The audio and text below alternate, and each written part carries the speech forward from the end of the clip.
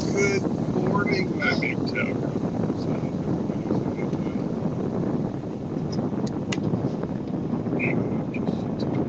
Tongue test. Tuggy, tuggy. Rubbing. Oh, rubbing. Tuggy. Get out of here.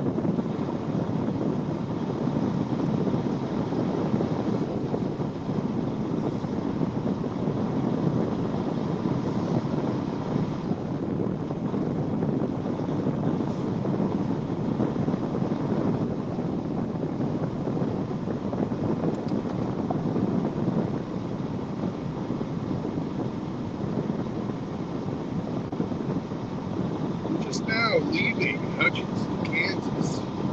We spent 9.5 hours. 9.5 fucking hours. Loaded, unloaded, and fixing the paperwork. Fixing the paperwork again. Until we finally fucking right. 9 fucking half hours of loading.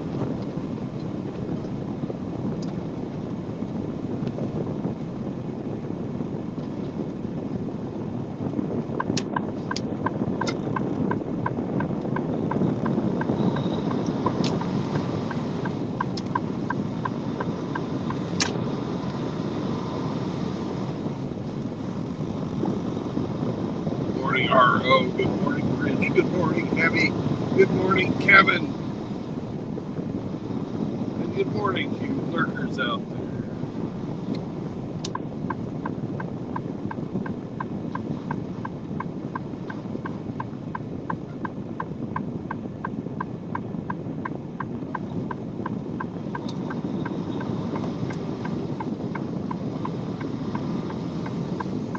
Now, we're on our way to Hamsterland.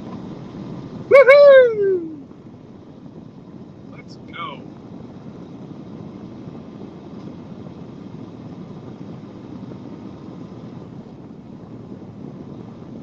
We're up to see the hamster that drinks all the beer.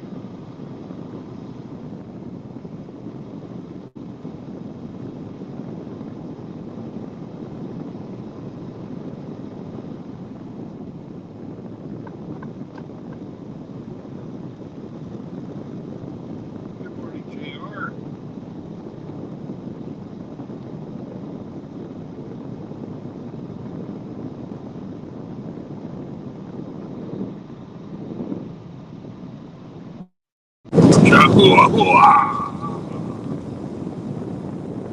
Jehovah, you sound like you're on speakerphone.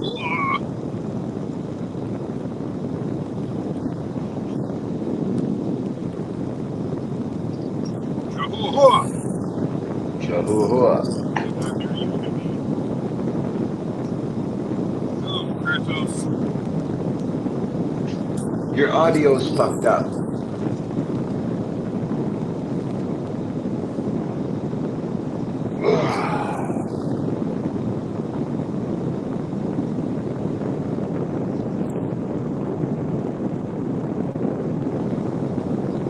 Your headset's not connected.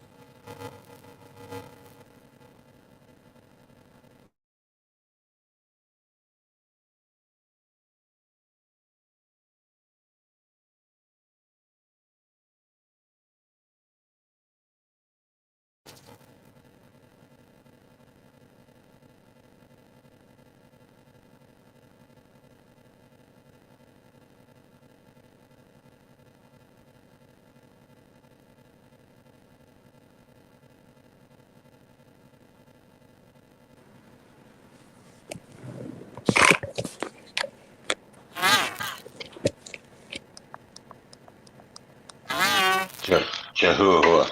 Jehovah, gentlemen. Who's roboting? Brandon. Brandon's roboting. Nice. Domo arigato, Mr. Roboto. Yeah, I'll just mute him.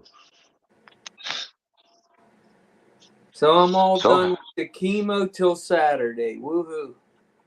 Oh, really? Yep. I get 2 more shots on Saturday, and then I'll be here another week after that, and then I get to go home for 11 days, and then it'll be mostly outpatient after that for 3 cycles. So things are looking up. The hard part's over. I slept 18 hours yesterday. Ooh, my goodness. Lots of stuff yesterday going on. Yeah. Ate my first meal this morning since Friday. Jesus. Was it something good at least? Cornflakes. Oh, God. Well, you gotta start small. Right.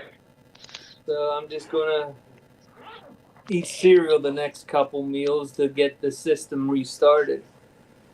Did they, you do that, what you were doing, a spinal tap or something to see if it was in your spine?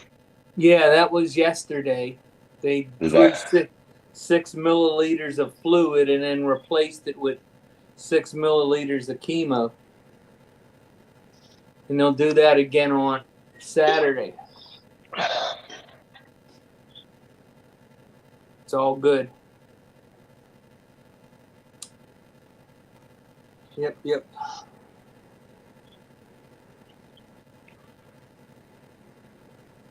All good. You like the Toxic Avenger. Now I know what Democrats feel like. Mm.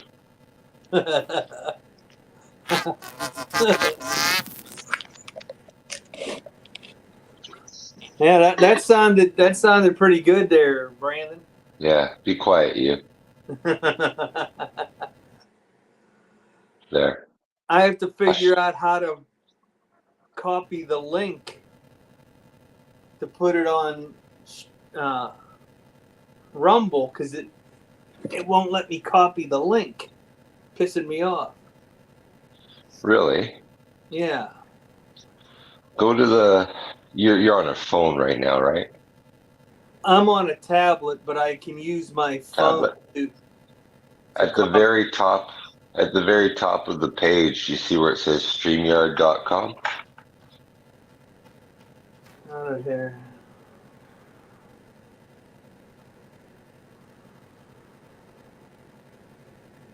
If you touch and hold that, you should get an option to copy, cut, copy, paste, whatever. And you can copy it from there. All right, he sent me a browser live studio, so I'll click on that. Entering studio.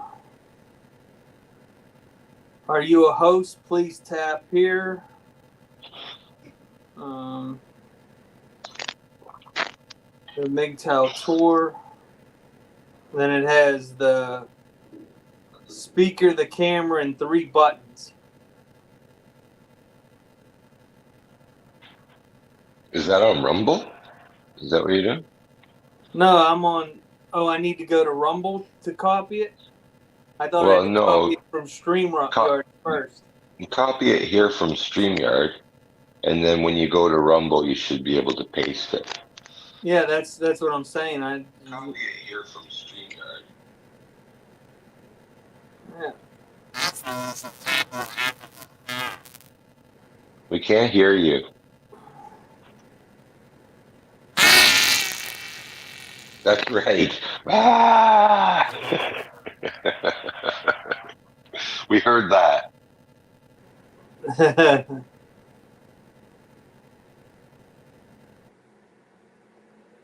I'll figure it out. I'll get it over there. Oh.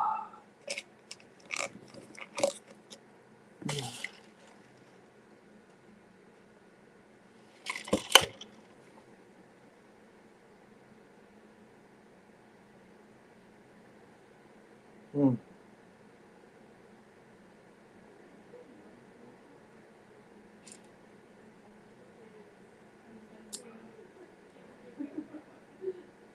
Here come the doctors.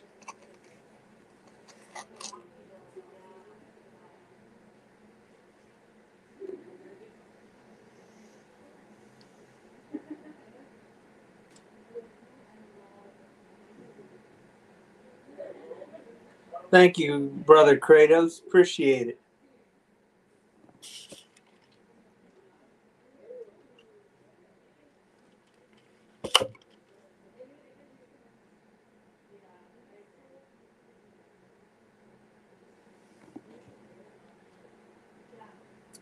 Hey, Hemi, did you see that video by Dak?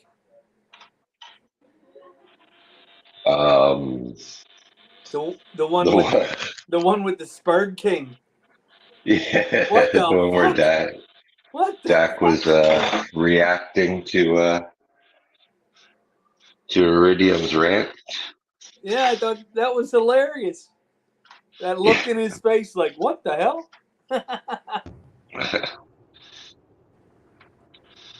It's a shame. Well, they only focus on the positive, right? What was that? I'm sorry. They only focus on the positive aspects of the philosophy. Rant after rant after rant. You know, I might Oh, be in the minority of this. I don't think Kush is a dumb person. I don't. But I just think his mind is turned to mush. Well, focusing on the positive is a big plus. Hey, you're back. Hey! You're back. Yay, we can hear you now. Good. Did you hear the dad joke? No. Focusing on the positive is a big plus. That's a dad joke? Oh, Yeah. I see. Ah, ha, ha, ha, ha, ha. Okay. Well, I greeted everybody. I gave you a chihuahua and all kinds of good stuff. So, I'm sure you said many profound things, but all we heard no. was.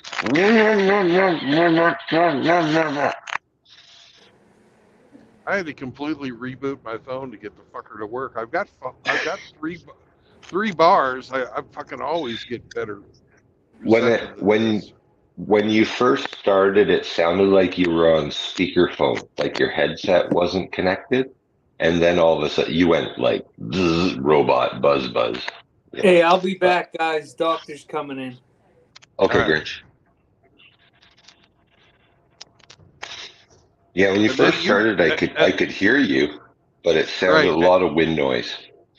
And then you come on and you don't say a fucking word. I said, "Ooh," I never and I heard it. said, "We can't hear you." Oh, You, I was nah. saying I couldn't hear you because I was getting the the little fucking lines that bounce up and down on your audio check. Right. It was showing me I was fucking talking. Well, you were. It was just coming through like a buzz, like a bee. Yeah. Anyway, technical difficulties. Yep, we got them fixed now. Mm-hmm. So, did you sleep well? I did. But I want to tell you, it took me 9.5 hours to get loaded yesterday. I was wondering why we never came back. After I got loaded, I just parked the truck and went to sleep.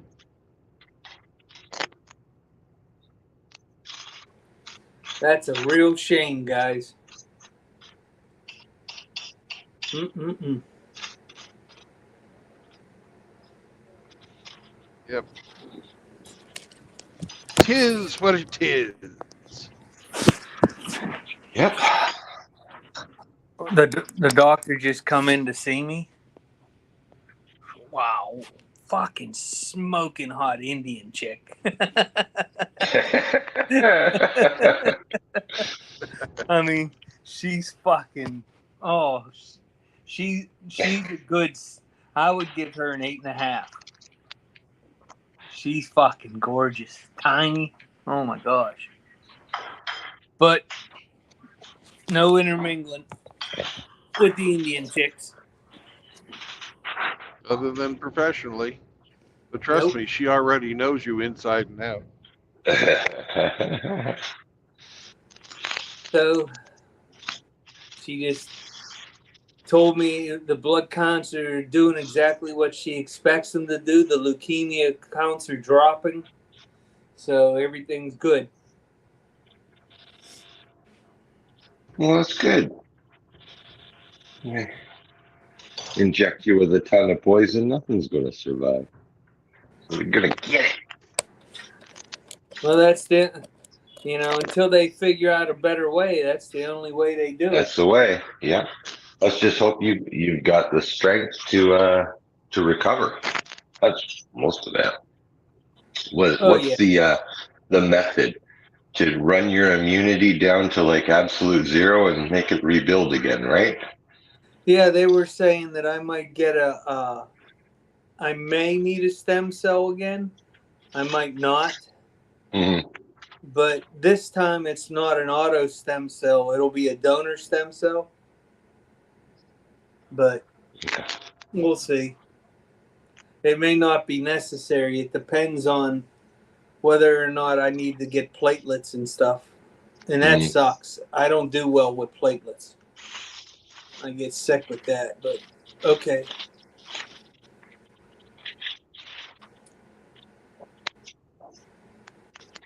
Yeah, if this keeps going, I'm going to have to tell Cindy to bring me a sandwich by the end of the week. Jersey Mike's roast beef and cheese. You have your appetite back. Yep. Good. I'm just looking forward to getting home. No doubt.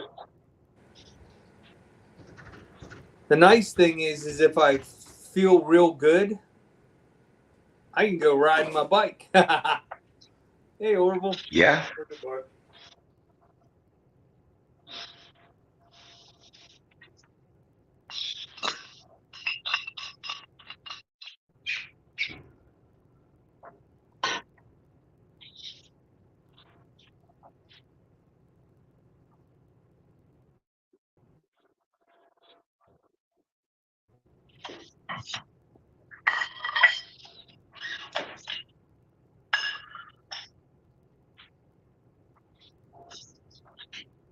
Okay.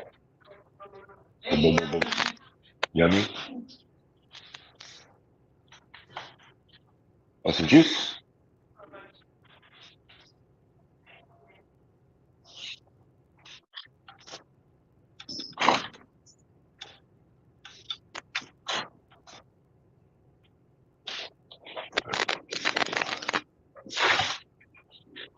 So what we're still in Kansas, right? Right, Brandon? Yeah. Yes, we are. Toto, I think we're still in Kansas. Yep. Going to be in Kansas for a while. Oh, really? Yep.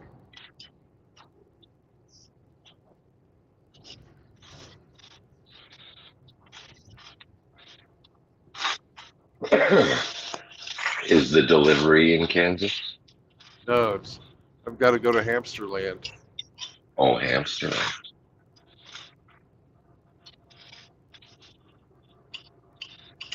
We're off to see the hamster, the wonderful hamster who's drunk. He's drunk, he's drunk, he's drunk, he's drunk, he's drunk, he's drunk as a skunk.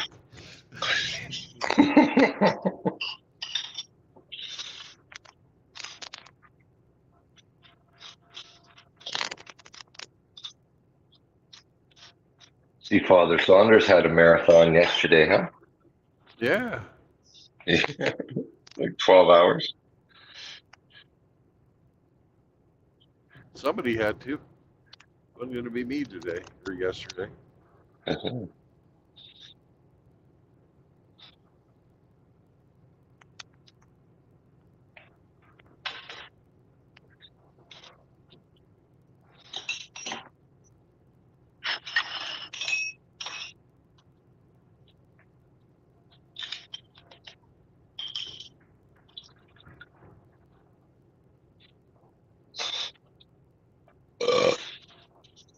Nice. Very nice. Excuse me.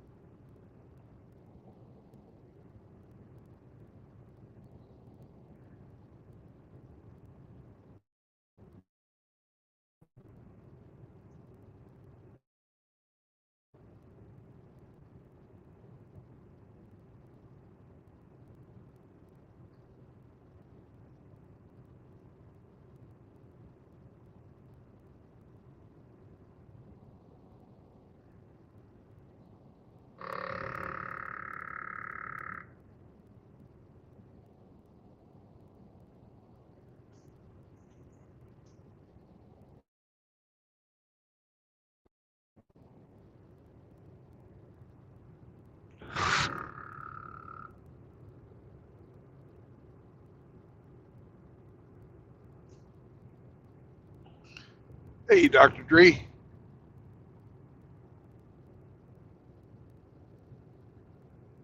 R.O., Kevin, JR, all the other people I've forgotten who are not shown on my page. All the lurkers. Everybody. Kevin Killjoy.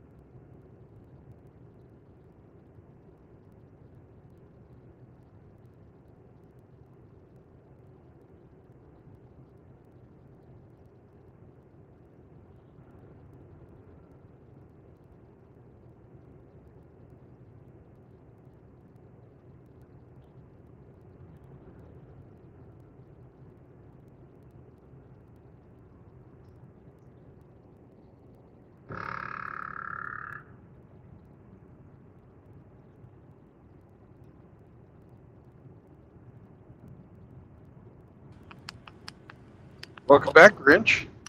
I'm working on this Rumble, Yeah.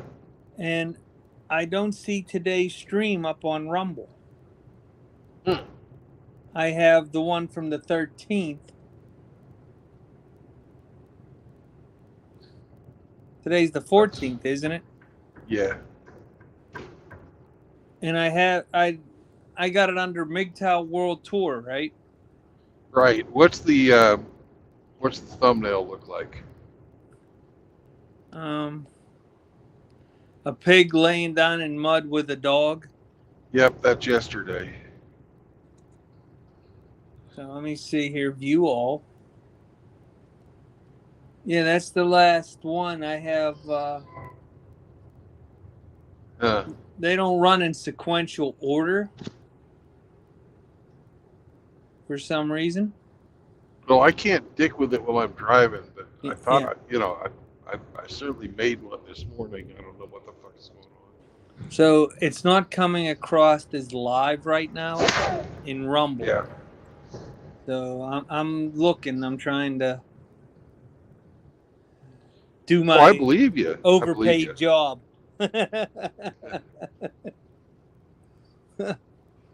So.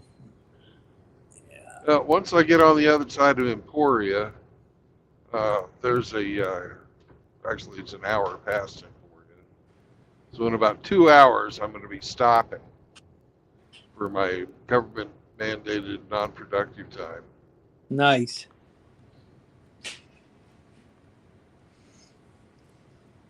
We'll try to figure it out then. Yeah. No problem. But I just wanted you to know I'm working on it.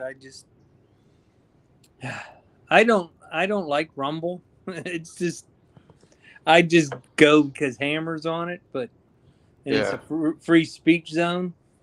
But that's what I like about it. The tech, it's awful on your phone. You know, it's not seamless like YouTube is. Yeah.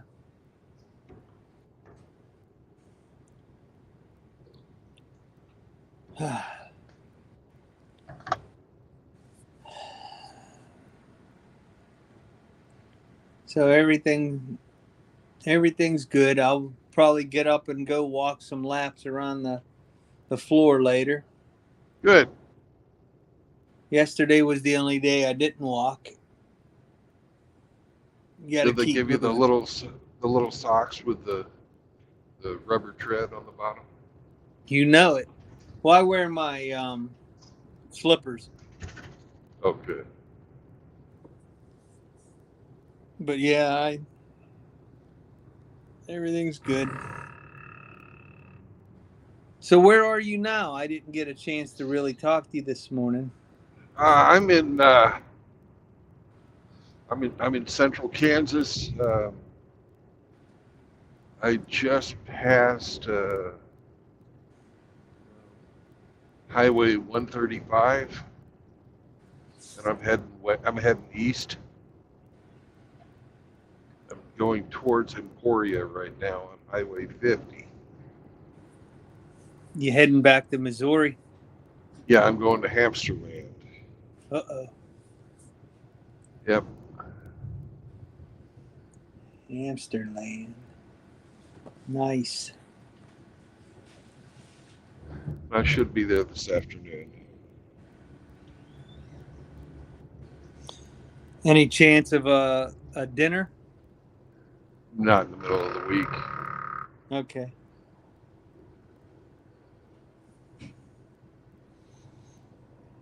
I know it's hard to believe, but Hamster actually works pretty hard. Well, it actually seems like that's all he does is work. Yeah.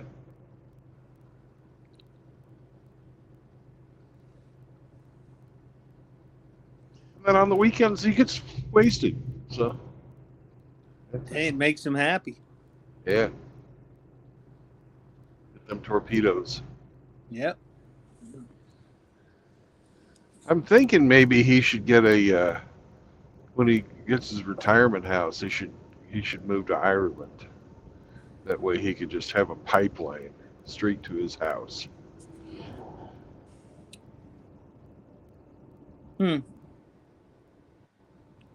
For some reason, I don't think he would object to that.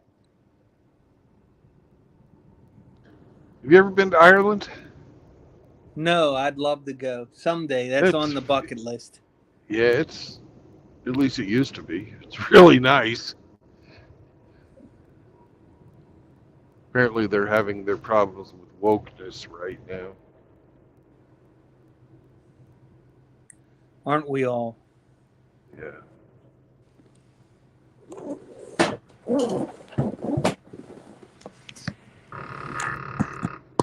Yeah. Being of multi-national descent from Europe, I'd like to visit a lot of the countries. But I can't do anything for a little while. Yeah. You know, Cindy and I plan on going, but not to be a Debbie Downer, but as long as you're taking care of Pappy, that's just not feasible. He comes first. Got to take care of Pappy first.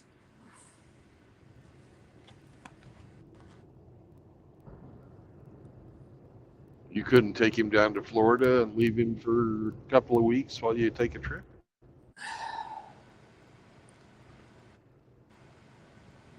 Maybe, or maybe take him down to his son's home in Oklahoma, maybe. But the thing is, he wants to go. He loves to travel as much as we do. You know, he's like you. He's touched every ocean. All right, well, take him along. Can't walk. I got to push him in the wheelchair. Ah. So is that's a problem. Has he touched Billy? Has he touched Billy Ocean? I don't even think he knows who Billy Ocean is. Fuck, I don't even know who Billy Ocean is. He's an 80s pop singer. Never heard of it. Copy and Queen. Yep. I heard that song. I just never knew who did it. Oh, I'm in the beautiful town of Peabody, Kansas now. Mr. Peabody and Sherman? Yeah. Well, this is where Peabody is. And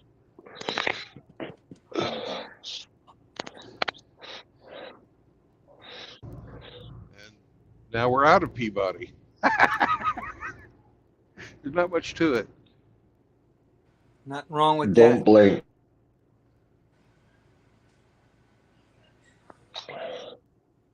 Hemi has more stop signs on his street than they do in all of Peabody.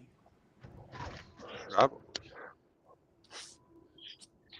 You know what they got in Peabody that Hemi doesn't have?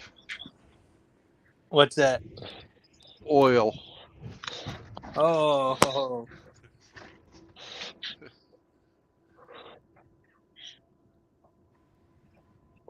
Hmm.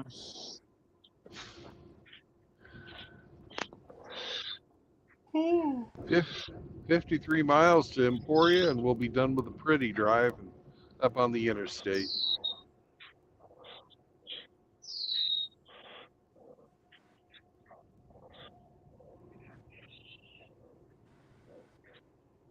What's for lunch, Hemi?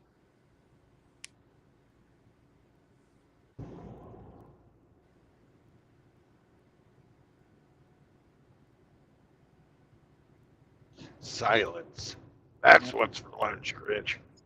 Yeah, I don't know. I just finished doing breakfast, so I haven't thought about lunch yet. Give me a break.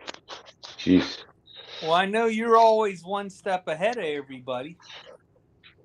Try to be, but Well, Hemi, a man may work from dusk till dawn, but a woman's work is never done. right. There was a lie then, and it's just a lie, a bigger lie today. Tell you, I call them the new leisure class, man. Oh, fuck yeah. They've never historically have never had it so good, yet still complain.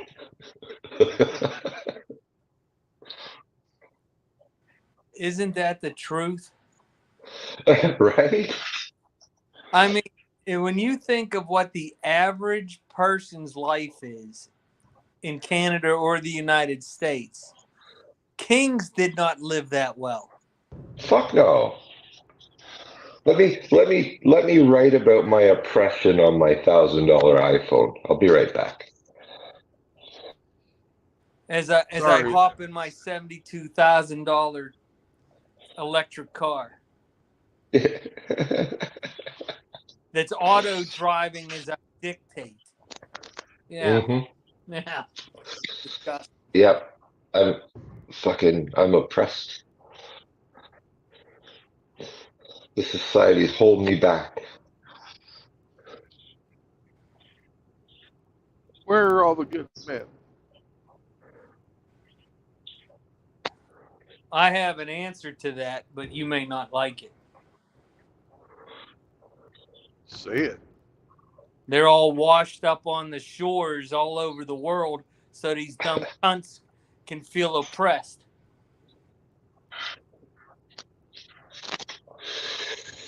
I don't like it or dislike it. I don't understand what you mean. All the good men sacrificed their lives so all these woke bastards can bitch like little punks. Ah, okay. That's what I mean.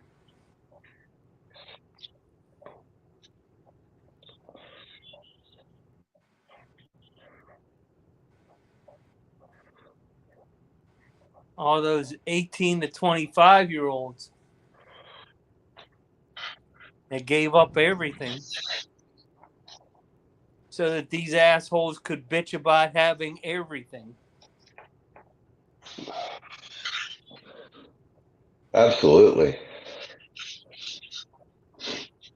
Well, the It old saying, really upsets me.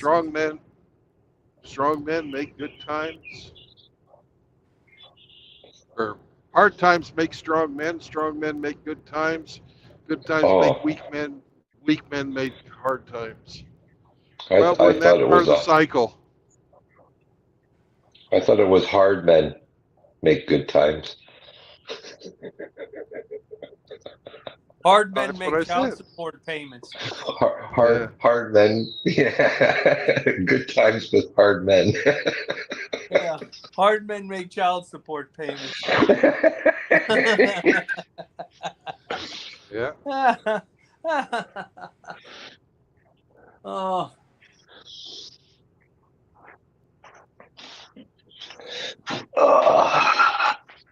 you know what really is the worst part of this shit for me? The chemo? No, it makes you emotional. Oh. Fucking hate it. Are you tearing up? Well, You tearing up for no reason throughout the day, Grit? when I think about, my uncle, yeah,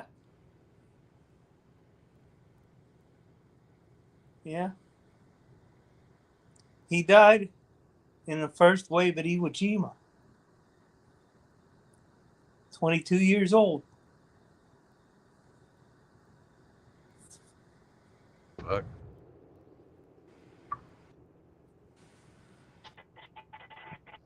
First generation American on his side of the family. Paid the ultimate price. Yeah. And Simone writes, a boner makes a hard man. a boner makes a hard man. Oh shit.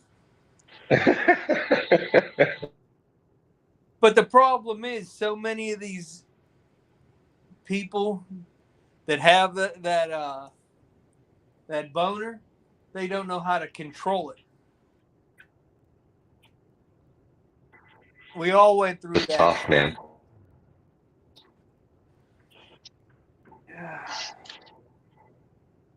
Yep. I was in my 50s before I learned how to do it, so I don't begrudge the kids. No. No, my kids are everything. I knew better. I instinctively knew better and did it fucking anyways. That's the bad part. I think you got that backwards. What do you mean? You knew better, but you instinctively were driven by biology to do it anyways. Yeah. Growing up, my maternal grandfather used to tell me never to get married. Don't get married. He used to teach the tenets of MGTOW all those years ago. Nope. He said you can date them, but you don't marry them. He knew. And I didn't listen to him. I never had that. I saw what my parents had and still have. This Yeah. year, this summer in August, they're going on their 60th. Same here. Yep. October will be 60 years for my parents. And that's what I thought we were supposed to have. Yeah.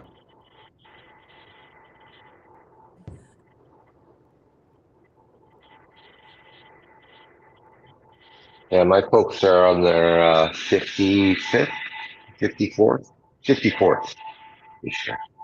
That's awesome.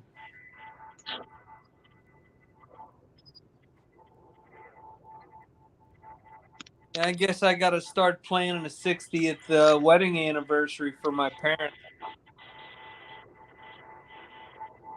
Do something nice for them. Yep.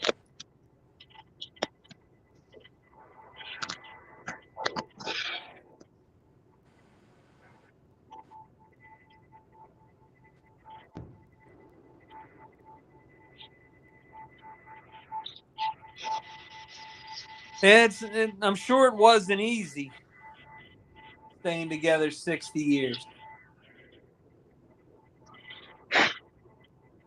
I don't think it's supposed to be easy, but the commitment makes it worthwhile.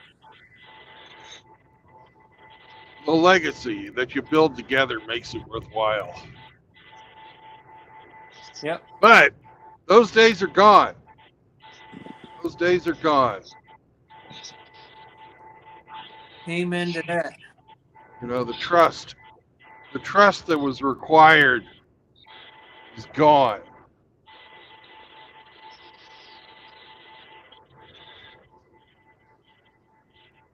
The commitment you were talking about, it's gone.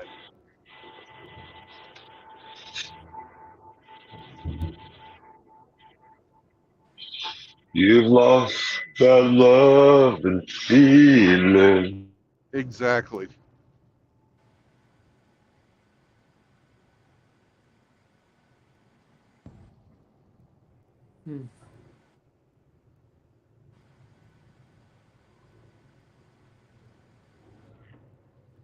Yay, it's a roundabout in the middle of the fucking nowhere. That's a great song. Roundabout in the middle of nowhere? No, it's just called Roundabout by Yes. Yes. Beautiful song. One of the greatest bass lines ever written. Maybe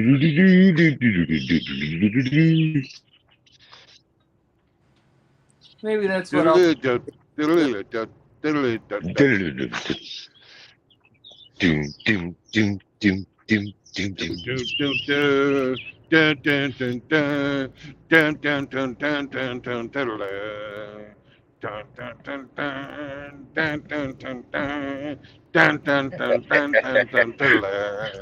It's a great song. Fucking, yeah.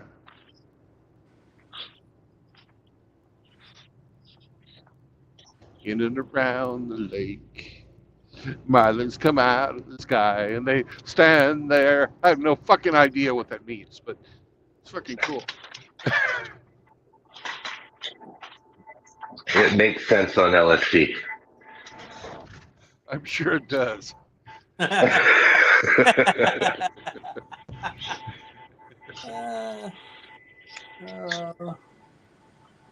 Oh, that's funny. Hey, what's with the thumbnail today? That's getting the fuck out of Kansas and being pursued by the fucking Oh, okay. evil scarecrow. Getting chased by the scarecrow.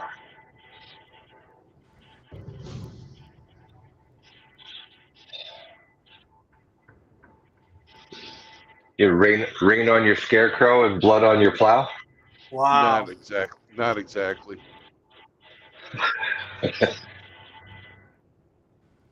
So was John Cougar Melonhead a grifter doing all that stuff? I don't Looks like know. it. I have no evidence.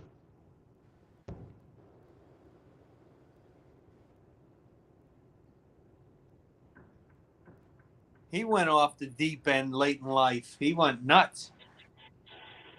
Yeah, Good morning, completely Tim, fucking or good afternoon, Tim. completely fucking woke.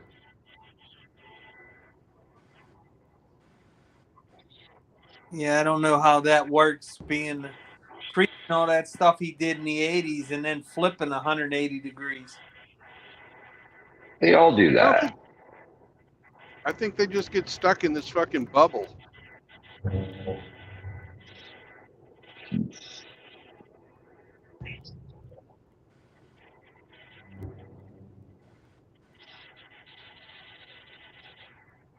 Hmm. And then they're so insulated from real life that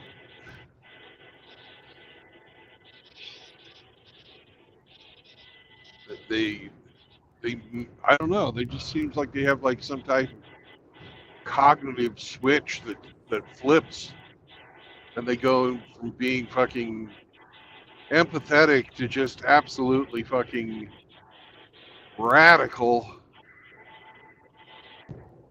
in trying to enforce their worldview. You can have compassion for people, but not, demand that other people have the same compassion.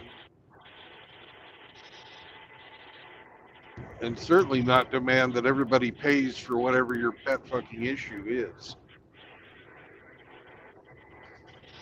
And that's what I hate about them, is they want you to fucking foot the bill for people who you may or may not be empathetic towards. Yeah.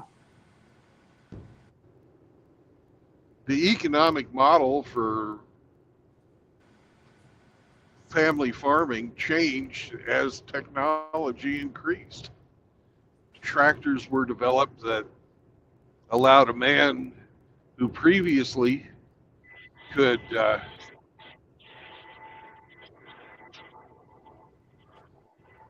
farm, 3 or 4 sections. That same guy can now farm fucking 20 sections.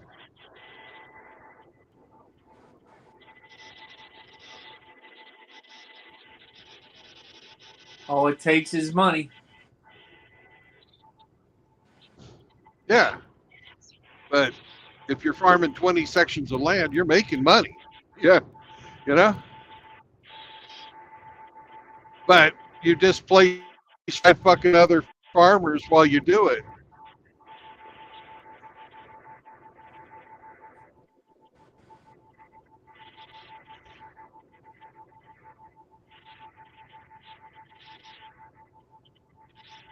And we're catching some background noise today from somebody.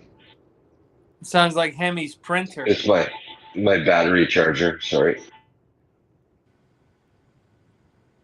Yep.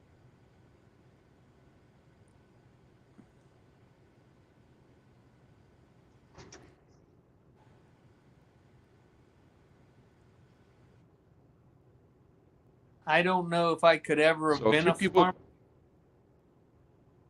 Yeah. Not because the work's hard, but the amount of knowledge you have to have is astronomical. the chemicals, the water, just everything. It's an amazing craft to me. I would say it's probably just as much an art as it is a science. Raising food, whether it be, plant or animal. No, it's not. It's all about the numbers, man. All about the numbers. You got to figure out, because your profit margins are really fucking small, but Mm-hmm. if you can save 0.5% by employing a different technique, then the amount of money you'll make, because the volume is so large, is huge. It's just like making a car. If you can build a fucking car and you buy your bolts for a fucking penny less than the other guy, you're going to make a much bigger profit than he does, because you're selling 1.5 million fucking units.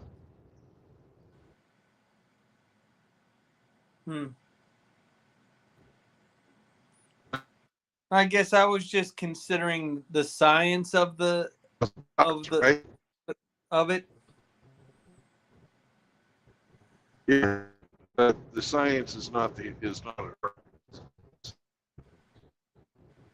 they employ fucking satellite imagery. They're starting to use drones.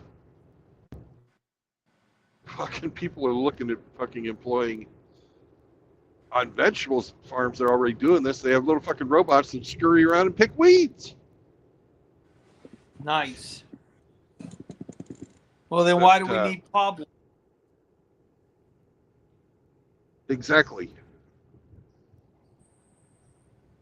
Because once again, we're going to run into a thing that drove fucking John Mellencamp to do his thing, and a bunch of vegetable farmers are going to fucking get displaced, because the new technology will eventually force out the fucking manual labor. I would say that's a good thing. Yeah. To be as efficient as possible. But, it's a good thing if you're thinking about displacing migrant workers who come from another country. What if the tables were turned and there was a technology out there that would displace American workers because the technology has increased? Wouldn't that be the same as the buggy whip maker? Yeah. And that's happening all over the place. That's going to happen to trucking. Long haul trucking is going to go away. Guys that do what I do, and take it for long fucking distances. That's going to go away. The intercity stuff is probably going to still be there for a while. But distribution center to distribution center, that type of stuff is going to all get automated. Is that going to be safe? Not at first.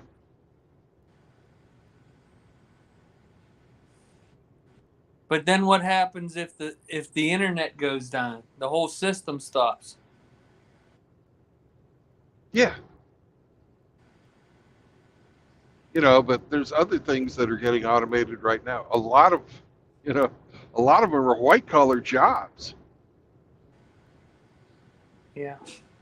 Almost all of the clerk jobs, the accounting jobs, can be automated. True. You don't need a fucking person to follow rules and regulations for accounting. It's just fucking numbers. Computers are much better at that than people. As long as the data that's put in is correct. Yeah, but you've got computerized data collection too. That's why learning a trade is so important right now. To be the person that fixes the things that are automated is the way to go for the future if you're a young man. Just become a Sandman. Yep. We'll all end up at Carousel at 30 years old. What else we going? I love fucking Logan's Run. That's the movie I saw my first boobies. That actress, she was just a pretty woman. That was Farrah Fawcett, wasn't it? Well, no, I'm talking about the young one, the green, the one that ran with Logan. Oh yeah. Yeah, the British actor Laura. I can't think of her name, Arquette or something like that. But yeah, she's just one of my all-time favorites. She was in a bunch of different movies. Very pretty brunette. She wasn't stunning, but she was just very attractive. Yeah. I guess no matter what's going to happen, we're going to end up in this dystopian universe sooner or later. Yeah. But should we do it, That's a question they've been asking since the dawn of the Industrial Revolution. Should we fucking automate these jobs away? What are the people going to do? Smoke Kush?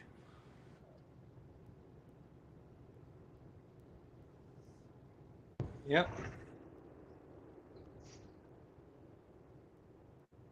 That leads you back to the fucking Georgia Guidestones.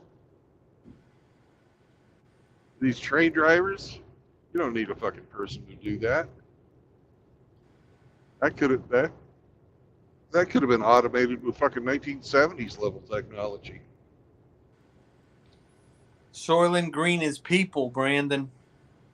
Yeah.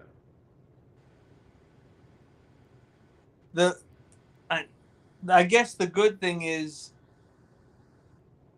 that the human population is diminishing right now. Sorry. So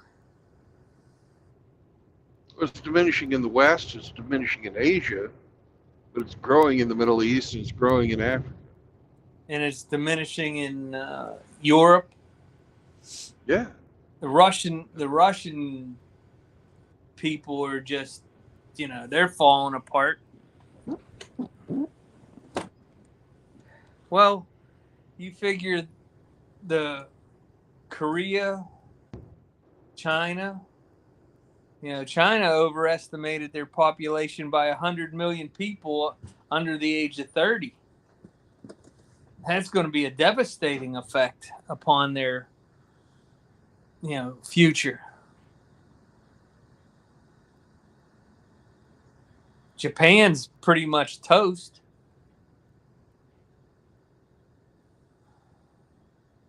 Oh, well, I won't be here to see the end of it, so I guess it don't matter. Nothing I can do about it. Yeah. That'll be my grandchildren's problems. That's why I just hope that I've taught them properly so that they can do what they need to do.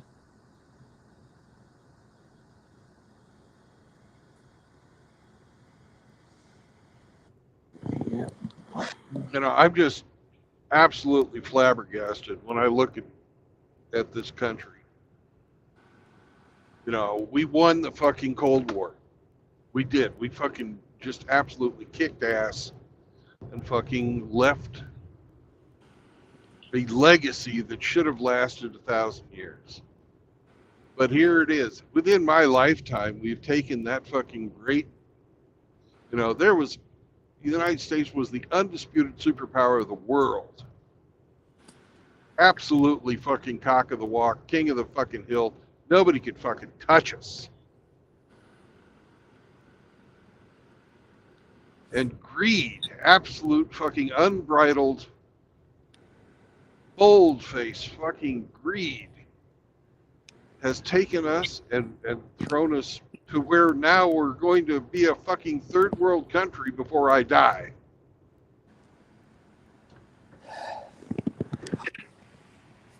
Yep. Well, we both know what happened. Yeah. They outsourced all of our fucking technology, invited all these people who weren't us into the country, fucking destroyed our fucking families, killed our religion, you know, killed the fucking love of country, made the United States a country you could no longer love.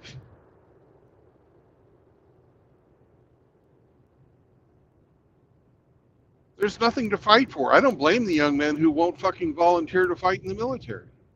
I don't blame them a bit. Why should they? What are they fighting for? There's nothing fucking left. Except for the enrichment of a few fucking people. Fuck those guys. I don't care. Let her burn. They've taken our great works, shoved it in the fucking toilet, ground it up, took the fucking good out of it, and fucking fed us back the crap.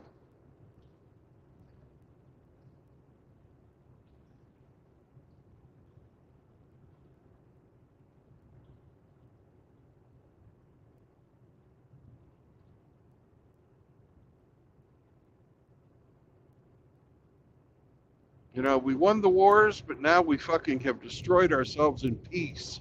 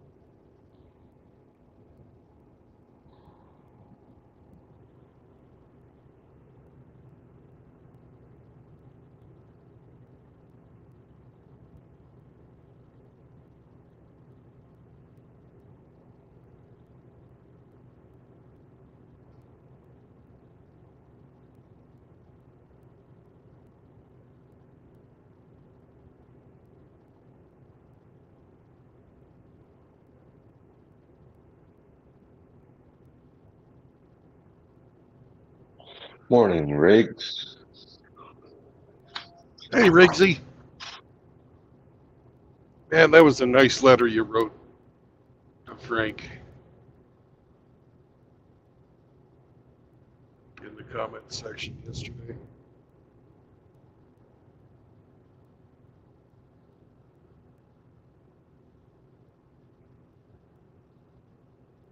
What was that? I missed that. Well, in the comment section of my community post yesterday, Riggsy wrote a really nice eulogy to Frank. Okay. No, not really a eulogy, but a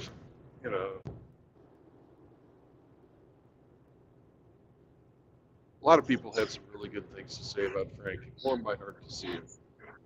Right. All that other crap that was being said.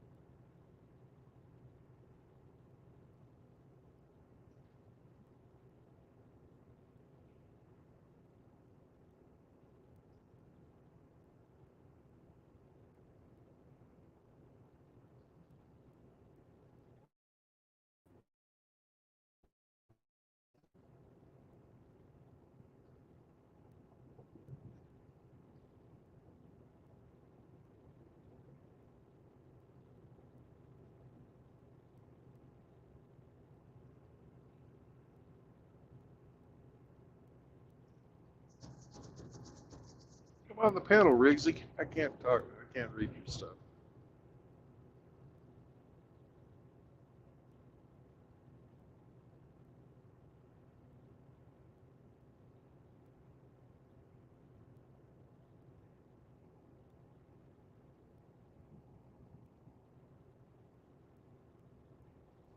He just said, I hope all is well, and he just wrote the truth, no BS.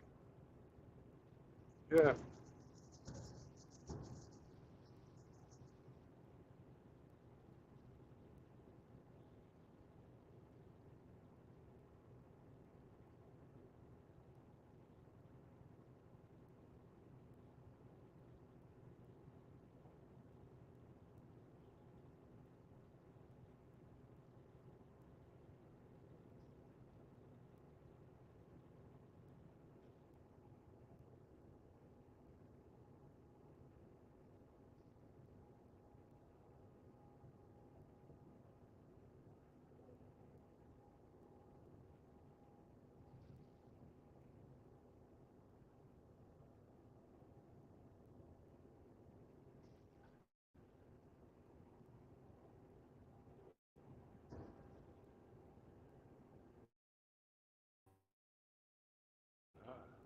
It's a truck full of cheese.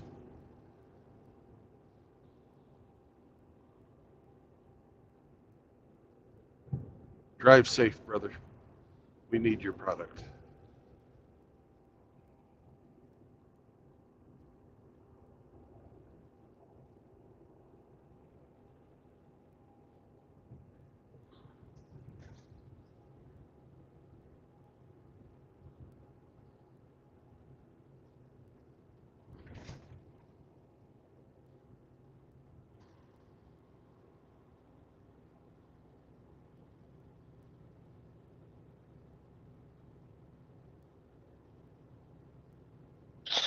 Well, it seems wildfire season started again.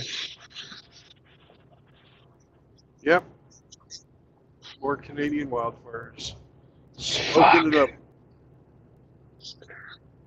At least this year wasn't started by the PEMs. Way to kick that one off last year. All female firefighters start a controlled burn, get out of control.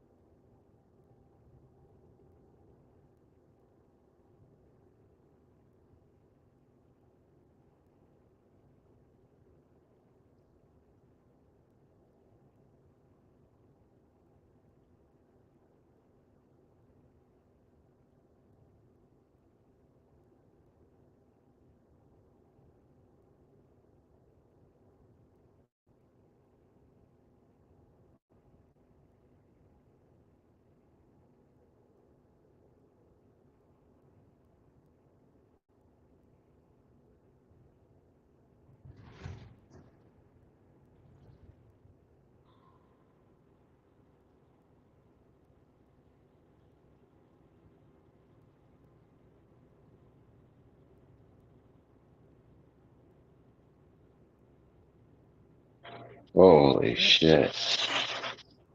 What's up? I think I found my news story.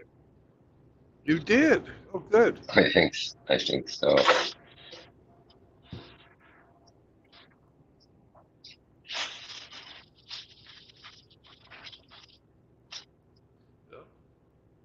You have the stream whenever you want it. Oh yeah, yeah. I'm previewing it now.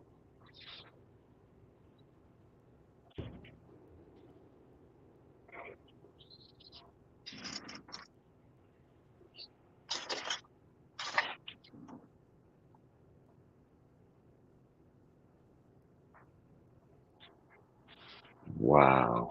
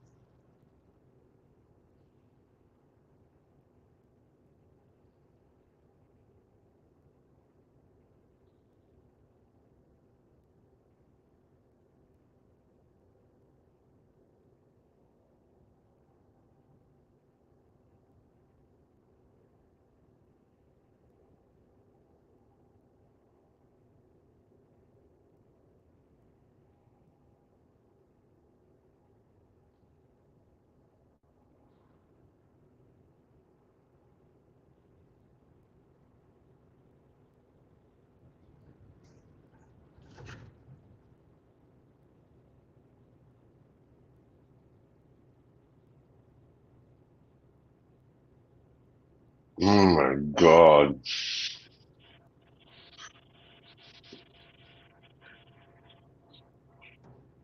Gonna be a good one, huh? Hmm.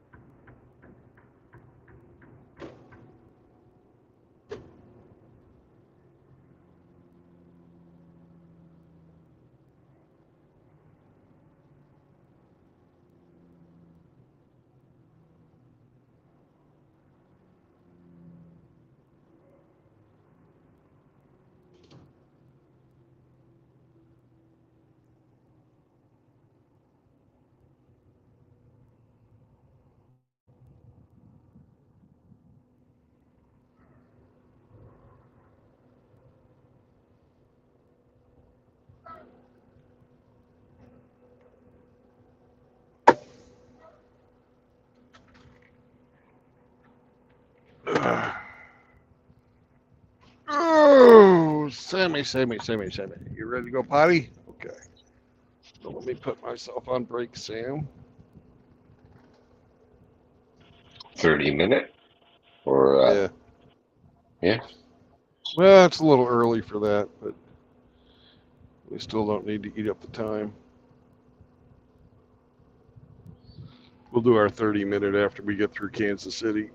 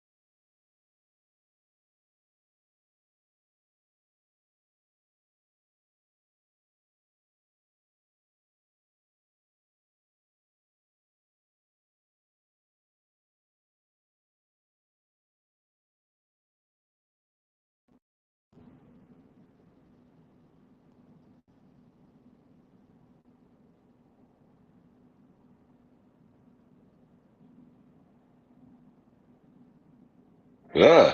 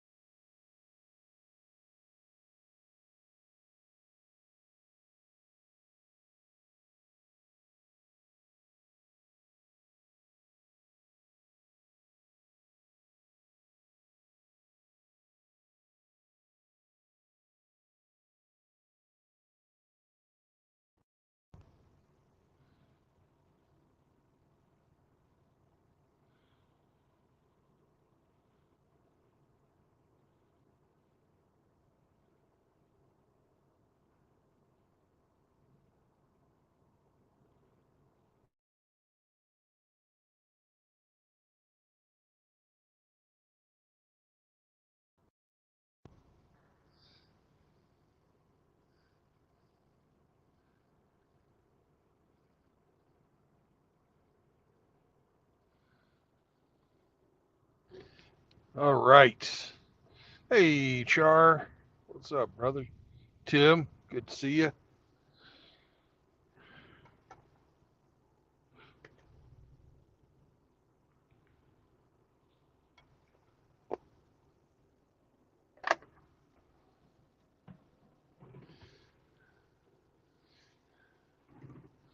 And that, my friends, is what a half Chihuahua, half Wiener dog looks like.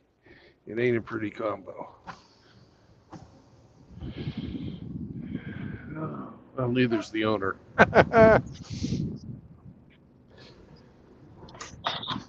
Mexican wiener. Yeah. Chorizo. Chorizo.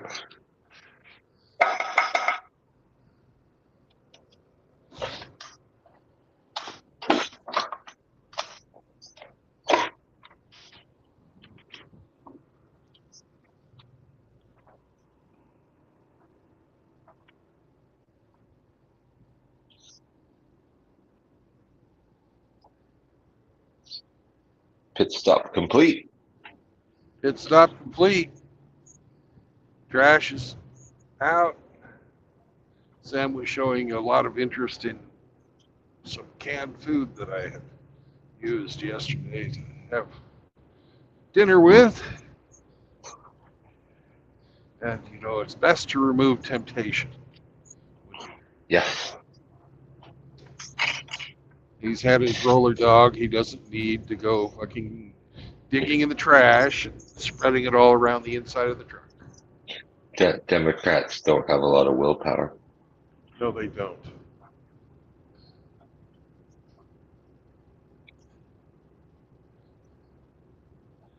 We had chicken and dumplings last night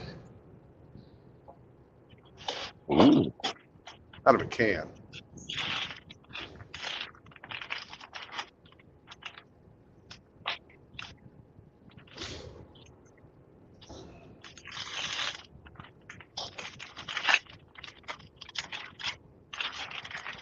Chicken dumplings out of a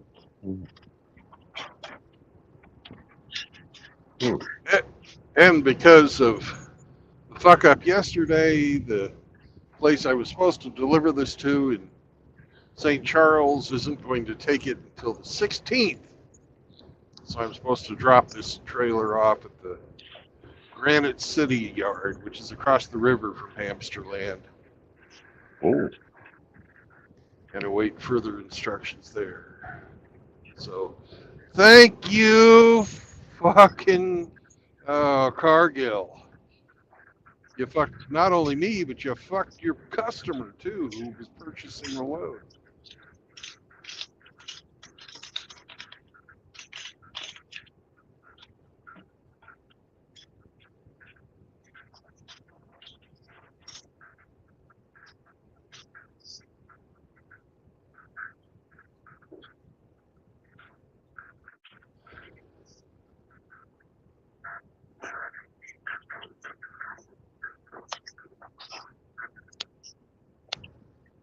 So safe to say when we play The game? You're hauling meat? No. Oh, It might be something, but it might not be. you broke up there. I said Cargill makes all kinds of shit.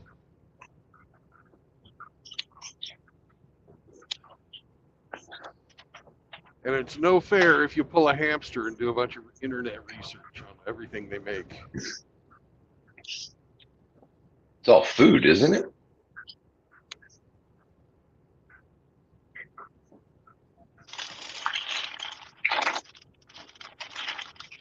They're a true conglomerate. It's all food, though, isn't it? No. No? Oh, okay. Oh, right. They're like into agriculture, fertilizer shit too, right? Yeah, okay.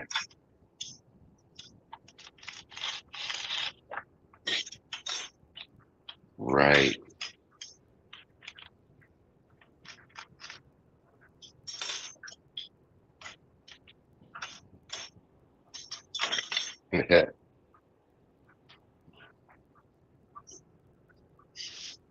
Among other things, yes. They're really into, a multitude of different things. Right.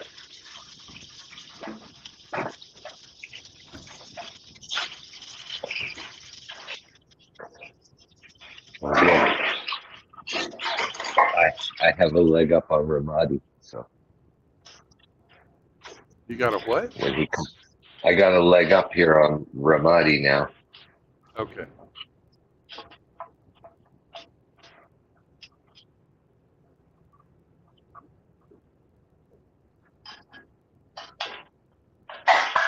He's going to lose and he's going to pout.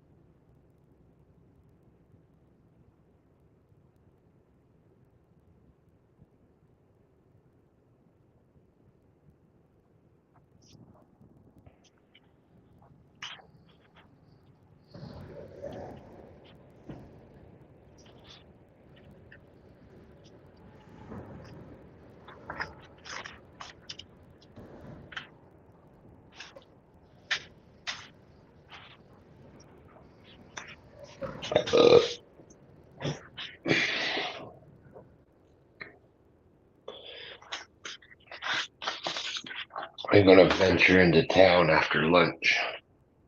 Okay.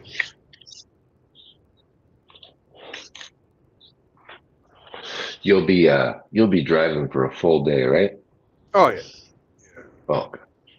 I think St. Louis is like 5 hours from Kansas City. Okay. So maybe 6.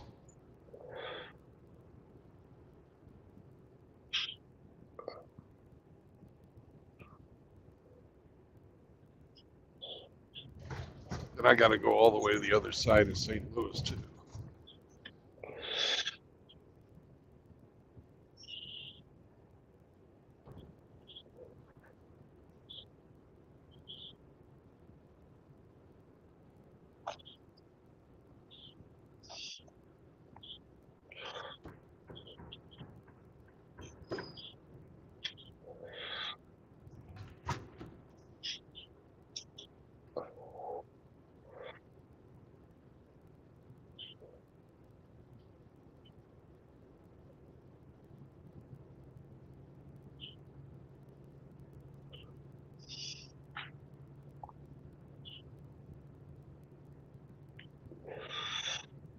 Well, I'll do my story then when I get back from town. Okay. Hope there'll probably be some more people in here then.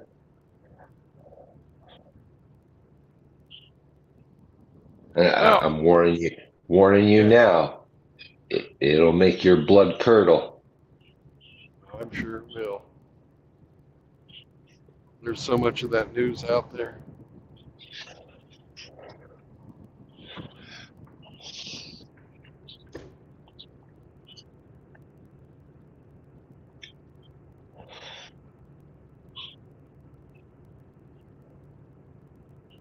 Oh, Mr. Outlaw.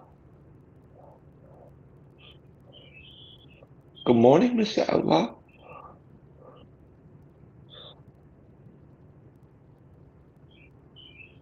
Tim, I love me some rage bait news. This fucking will make you sick, Tim.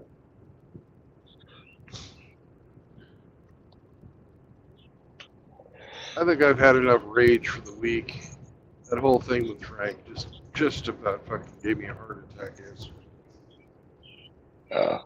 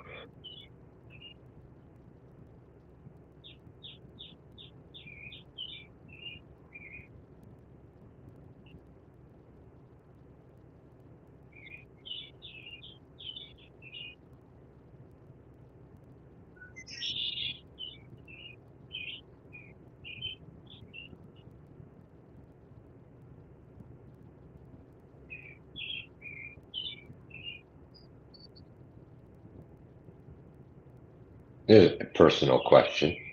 What's that? Are you an organ donor? I used to be. I am no longer an organ donor. After, I found out just exactly how much of a fucking big business it is that depends on Right. charity to run. Right. I wish there was an Same. option to sell your organs and give the fucking proceeds to your heirs. To your estate. Right. That might be possible in the future.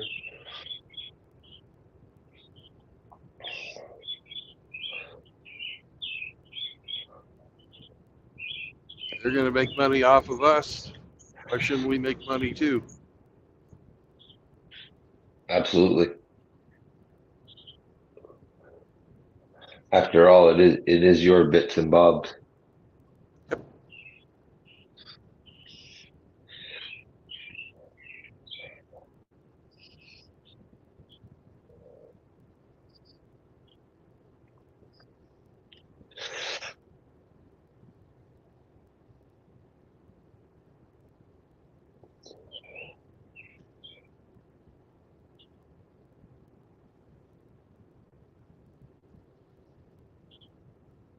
Yeah, it's the same. When I first got my license, I was, oh yeah, yeah, sure, why not? Can save someone else's life. But it's not as benevolent as they would have you to believe. You're being benevolent. They're Well, not. you are, they're not, exactly. Human tissue's big business, man.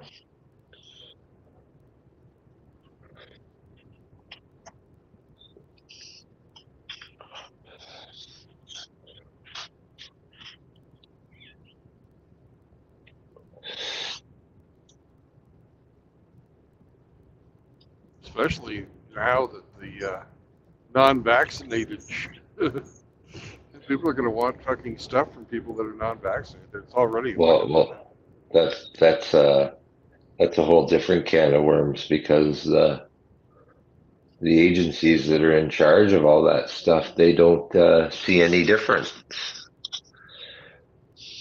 So it's going to spur up a private industry. it already has. There's a market for black market. I mean, not black market, but unvaccinated blood, and that's just from people who are unvaccinated. They don't So that's want what to I have. mean. Yeah, they don't want to have blood for or from anyone who has got the fucking AstraZeneca or fucking Johnson or any of the fucking COVID-19. I certainly don't.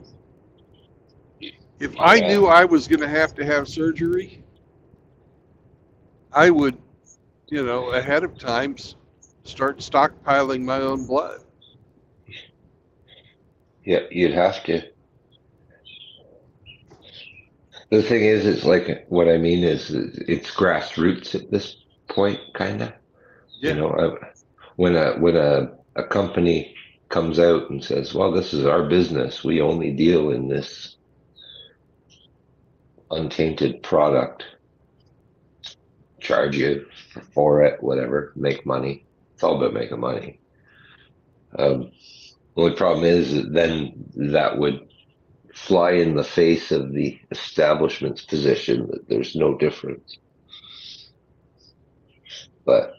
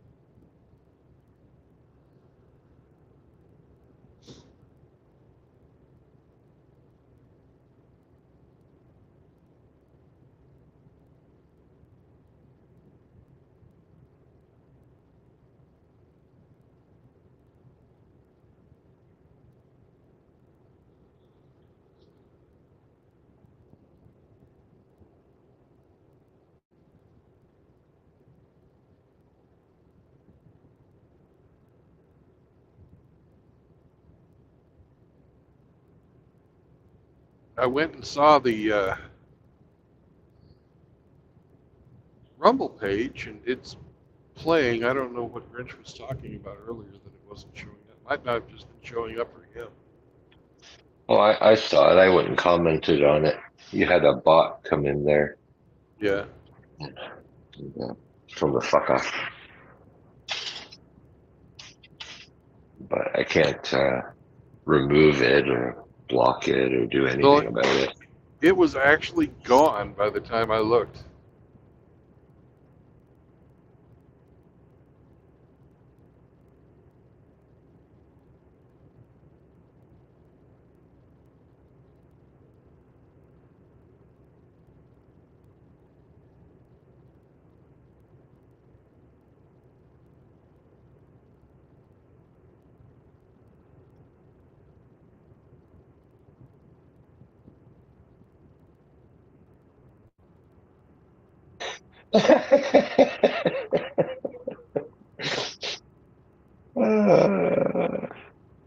What? Dak posted, I pinned the comment. He says, they will make new lips for Kush out of foreskin. All right. Can you repeat that? They will make new lips for Kush out of foreskin.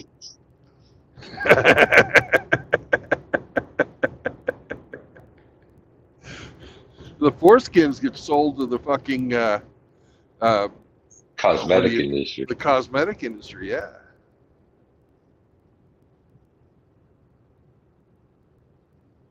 So every time you put on some fucking collagen fucking makeup ladies, you're putting on little babies' dicks all over your face.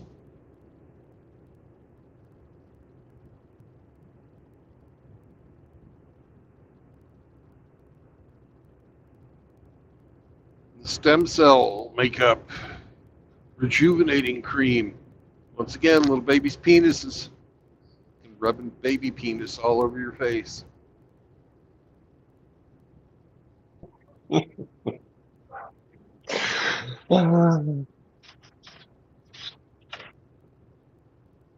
a world. What a world.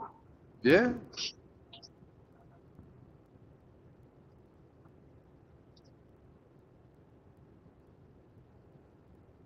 You know, if you'd gone to those brave young men in Normandy before they left those landing crafts and showed them, here, look at this screen here. This is the world in 2024. Yeah. You still want to go out there?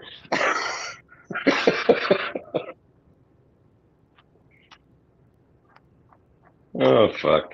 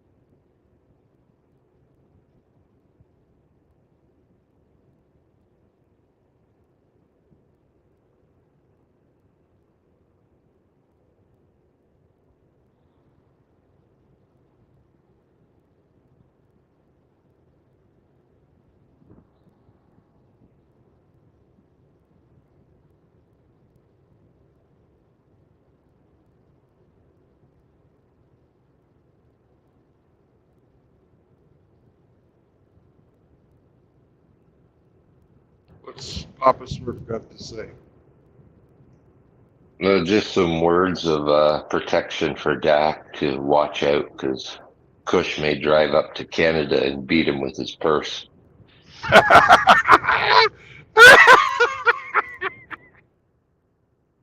Oh, Hammy, can you put that picture I made yesterday? Oh, yeah, sure. I think Smurf will get a kick out of that. Papa Smurf is the one that got me into fucking AIR, by the way. So,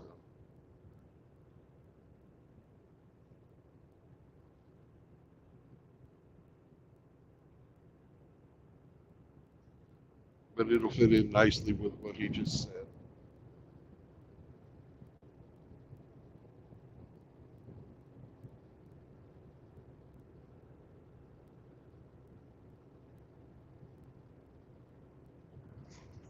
Oh, in case you guys are wondering, I don't know if I've wrenched Dak's new channel yet, but it's Men's Live Matter. So everybody should go and subscribe to it. It's got great content. Hammerhand gave it a shout out last Sunday sermon with the little clip from Bonanza. Great fucking video, by the way.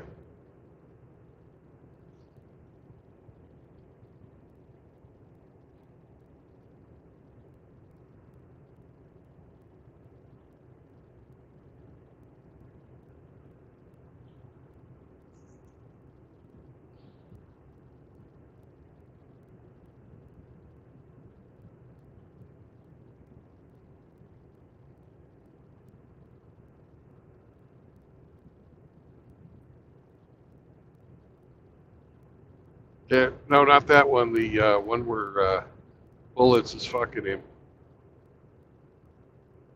The revised. Okay, hold on. Yeah.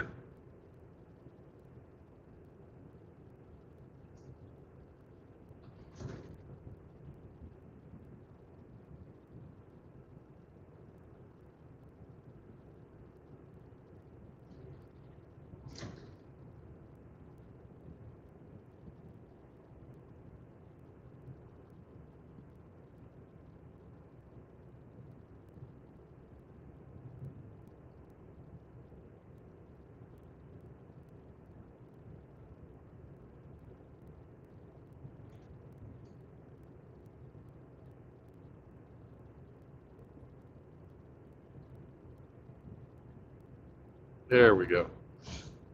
What do you think of that, Papa Smurf?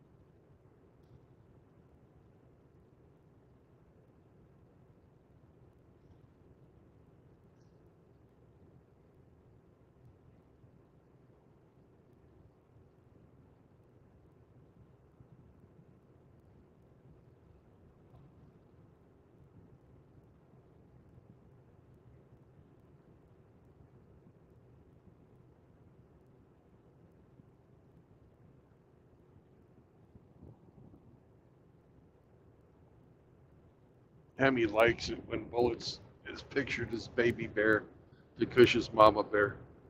Yeah. little bullet.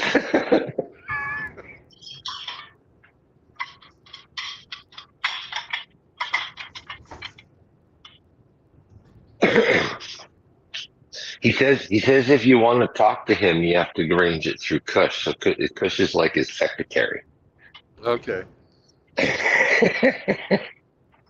Well, it looks like he's treating him like a secretary. At least from that picture.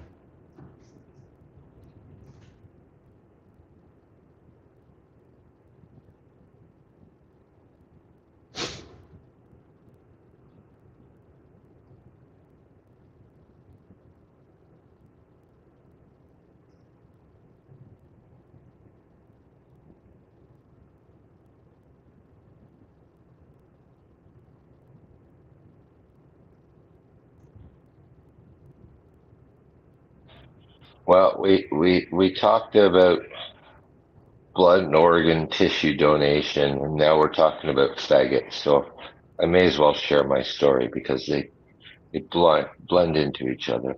Okay. It's a 4 minute and 20-second news article. It was on CTV News, and I want to share it with you What were guys. we going to call your segment again? No, I don't know. But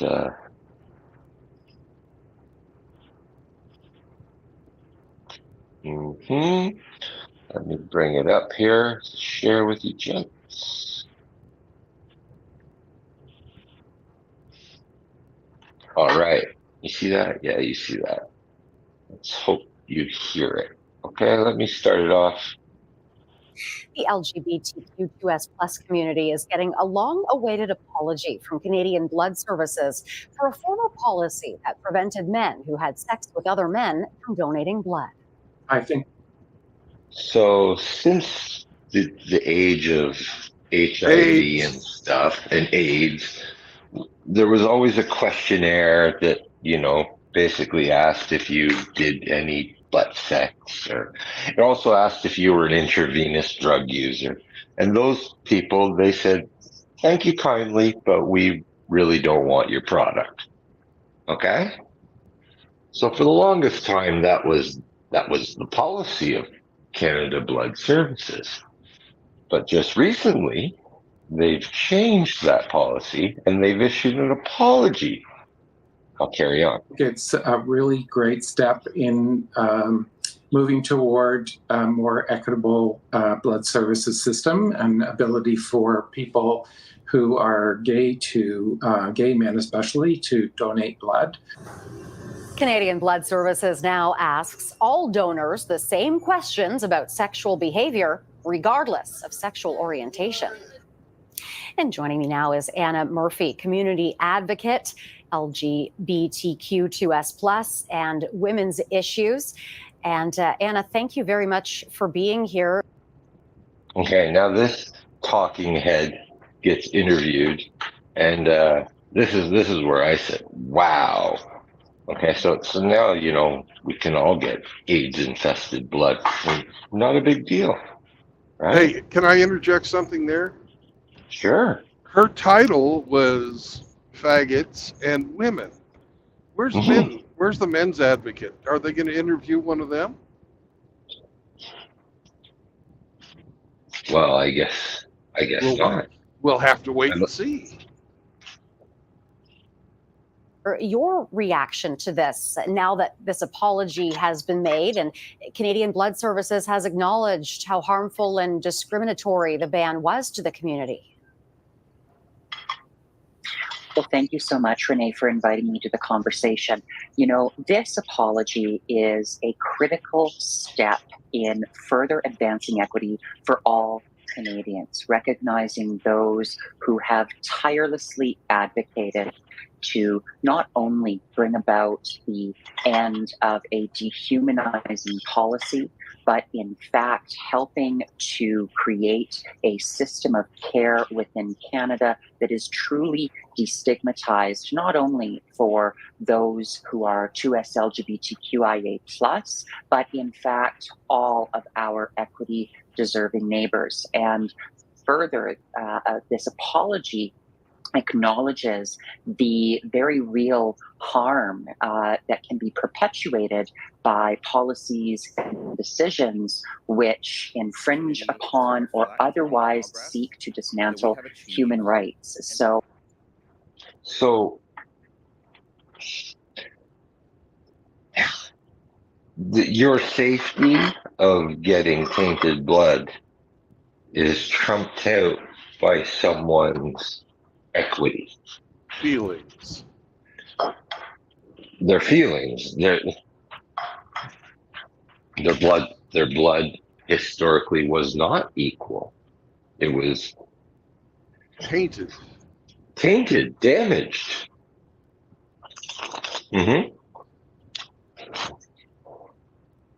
And I'll get to the reason why now it's not. Oh, the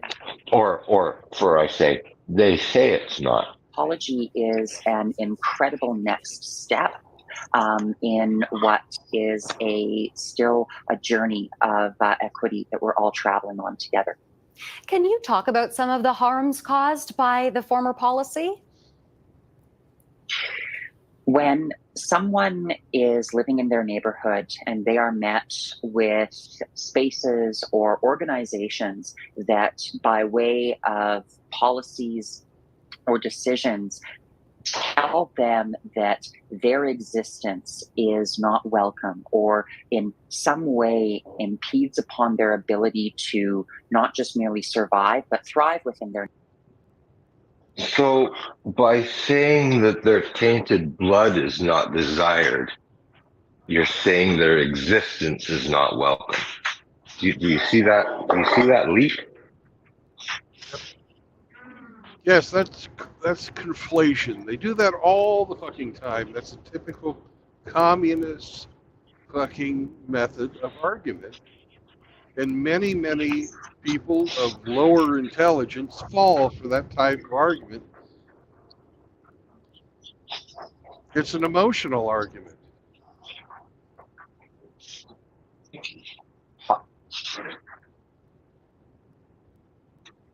Yeah, the two are not the same. No. Okay. Their neighborhood and participate just like the rest of their neighbors. That is something that we as Canadians need to. Oh, I'm going to stop right there. It's because of what they do participate in that the rest of their neighbors don't. You know? Address. And so previously, when folks who were a part of the 2S LGBTQIA+ were told that they were unable to give that critical gift of life by way of making a Critical gift of AIDS. A donation of blood at their local blood bank. That is, it was harmful. It also said that in some way, if you were a part of the 2S LGBTQIA+ community, that your blood was somehow tainted or bad. And so the reversal of the policy, the apology that has come since then are great steps forward. But we also do need to recognize that for those who are on PrEP medication or those. Okay, whoa, this is where I go off the rails. Do you know what PrEP medication is, Brendan? Well, that's the medication that you take when you're on AIDS or you have HIV, but haven't fucking developed full-blown AIDS yet. Yes. It is a lifetime. It is a lifetime medication. Yes. Yeah. It's Die. antiretroviral. It's to keep your viral loads low. So basically, you only take that stuff when you have HIV. So from what I'm getting here is they're going to be giving you blood with people who are on PrEP medication. They're going to be infecting everyone. And who's going to benefit from that, Emmy? The people who are going to sell me now PrEP medication. Yeah. Okay, I'm going to carry on. Who are not celibate for a certain period of time, along with gender neutral and non-binary individuals, they still face discrimination and adversity and barriers towards donating blood and also becoming an organ donor. So again, there's still work to be done. All right. Good place to leave it. Anna Murphy, community advocate for LGBTQ2S+ and women. So you might potentially get some HIV-laden kidney if you need a kidney transplant, or blood if you need a transfusion. That's what Even it more, certainly even sounds more like. reason, even more reason to open a privatized blood bank.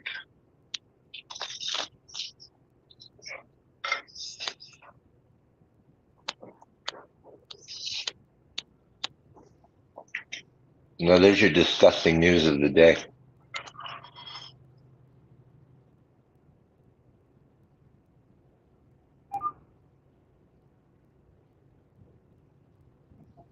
Are Well, you not entertained? if they're doing it in Canada, I'm sure it's coming to a hospital near you soon.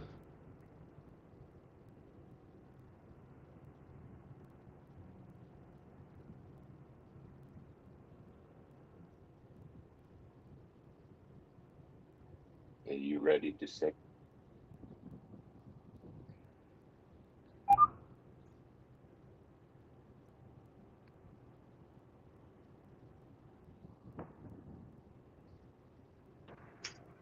Are you ready to sing? Oh, sure.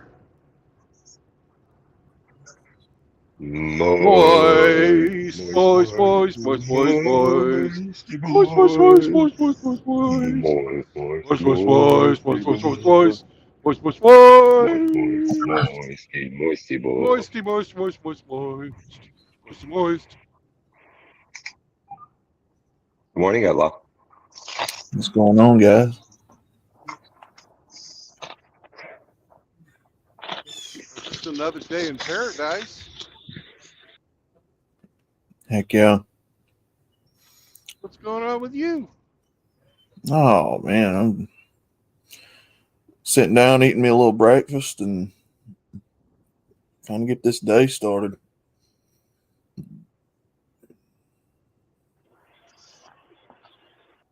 I About am it. just pulling into Kansas City. We will be transiting the Kansas City greater metroplex, even though it's not really much of a metroplex. As metroplexes go, it's metroplexual. No.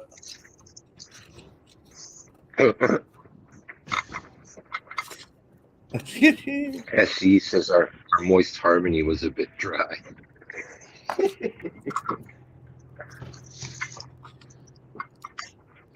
Well, everyone's a critic, and he should join in if he wants to show us how it's done. That's what I was going to say. He didn't call in to sing along, so. No, he never does. Mm. So thank you very much, Hemi. That was a great segment. We had a good name the other day, but I fucking forgot it. I don't know. It'll come to us. Yeah. Yeah, I caught just a little bit of that. I was getting popped for breakfast. Oh, this is my fucking trip for killing birds. That one took a bouncer off the window. The other day, I had one hit me in the fucking air intake.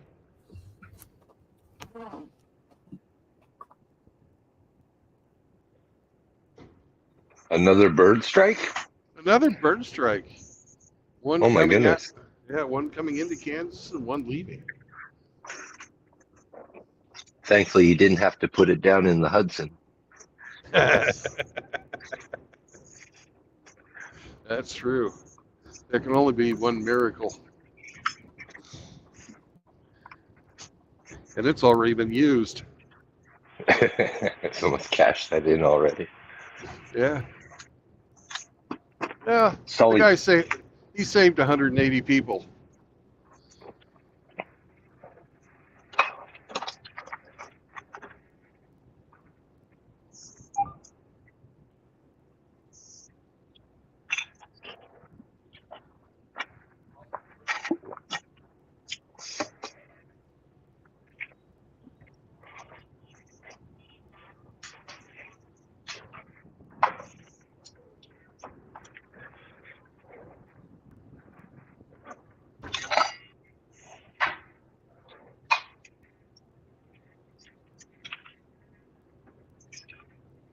was his name again? Sully, Sullivan. I don't know. Sully Sullenberger Steen. Yeah, I don't know. Anyway, Yeah, I good. forget. I remember Sully. Yeah, great pilot.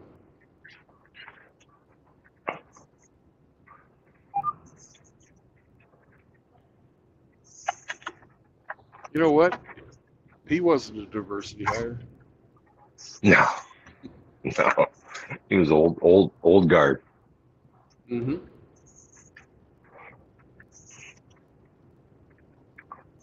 Years of experience, first in the military and then flying, a million miles more. Commercial. Yeah. Yeah.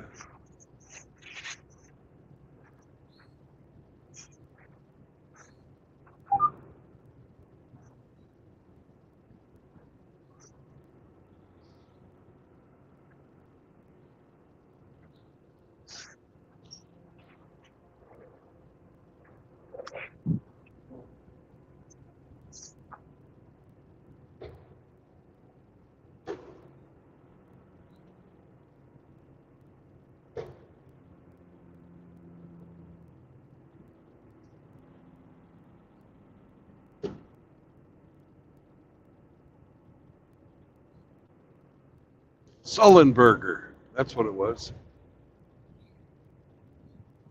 Sullenberger.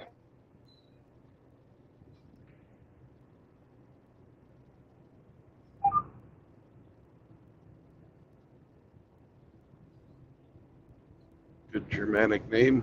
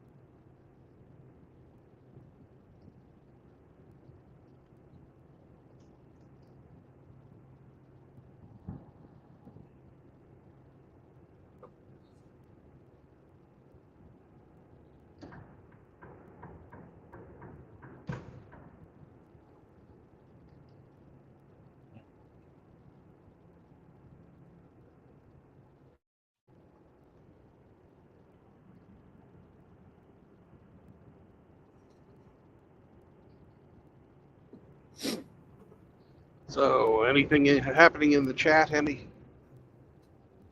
They're commenting on the condition of Saunders' stream last night. Yeah. I'm afraid I don't know what happened there. You can fill in the blanks. You're astute enough to assume with great accuracy what happened on Saunders' stream. He got drunk and went off. There you go. Ding ding ding ding ding. Well, and everybody, he also, and then everybody gave him a bunch of shit. well, he wound up having somebody that come on there that was very questionable. Uh-huh. That guy was asking too many questions of Sage, and everybody started kind of like their pedophile radar started going off. So don't know, not going to accuse the man of nothing until we know. But yeah, he kind of overstepped some boundaries, asking that kid some very, very inappropriate questions. So how old is Sage? 15. 15. Why in the world are we allowing a 15-year-old to be in the manosphere? I couldn't Who tell you mean? Who you mean we? Okay, why in the world is Sage, who is actually quite popular, Mhm. allowed to go out and interact with a bunch of adult men? It's the manosphere, not the boyosphere. Mm-hmm. I thought And I personally don't condone it.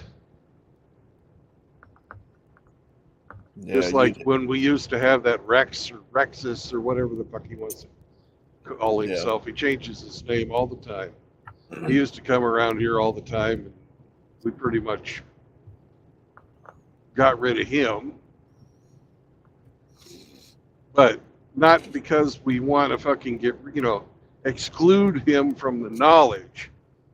It's just, this is adult content. Yeah, I don't know. That's something you'd have to talk with Saunders about. I kind of think that's his deal. Well, there's a lot of people that let Sage on. I had no idea he was that young. As far as I know, he's only been on Father Saunders' streams.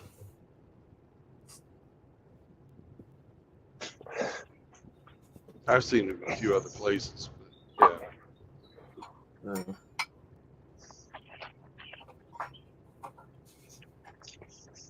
Yeah, he probably has. For me, I've only seen him on Saunders. But I don't know. I don't keep up with him.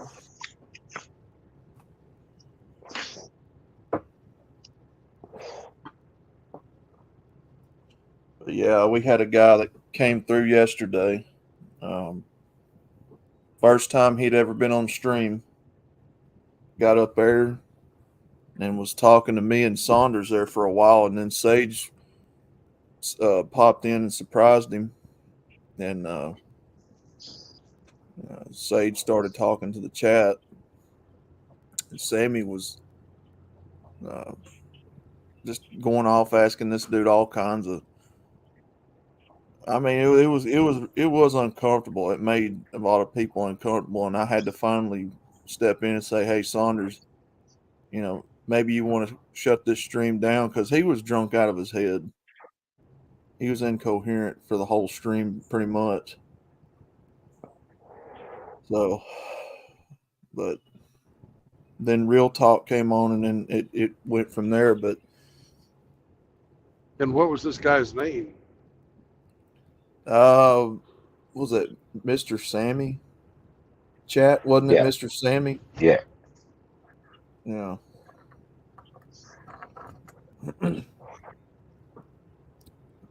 So just keep an eye out for that guy coming around.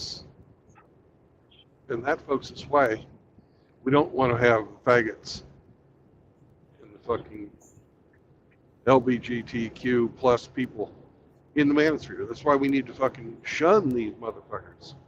Right on our own stream, they felt bold enough to fucking allegedly fucking try to pick up on an underage boy.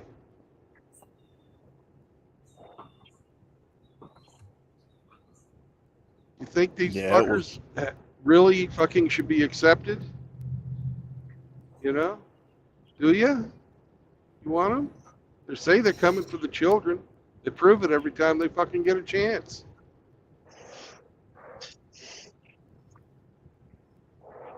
I had quite a few brothers yesterday that was like, "Hey man, this guy needs to be booted in ASAP." Doug was on there. He mentioned it. I think Death Shark was one of them. Saint Troglodyte, I think, was one of them. JR and the other guys were going off on him, telling him to get him off the stream. So Michelle was fucking letting him have it. Yeah, that's it. Yeah, Michelle Guviera.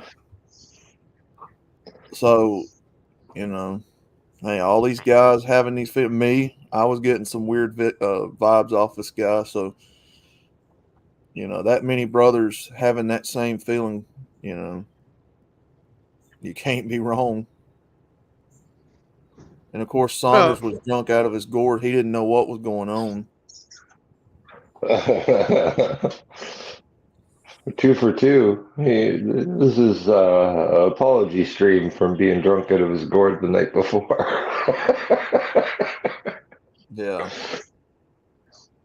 Oh, fuck. What did he go for? Fucking 12 full hours, didn't he? Yeah. He didn't know what time it was yesterday, man. He kept saying it was like he thought it was 5 the in the morning. morning. Yeah, 5 in the Mm. morning. Yeah. And at one time, I thought I was going to have to step in and be like, hey, Saunders, maybe it's time you wrap this up. I mean, I can't tell you what to do, brother. But, hey, we've got some guys kind of getting a little, upset with you. And I think maybe it's time to shut it down. So, yeah, the guys reached out to me to kind of get to him, but I didn't have his number, so I had to reach out to Riggs. Riggs texted him, so.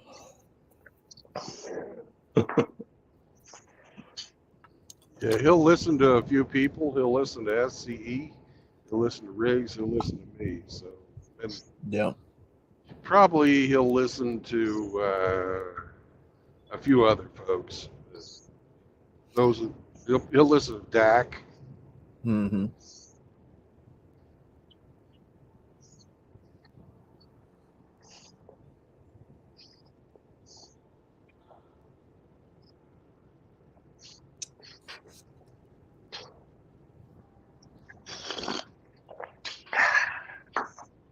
Yeah, this dude just kept on. You having a party with underage girls? Sage was excited, telling us about one of his first times drinking or something. I can't remember. And he was with a bunch of girls, and that guy kept asking him all kinds of weird, uncomfortable questions that only he and Saunders needs to be talking about behind closed doors. And you guys, if you want to know what we're talking about, you'll have to go back to yesterday's stream and listen to it for yourself. It was pretty, it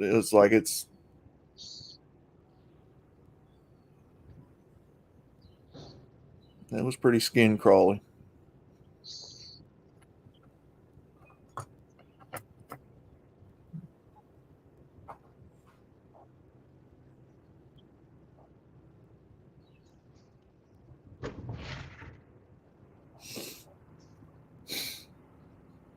That's fucking disgusting. Absolutely fucking disgusting. Yeah. And these are the fucking protected people. The fucking protected class. These are the people who fucking are the beneficiaries of all these fucking anti-discrimination laws. Fucking pedophiles. Yeah. Sexual pedophiles. Yep. Not only are they a source for fucking disease in your medicine, they'll fucking go after your children. That's not my kid, But by God, he's a child. Yep. What if that little guy had fucking let something slip about his personal life and that fucker shows up at his door? Oh my God, man.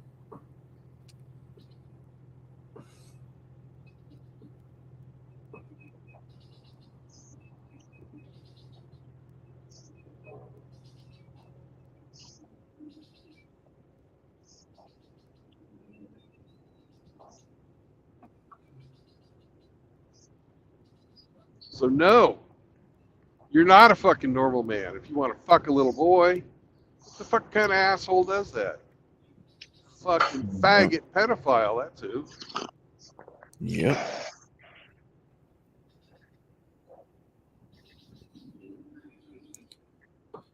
Yep.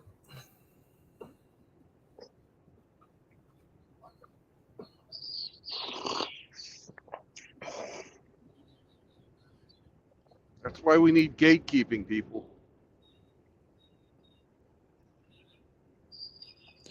Absolutely. I think I brought that up yesterday on Saunders' stream.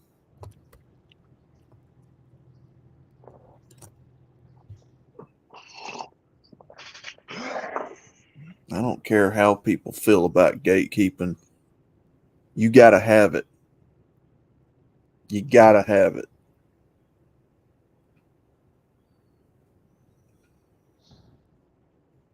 You want to keep this community around, keep the good things we've got going here, better gatekeep. That's all I'm going to say about it. Sure, they might be men going their own way, but what they're fucking doing's evil. Yeah. Just because they can fucking get away with it doesn't mean it's right. Absolutely. Yeah. Just ain't no tolerance for that stuff, man. That's shit that should be discriminated against. People like that should be fucking discriminated against, ostracized, fucking excluded. They have no place in fucking proper society. None. Yep. I certainly don't want them hanging out with me. I got no use for one. I've got nieces and nephews, and they're all at that age, and they're teens and younger. There's people I notice people that watch them. They get eyes on them. Yeah, consenting adults. I don't care who you fuck. Do your thing. I don't care. Go after the fucking children. Get the fuck out of here. Come in here and talk about fucking women, men and women's fucking men over. Get the fuck out of here. You're taking a dick in your ass. You don't know first thing about it. You don't live my fucking life. You don't know how fucking it is to have your children stolen away because you can't get another guy pregnant by fucking him in the ass. Yep. Absolutely.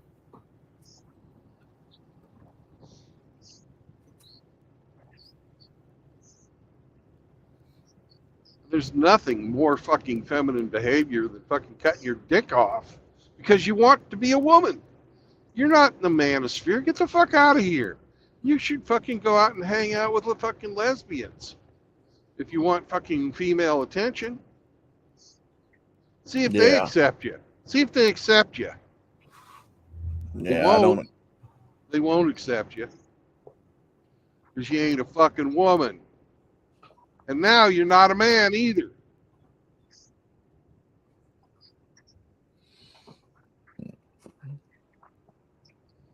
No, sir, I don't accept them in this community.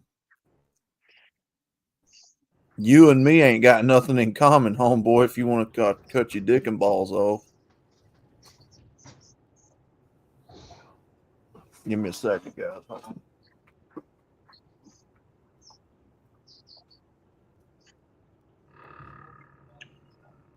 What's up, Ramadi? Good morning. Grizzle, grizzle, my nizzles. Grizzle, grizzle. Man, I caught some of that news clip that Hemi was showing. Jesus Christ. Do you want some HIV-laden organ and blood? Oh, I bet people will be lining up around the corner for it, man. It saved my life. Yeah. Although now I have to take changed my life. medication for the rest of it. Jesus. And what are they? They're claiming that people are like, no, we don't want that. So then they're feeling discriminated against or oppressed. That's exactly what they're claiming. Who in their fucking right mind would want that? I force it upon you. If you speak out not wanting it, you're a bigot. Well, then you might as well just kill me. What's up, Ramadi? Hey, Outlaw. Good morning, man. How you doing? Good morning, brother. Yeah, I'm doing pretty good.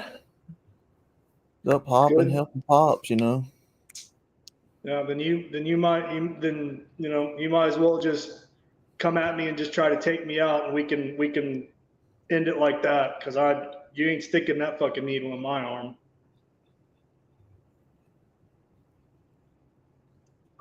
Oh, you talking about that article Hemi was talking about?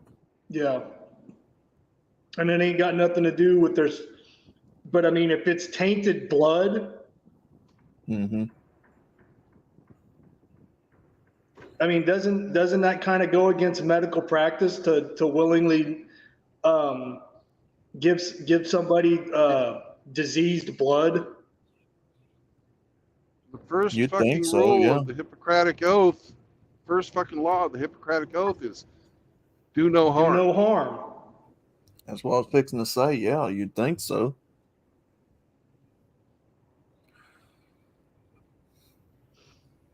Yeah, I thought that was like day one in med school. Do no harm. I had to take Pops yesterday to the kidney doctor just for them to take blood from him. I ain't ever in my life. It's like more blood. Like Jesus. I mean, ease up on me. are they running tests? I mean, are they telling you why they're drawing so much Yeah. blood from them? Yeah, they're taking enough of it to test it and tell him within about like 8 to 10 business days the shape of his blood and kidneys. So we'll know here in about 10 days how healthy his kidneys are. Hmm. Oh, excuse me. He's getting stage 3 kidney problems. He's not far from having to have dialysis. Ugh. I've heard that's brutal. No, not brutal, but I mean, I've heard that's just sitting there in a chair hooked up to that machine for I don't know how long while it does whatever it does. Yeah. Mm. Oh, it's a filter. Yeah. That's what they do. They fucking filter all the poison out of your blood. Yeah. Yep, HIV blood, man. God dang, Hey, I'd go off on somebody. It's the new and improved alphabet soup mafia blood, guaranteed to fuck you up Yeah, I'd go the fuck off on somebody if they did for me that life. way. Like, you dumb motherfuckers, you ain't putting no faggot blood in me. You better get back here and find the cleanest example of my blood type you can find and give it to me. I ain't taking no fucking faggot blood. I mean, you would think at a blood bank like the Red Cross or something like that, or the hospital, you would think that the blood supply that they have on hand would all be clean and beyond reproach of all types. You would think that. Faith MGTOW, I ain't playing with them. You're not sticking no faggot, dick swinging contest blood in my veins, son. That ain't happening. But I mean, if they're openly admitting, yeah, and I agree with what Tel Melgado said in the chat. He's like, "That's not a woman. I'll put money on it." The one that was being interviewed. Yeah, she had a real deep voice. Yeah, like if you're knowingly putting blood in people that's tainted or diseased or whatever, like, no, man, no thanks. Yeah, I don't want fucking intravenous drug user blood for the same damn reason.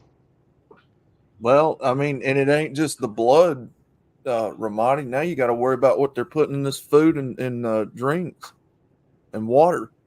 Oh man, well they've been doing that. They've been doing that forever. So I mean, it's that train already left the station, Outlaw. They've been doing that forever. Well, I'm talking about most recently because I've been hearing that they're trying to put some things in this meat now to help give you the COVID-19 and all that. So I don't know. Yeah, they're trying to breed, or they're trying to they get a RNA shot they can give to cattle that will give the consumers of the cattle, the beef product, the RNA vaccination. Right. So they're trying to unwillingly vaccinate you through food. Yes, that's in process right now. They are actually working on that. They haven't successfully done it yet, the last time I checked. But they are working on that.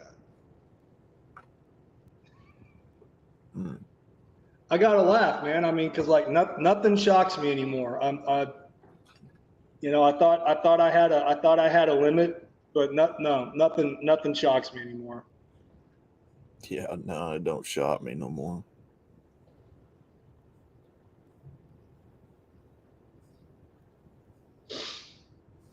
Oh, I saw a funny news story in my Google News feed about in Tulsa, Oklahoma, and I'm saying this, and when you guys start laughing, I'll start laughing because I thought it was funny as hell. So let's hear it without the waffling. They are about to do a dedication ceremony of a recently completed man-made lake called Zinc Lake. That's up by Zinc Ranch, right? No, it's actually down by the river parks where the gathering place is at. Okay, they have a suburb of Tulsa that's called Zinc Ranch because it used to actually be a ranch. Yeah. And they built it up. Yeah, it used to be like a police boys juvie ranch or some shit like that. Yeah. Yeah. But I saw that and I started laughing. I thought that was funny. Zinc Lake.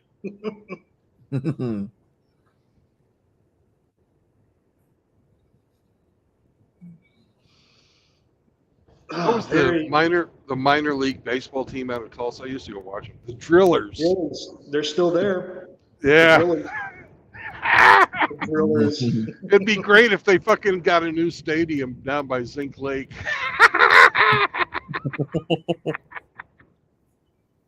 Yeah, oh man. Their old stadium used to be over off of like 21st and Yale. And then they built the new one called One Oak Field down near downtown Tulsa somewhere. I've never been there. I used to go to a lot of Drillers games when I was younger. They're in the Rangers farm system. Yeah, it was a fun time and cheap. Yeah, it used to be cheap. Good time.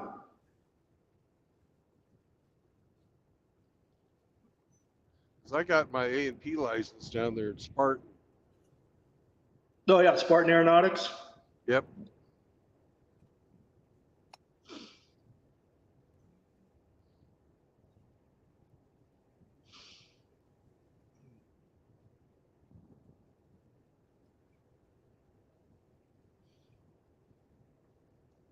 Yeah, but they spelled zinc with a K. So, but again, it was still funny. It's really funny.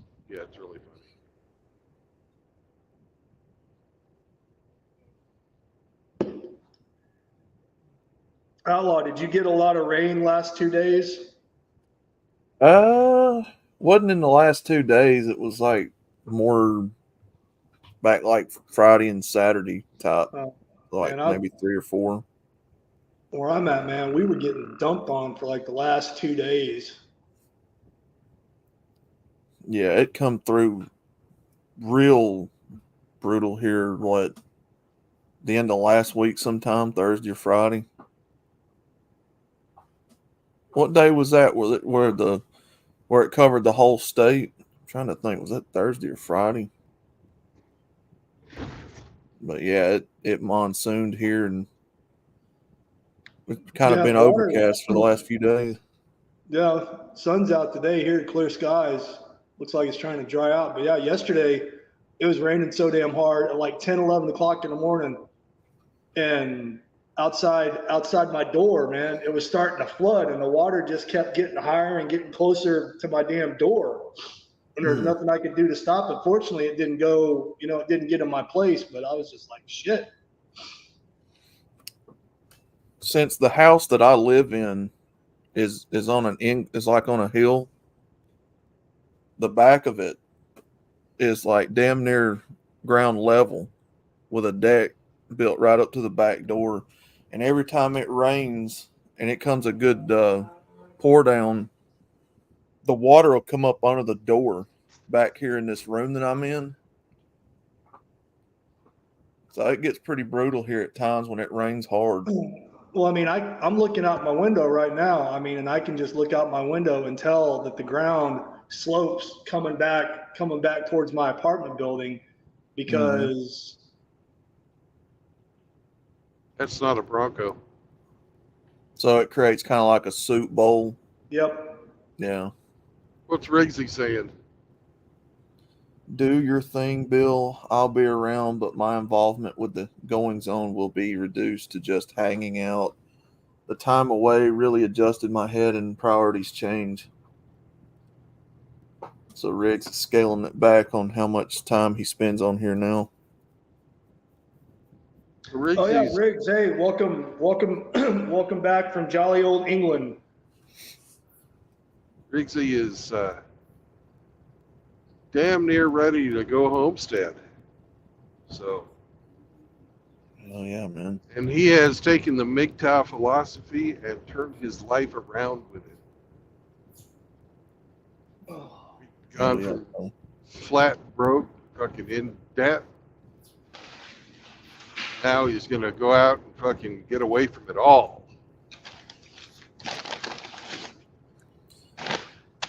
Yep.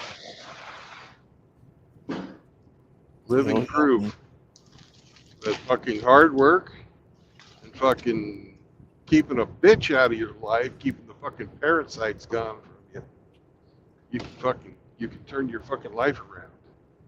Yep.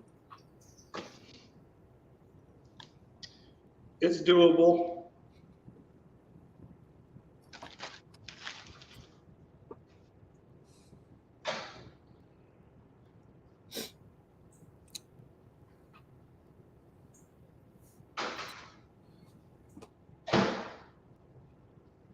Riggsy,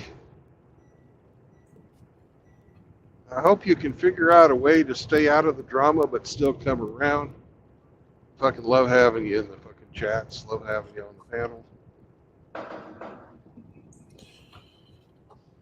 You're great. You're a great dude, and I would not want to see you leave us completely. By God, you ought to come onto the stream once in a while and talk like you used to. All I can say is I understand, Riggs.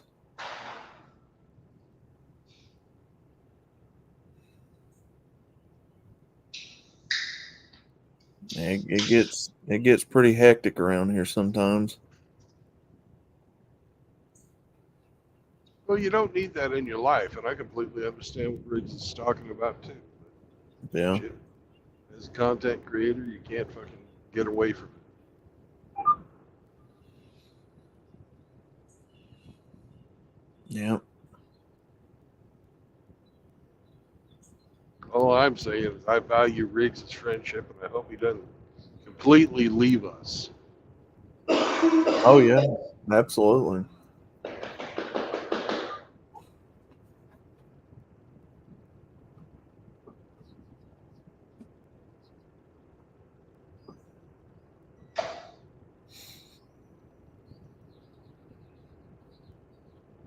Yeah, I mean, even though Saunders was drunk yesterday, it kind of hit home what he was saying. I mean, there will come a time when we can't do this no more. There'll be a time coming when we can't make content anymore and do this like we are now. I don't know. It kind of. I don't believe that. There's too many people that have seen the light for this message to be silenced.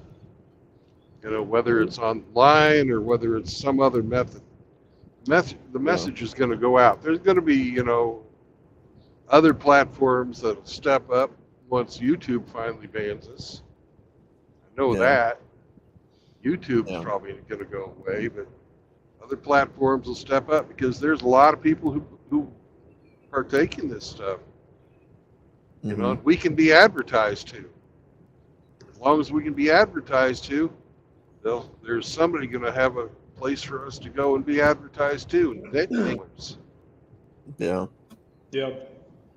Well, that is true because our works, as I understand it in the good book, our works do follow us after we pass on.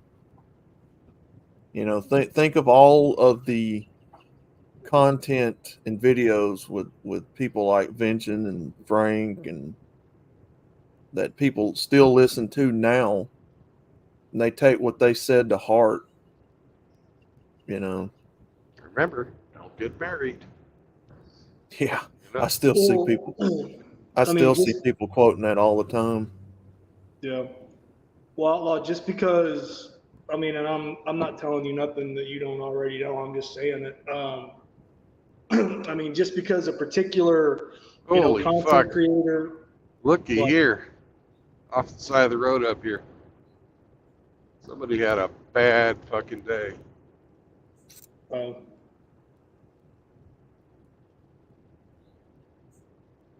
I mean, just because a content creator drops off, or say, a brother, passes away, but you can still go back and see what they had up before, and go, doesn't make it any less relevant just because they're no longer here.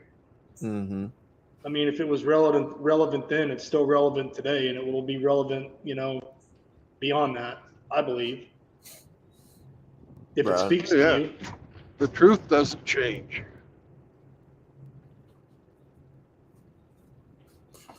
Yep.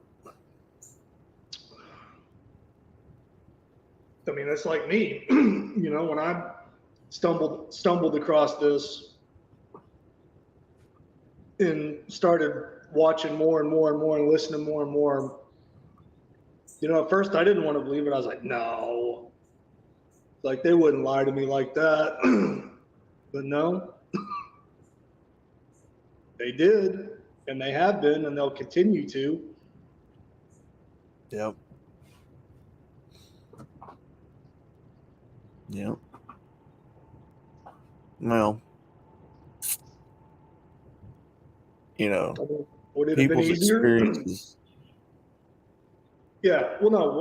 But I know you got here through observation and just good common sense. A lot of us had to get here through, experience. Well, some of us repeated, experience, not learning our lesson after the first time.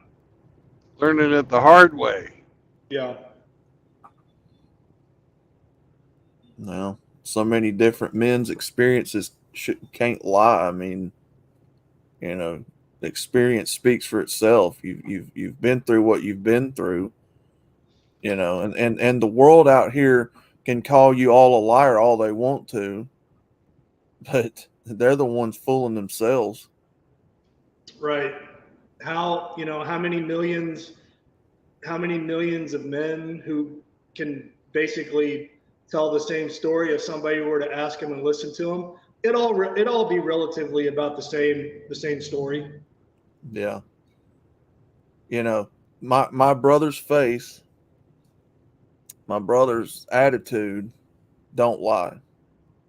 I've seen him for the last 2 to 3 decades since he broke up and got divorced from his wife. That face don't lie, man. The pain behind that face don't lie. Yeah, but Hey, here's a KOA campground. Better stop, take a selfie.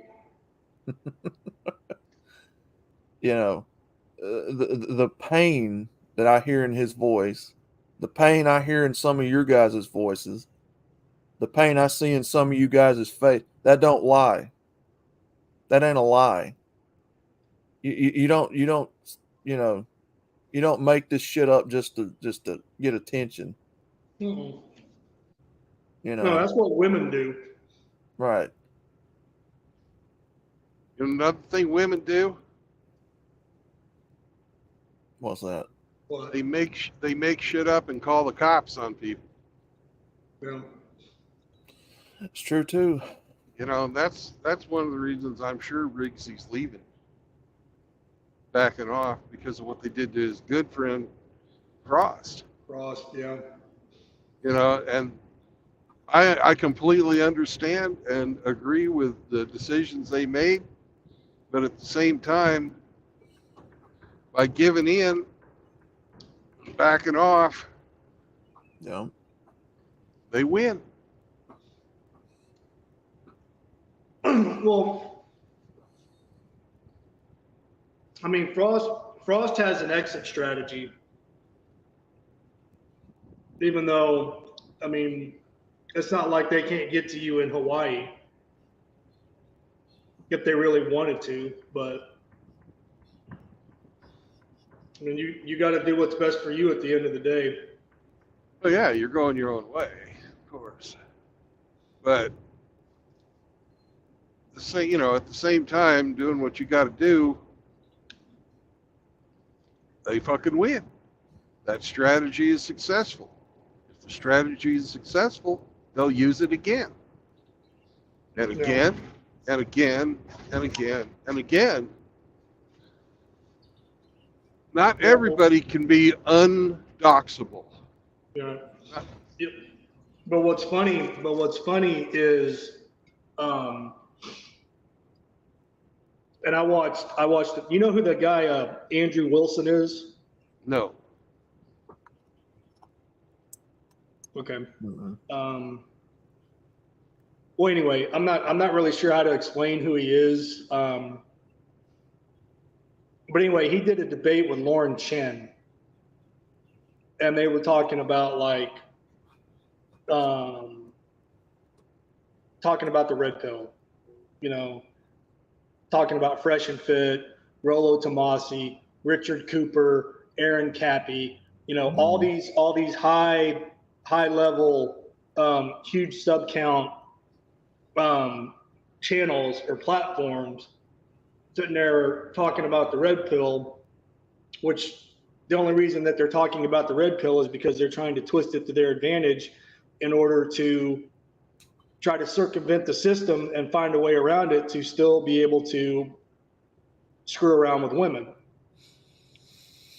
And they're selling, and then they're peddling this and selling this to young men, through the form of courses and, just bullshit, because they're all fucking charlatans, like Hammerhand's been saying for years. Mm-hmm. Whereas guys like us, like nobody would talk to you, Brandon. Nobody that thinks they're worth anything. And you know what I mean when I say that, as far as, No, I'm not big enough. Right. Yeah. But yet they're gonna slap the domestic terrorist label on us when we're out here putting out this information for free. Yeah. Well, they are grifters. That's Yeah. what they really, those guys are grifters. And the guys that are still fucking thirsty for pussy can be, they can be taken advantage of. They haven't, the people that are still thirsty for pussy, they're not ready to be MGTOW.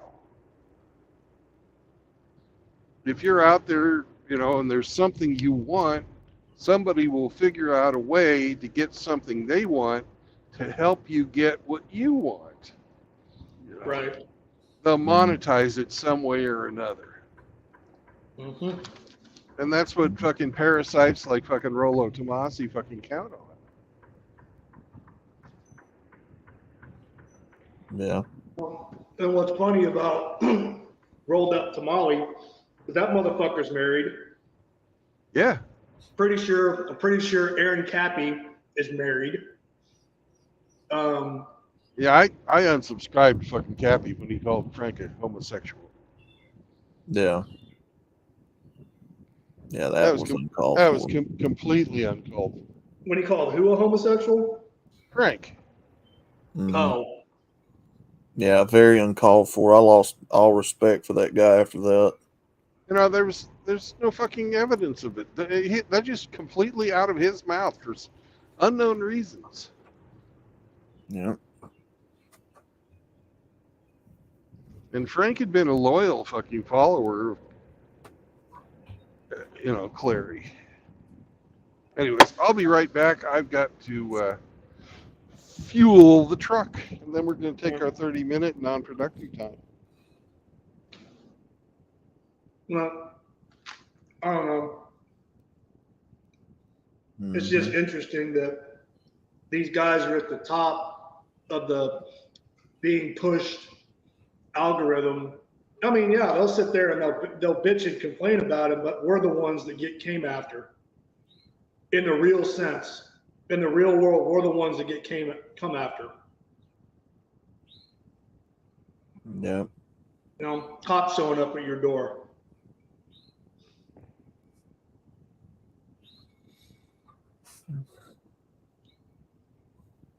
I don't know. Well,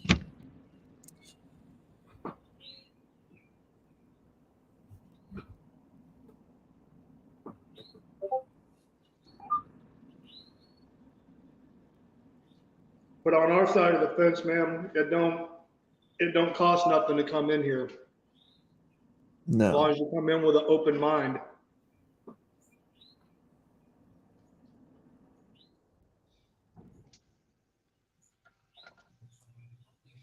In terms of the philosophy, and you don't try to twist it and tweak it and make it fit your fucked up, commie, Marxist fucking way of thinking.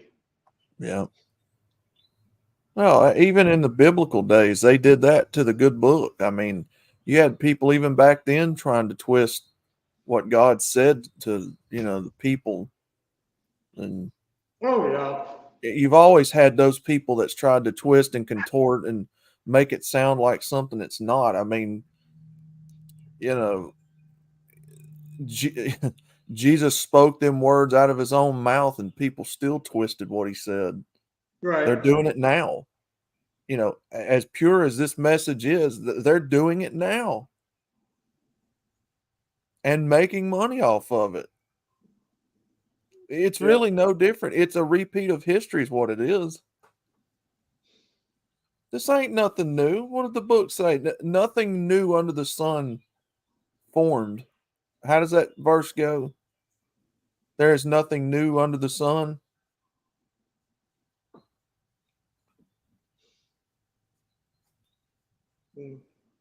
People are just smart enough to twist this message and figure out a way to profit off of it. And then there's people out here dumb enough that'll believe in it. Well, because those people are lost and they're just looking for some place to turn to where they want to hear what they want to hear because they either don't want to or they're not ready to hear the unfiltered, unadulterated truth.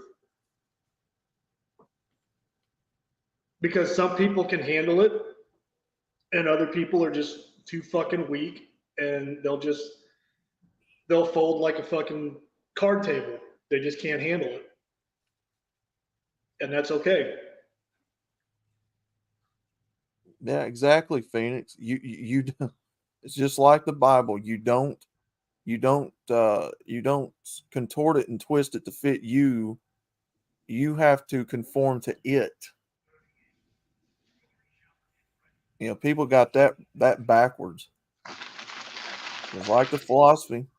You don't contort and twist this. You just simply accept it. Right. Well, but I mean, our society, it's all me, my feelings, my truth. And the MGTOW philosophy don't give two fucks about that. We're going to tell you the truth, and if you've got the spine and the fucking mental capacity to hear it and attempt to live by it, great. If not, move the fuck on. But don't try to change it to suit your needs, because that's not how reality works. Yep.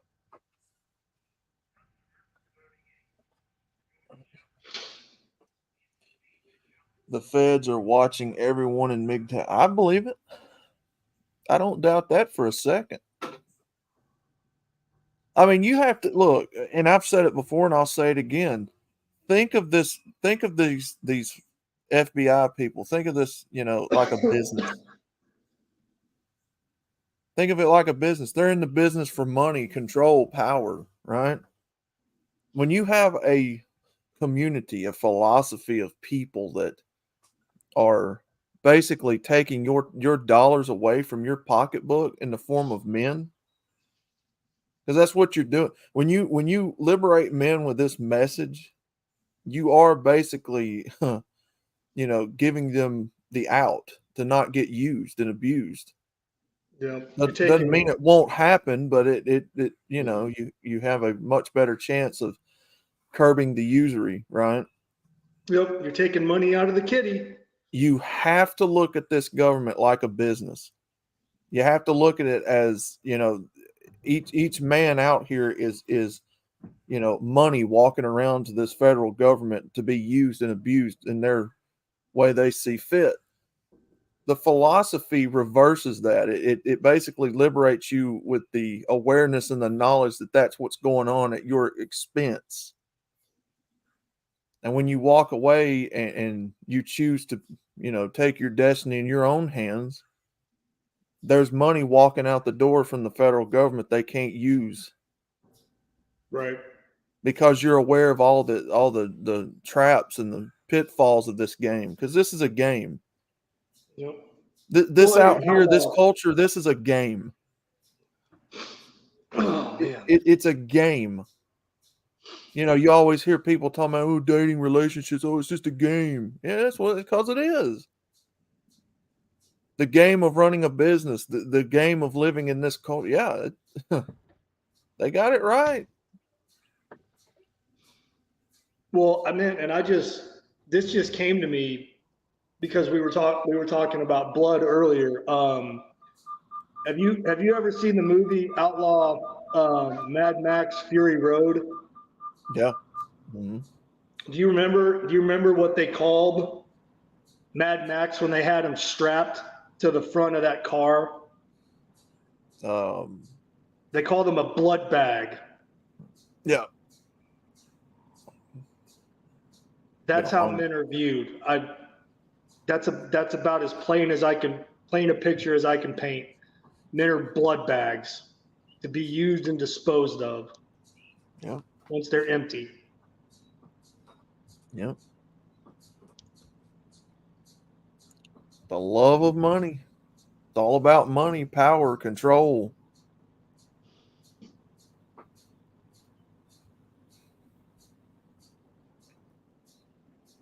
We're to the point now to where they're willing to play with your lives. They're willing to openly play with everyone's lives here like it's nothing. Yeah. To get the results they want. You tell people that out here in the culture, oh, what are you talking about? You're just an idiot. Well, man, that's why you can't have the conversations like we have, out in public with people that aren't one of us. And you can't red pill somebody. You can't MGTOW somebody. They have to come to it on their own. We don't recruit. Yeah.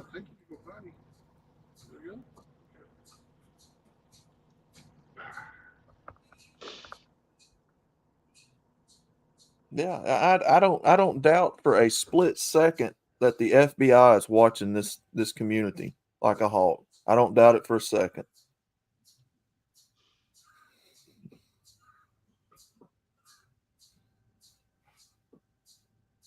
And I've said numerous times before, and I'll say it again, the ability to get on the internet like we have it right now in present time and be able to make content that freely goes out to the rest of the world like it does right now.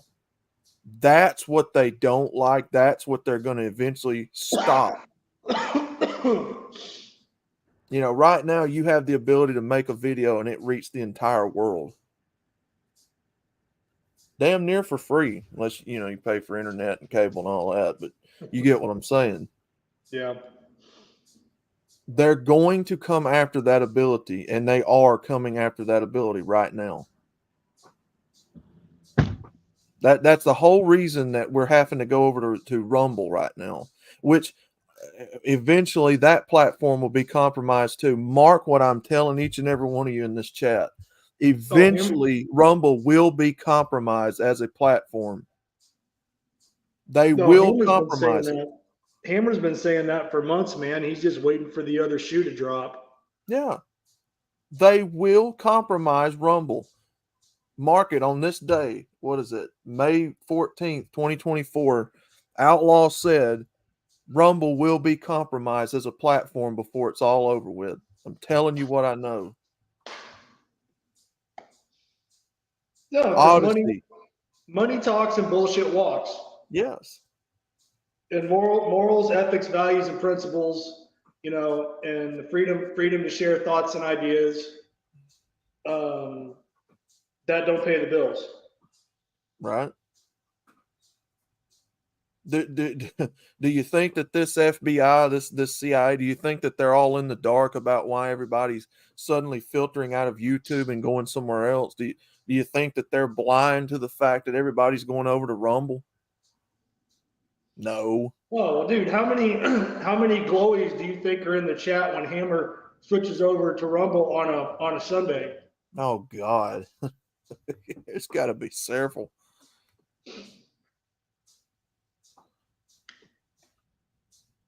Or I know Chronic doesn't.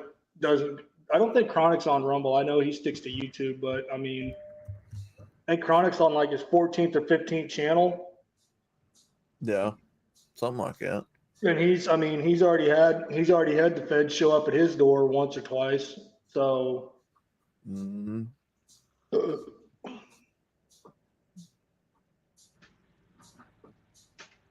But again, Chronic doesn't claim to be MGTOW, so he's just part of the community who speaks the truth. Well, I would say Chronic is more like on the red pill side of it. Yeah. I hear a little dog with anxiety.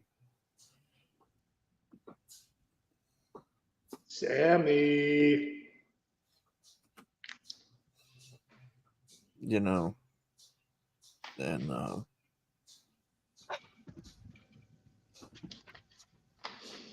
well, man, because you know what? Words are violence. Words hurt. Yeah. The truth hurts. I mean, I don't know how many times growing up I heard that expression. The truth hurts. Yeah, I've heard that one too. Apparently it's true. Hurts my feelings. I've heard that one a long time. Silence is violence. Yep. I used to hear that back in the 2010s when I first got on YouTube. That was real big back then when the LGBT was first coming into prominence. Silence is violence. If you're not helping us fight against this evil, misogynistic, white male society. They don't need our help, man. They're the most pedestalized, protected class that we have in our society right now. Yeah. What else could they possibly want that they don't already have? I remember it just like it was just, if you're not fighting on our side, if you're not speaking up, you're still part of the problem because silence is violence.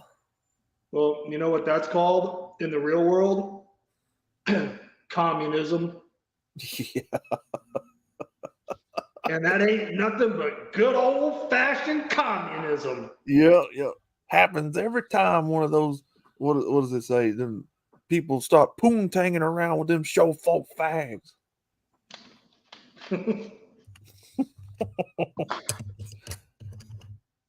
She insulted my town. She insulted my authority. Get your hand off that wheel. Let go of that wheel. She insulted my son. And that's nothing but pure and simple old-fashioned communism. He's like, no, she was dancing back up that aisle. Happens every time. It got the town up at a cost of $40. Maybe Jackie Gleason or Buford T. Justice. Maybe he was a MGTOW man, even though he was married with an idiot son. Oh man, that first one was probably the best one out of all three of them. First Them thing I'm last- gonna do when we get home, I'm gonna punch your mama right in the mouth. I saw that, you son bitch. You're going away till you agree. I've got to put the evidence in the car. I gotta put the evidence in the car. In the car. I'm gonna barbecue your ass in molasses. Hing. I always like what he's like. Hing. Oh. Then Junior's just holding the door up in the car. Put the evidence in the back. There's no way that you could come from my loins. First thing I'm going to do when I get you home is punch your mama in the mouth.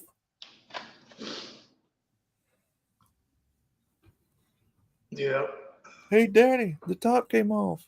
No shit.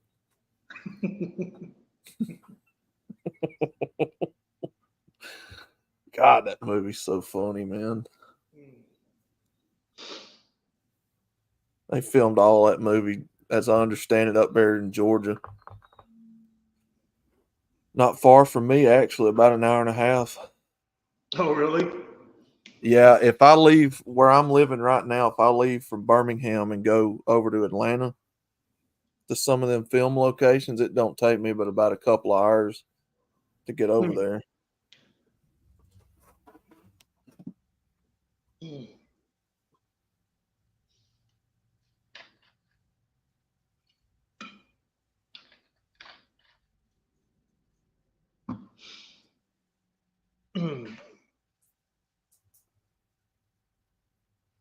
The goddamn Germans got nothing to do with it. It's like, oh, you sounded a little bit taller on the radio. Hey, boy. Where's Sheriff Bradford? For some reason or another, you sound a little taller on radio. He's just like all the other jocks.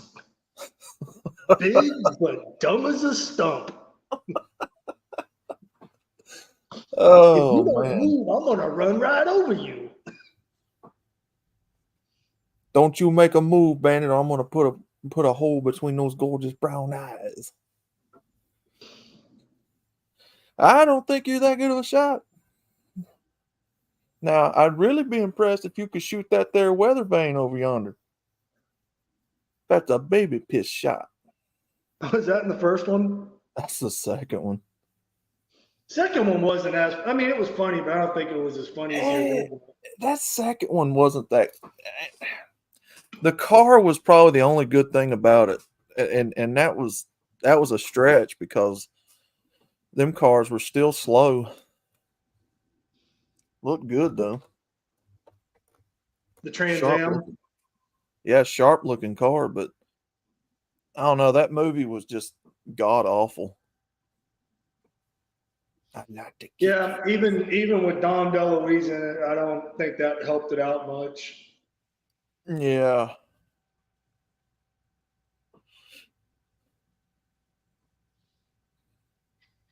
Huh. Beep beep beep beep beep beep beep beep beep beep beep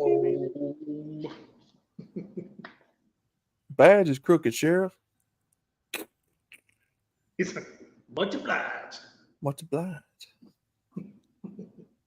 Who was that, Daddy? I don't know, but I think the circus is in town. Get out and push. And then that car falls in the river. Okay, but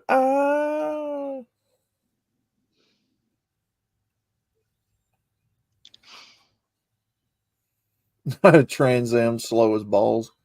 Yeah, that car had oh God, that car in that movie was a turbo Trans Am, I think. It was what is that, a 4.3 Oldsmobile engine? Probably wasn't making 100 and something horsepower at that. No, 6.6. The original one was a 6.6 in the first movie. What is that, a 400? What is a 6.6? That's a 400 or a 390 something? Rusty Rivers Town. Yeah, 402. 402. Chat. Okay, so then that would have been a 6.6 in the second one then. 403 olds. Yeah, 402.75 cubic inch. So Yeah. call it 403. Yeah, that car stock was about 175, 180 horsepower, something like that. Wasn't a whole lot. Well, I mean, and again, I mean, they were shooting a movie, so, you know, they had to make the car look and sound as good as possible, even if in reality it wasn't that great.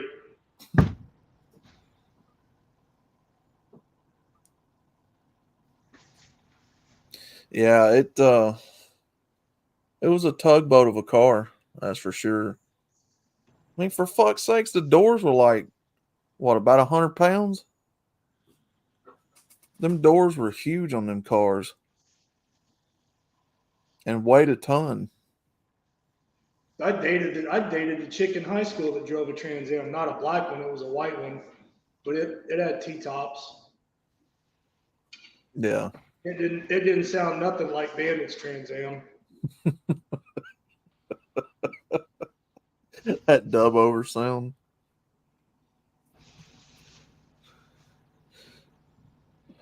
Oh, honey, hush. Oh.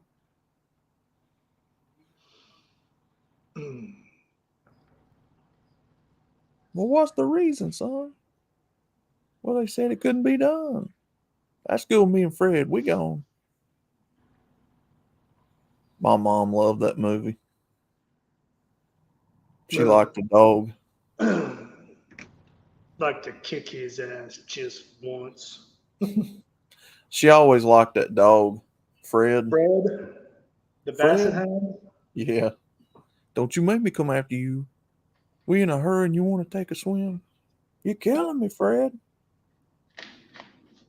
That's it for you and the truck driving, I tell you that. I'd love to have one of them.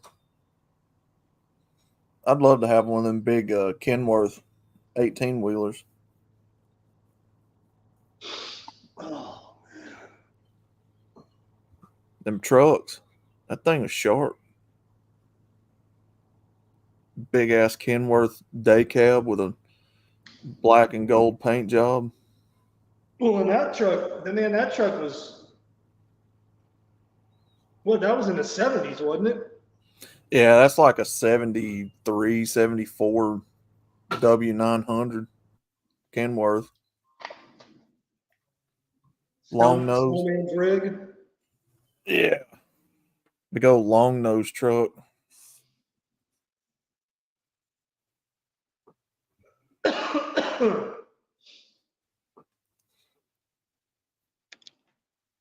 Oh, I know why Hemi didn't like that movie. There wasn't no Dodges nowhere. That was a big advertisement. There might have been, but they weren't the focal point of the movie. That was a big advertisement for GM. You like the long nose, huh? Oh no. The dick nose monkey. I thought that was Hemi that used to put that on. It is. Yeah. But that doesn't mean that others of us haven't found the dick nose monkey to do Hemi impersonations with. Oh. Big dick nose monkey. It shocks me how little horsepower they get out of a 6.6. Yeah, because they choke the hell out of them things, man. Then they govern them. Hey guys, I gotta drop out for a little bit. I got something I gotta go take care of. I'll be back later. All right. All right, man. All right. Peace. It's the same thing that they do to modern diesel engines now, Tim. They choke the shit out of them things.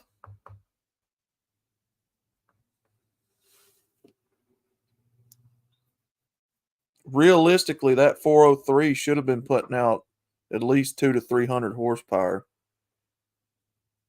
But because of the governmental emissions around that time, it was only putting out like 175, 180. Somewhere thereabout. Fucking retarded.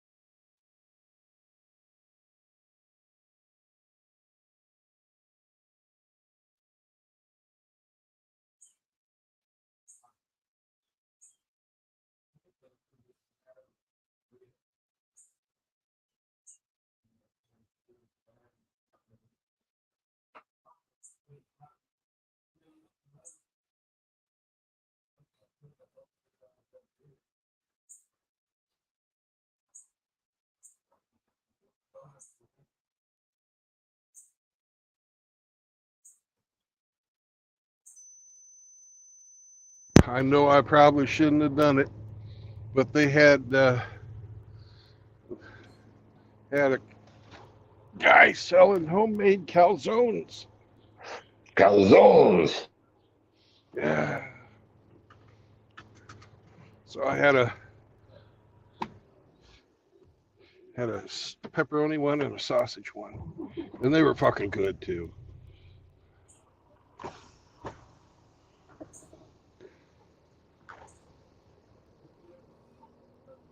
Oh boy, drove down here in his pickup.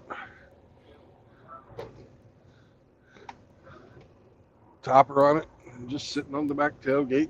The sign out says calzones.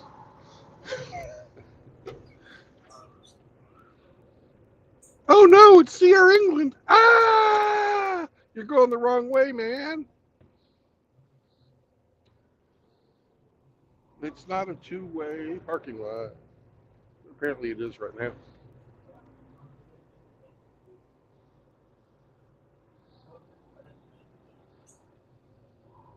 This guy's gonna park. There he is over there. See the little, well, he's blocked by that truck now. Little old man. Looked to be Italian descent, anyways.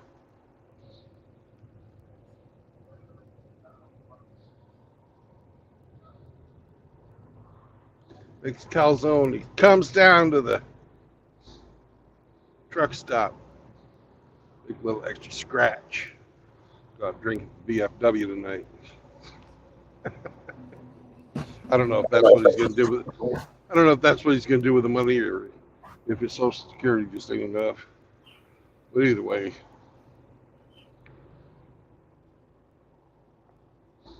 my stomach thanks him.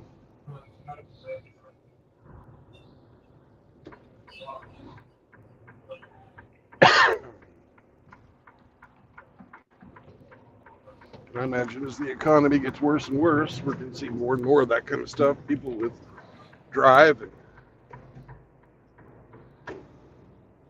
such will make ends meet any way they can. Versus the folks that sit around with their hands out.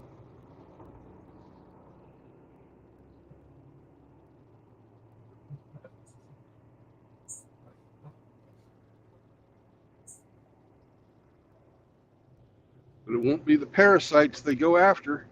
They'll say, oh, you don't have a permit to sell calzones and Loves. And that's only because Loves will come after them and say, hey, man, you're taking away our business. You need to get the fuck out of here.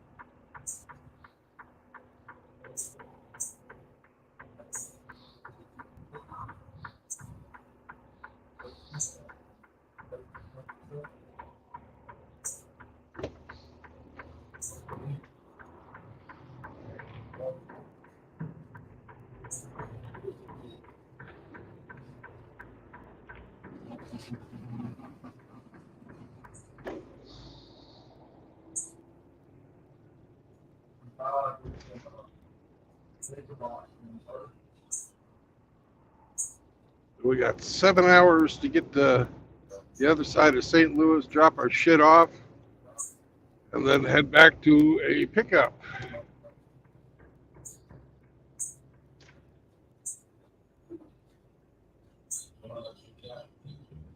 So we couldn't go see Hamster even if we wanted to.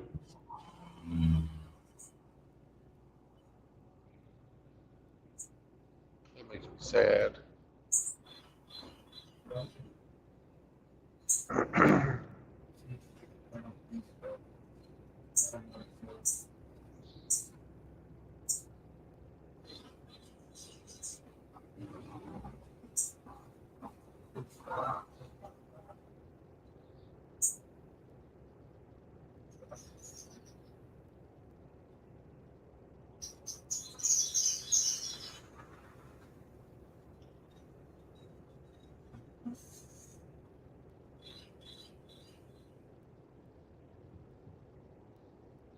Oh, and Sam liked the calzones too.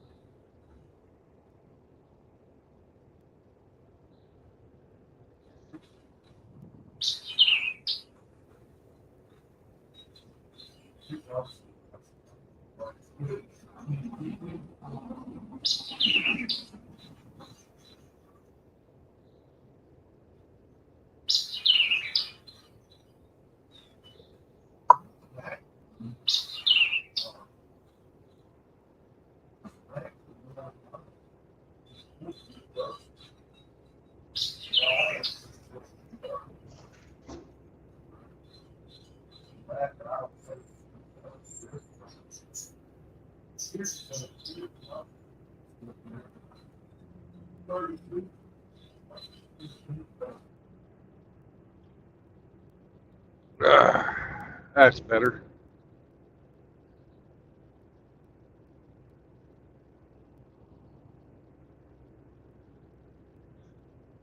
The background noise of Outlaw's daily life was. The birds were good. I like the birds. Television.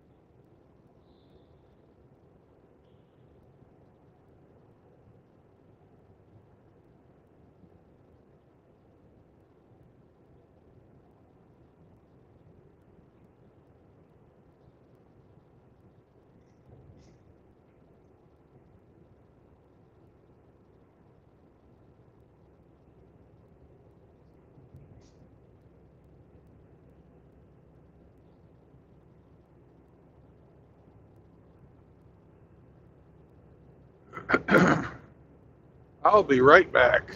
I've got to make a phone call.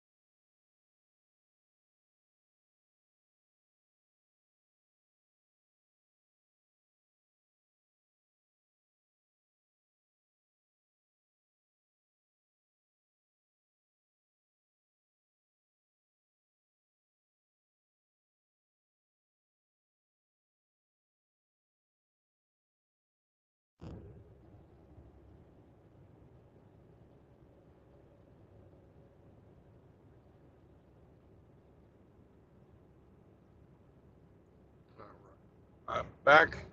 I had to call work.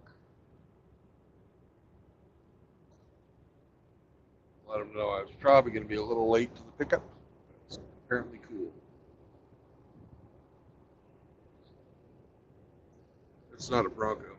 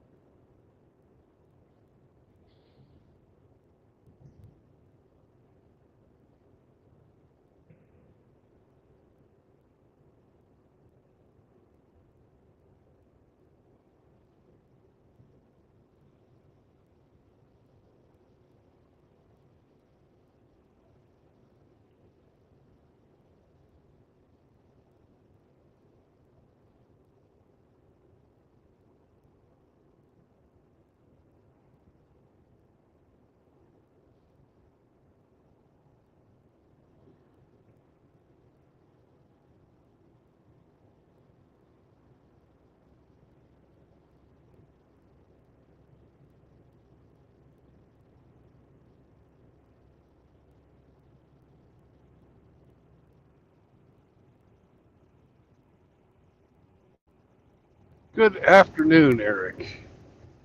What's up, gents? How are you? Doing good, man. Good. On my way to St. Louis. Well, you enjoy. Safe travels, good sir. I'll be coming back to Oklahoma after I pick up a load in St. Louis, though. Nice. Don't know where in Oklahoma. I just saw that it was Oklahoma. Like I said, safe travels. You take care. How you feeling? Oh, and he's gone. And he's gone.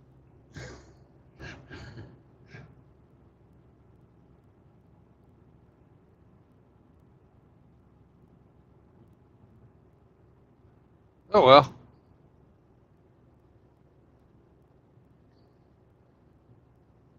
That's our Zombro. Faster than a New York minute. Woo!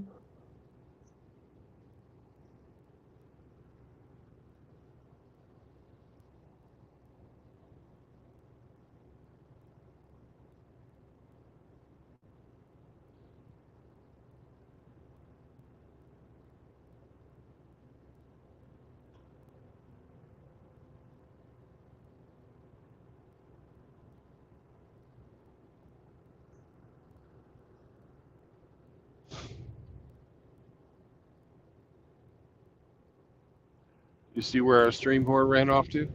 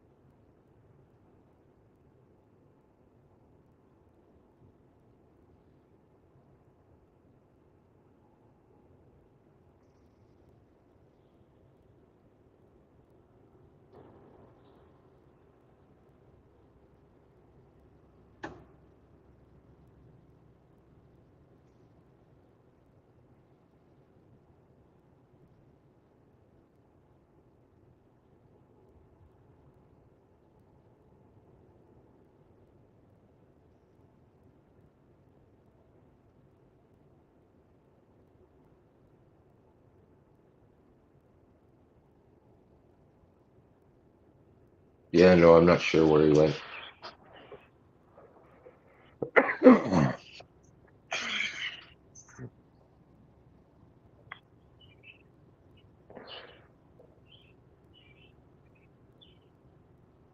He pulled an outlaw on us.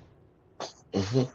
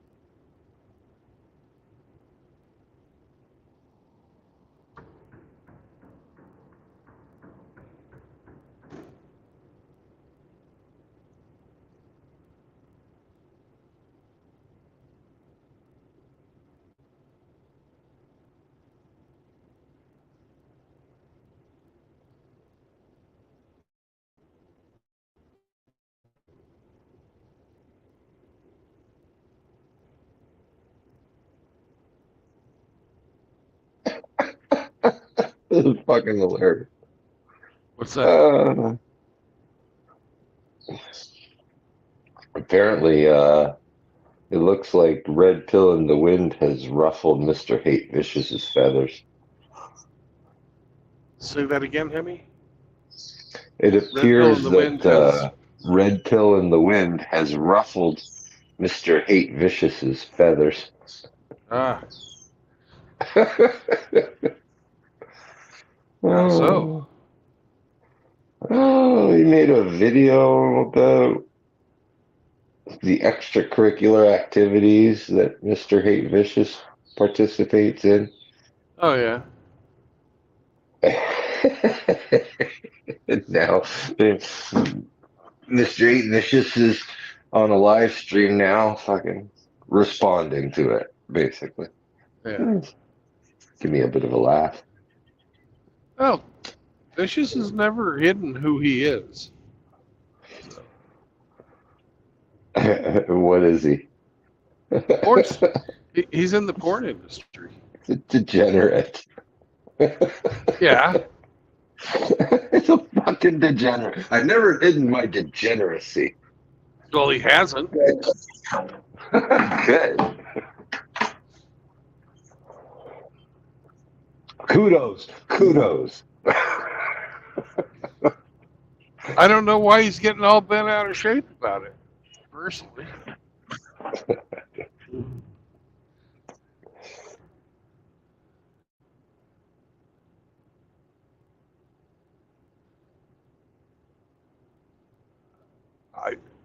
To tell you the truth, I don't understand why Vicious would get bent out of shape.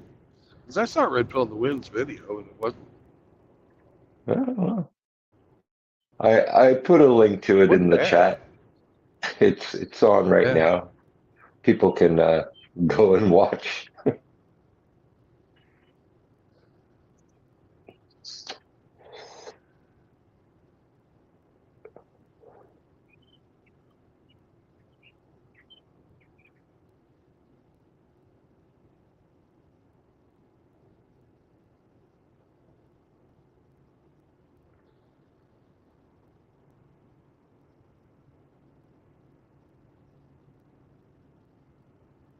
I don't know.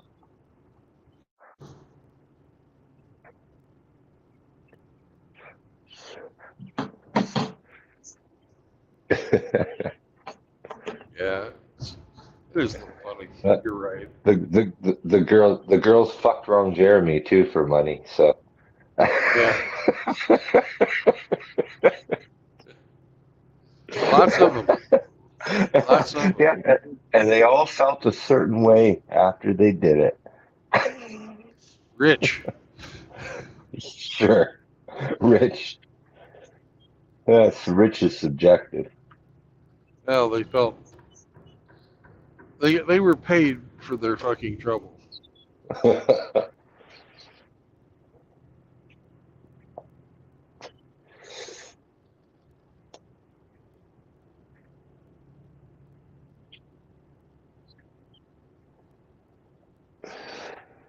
Old Ron Jeremy, live by the sword, die by the sword. The guy's so fucking far gone from fucking, what is it, syphilis? Yeah, He can't even fucking think anymore. he eats fucking holes in his brain.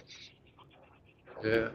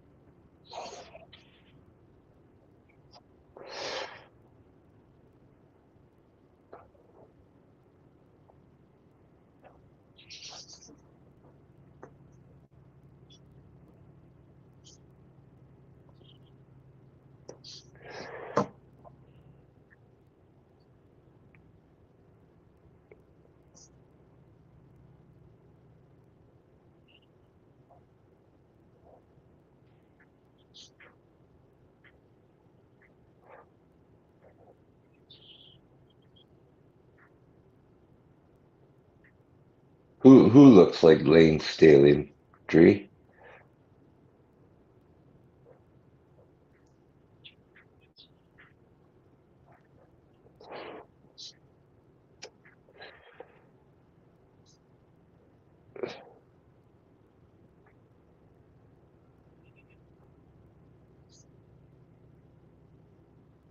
What's up, Dree?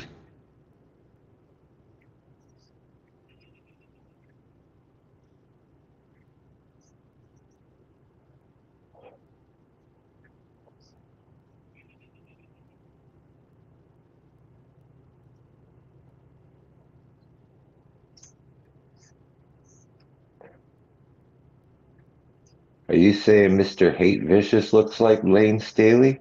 Is that who you mean? I don't know. I think he looks like a I've never great seen. value bon. Looks like a great value Bono. I've never seen Hate Vicious, so I don't know.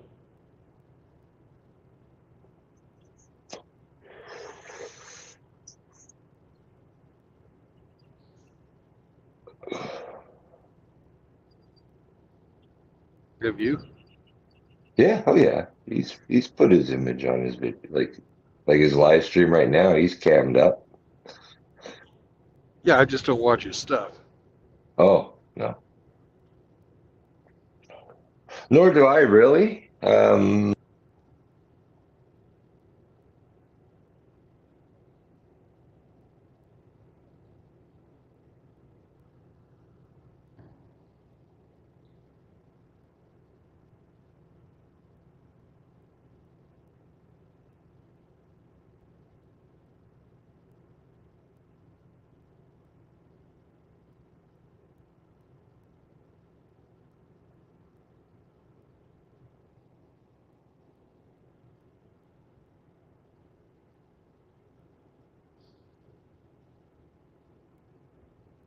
We lost you, Hemi. Middle of a sentence. Oh, I just said that I don't normally listen or watch his content, but I saw his live stream was titled "At Red Pill in the Wind," so curiosity took the better of me, and I had to go take a look.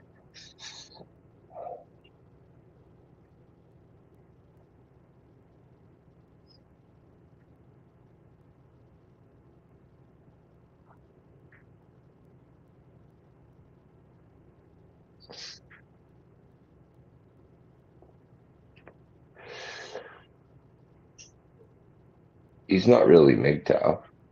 He's No. like he says he puts his fingers up at MGTOW.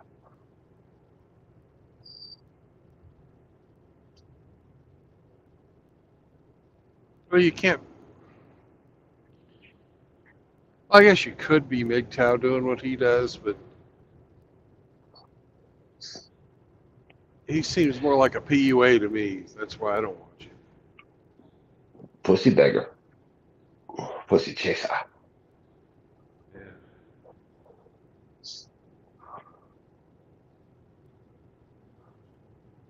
Still controlled by the vagina.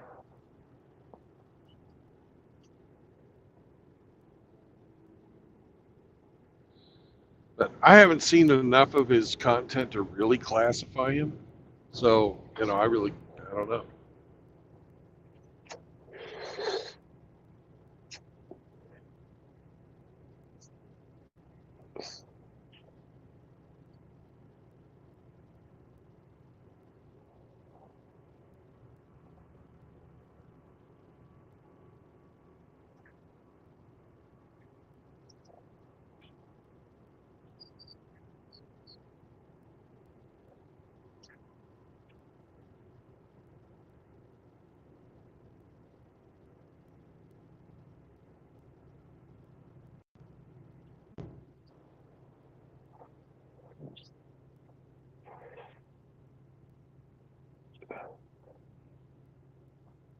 Like I said, fucking degeneracy.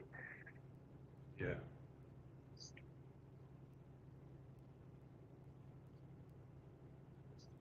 And like they're the type that are like they're the unabashed degenerates, you know? Right. Like It's like, oof, He makes you his know, living off of being a degenerate. yeah, exactly. So like the incentive to be even more so, whatever, you know, Yeah. that's what those people do. One day, according to my beliefs, one day they atone. It all catches up to you sooner or later. Yeah. Now, I guess if you don't believe in that, it's easy to fucking be a degenerate. Well, morals, values, ethics, and culture. And principles too. Where do you get those morals from? If you're not religious, they have to come from some type of inner philosophy, inner dialogue you have.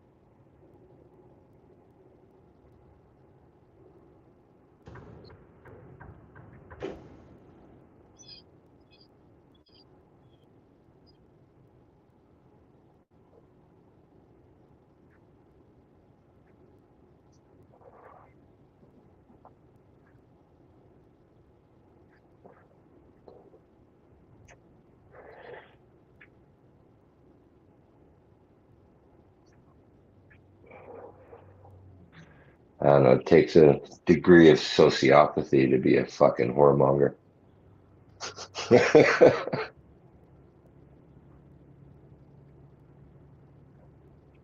The whoremonger actually, pays for it. If he's getting paid to have sex, that means, well, he's the whore.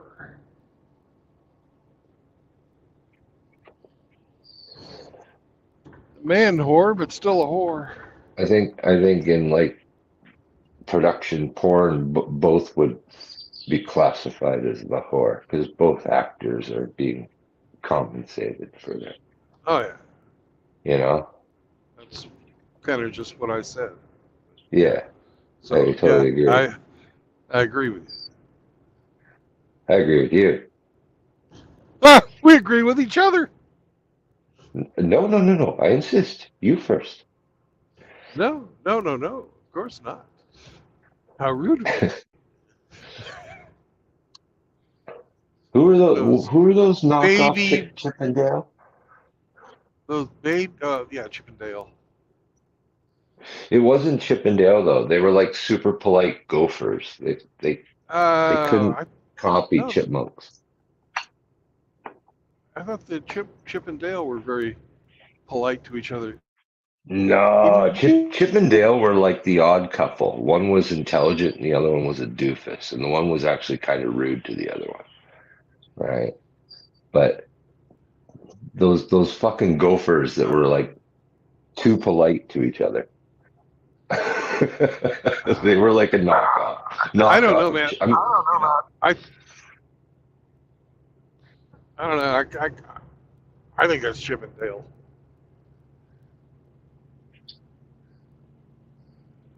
Well, you'll have to do some research, Hemi, and Okay. The goofy go watch gophers. Chip and.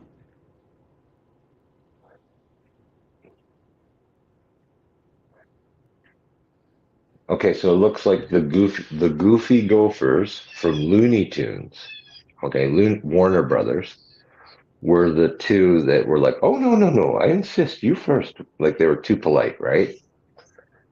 Then Chip and Dale was Disney.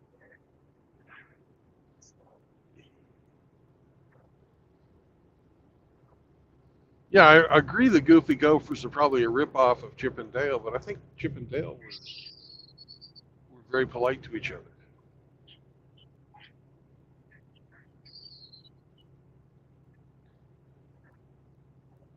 After you. No, you first. Ooh, thank you. See, I always remembered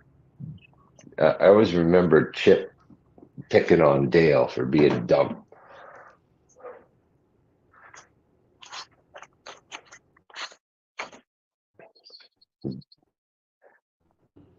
Squeezing his big red nose and shit. Kind of like Mo in the Stooges.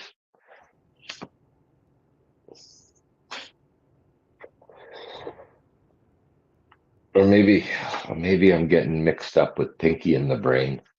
I don't know.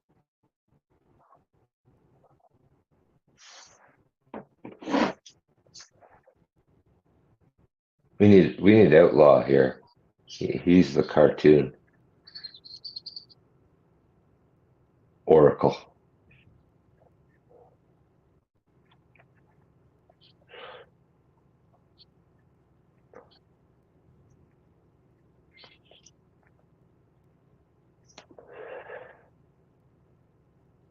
You got shitty signal, huh?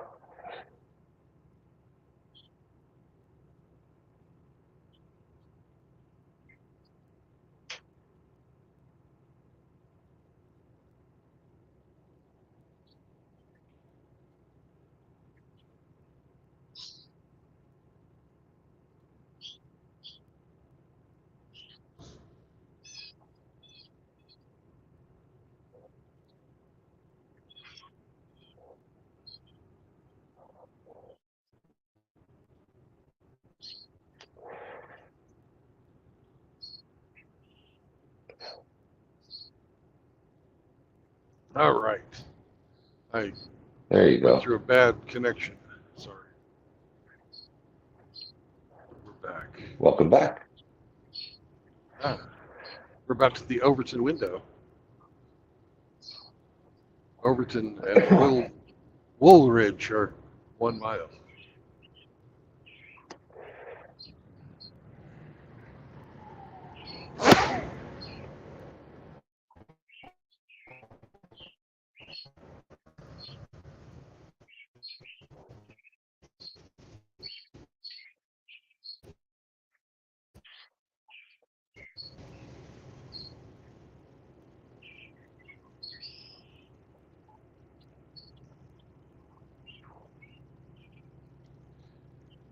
Now, who was their nemesis in Chip and Dale? Oh,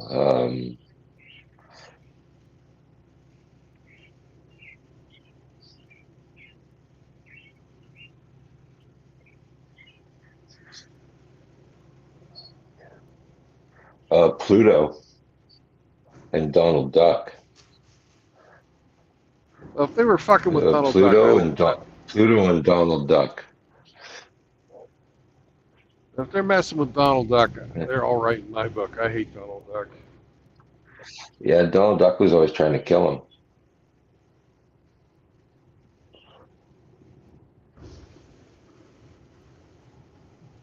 It's like Outlaw and his possum.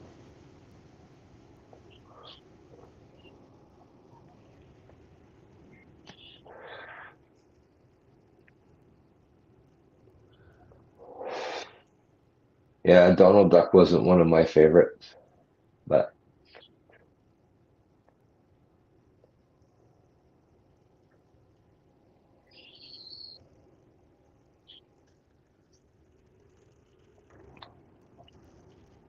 if you think about it, the whole Duck family, there were a lot of ducks in the Disney. Yeah. Scrooge Never did really and like the Scrooge. nephews. Yeah. Fucking Darkwing Duck. Darkwing Duck was kind of funny. But the They had rest like of a whole them, Duck universe. yeah. It's almost like it was DuckTales. Right?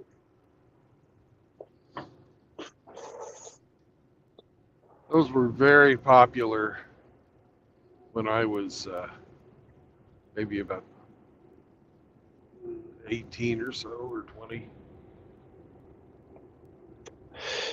And one that I had a guilty pleasure of watching when I was too old to watch them was the Animaniacs. They're fucking funny, man.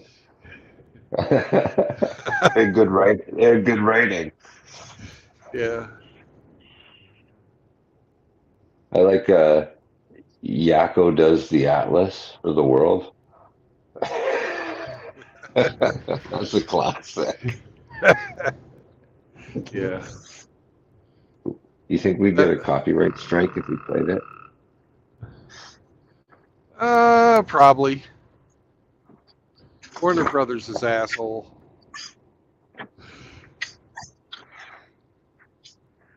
Like there one scene where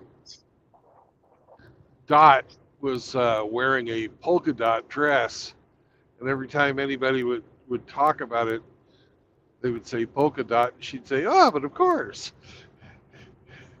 And they'd dance the fucking polka. I thought it was fucking hilarious.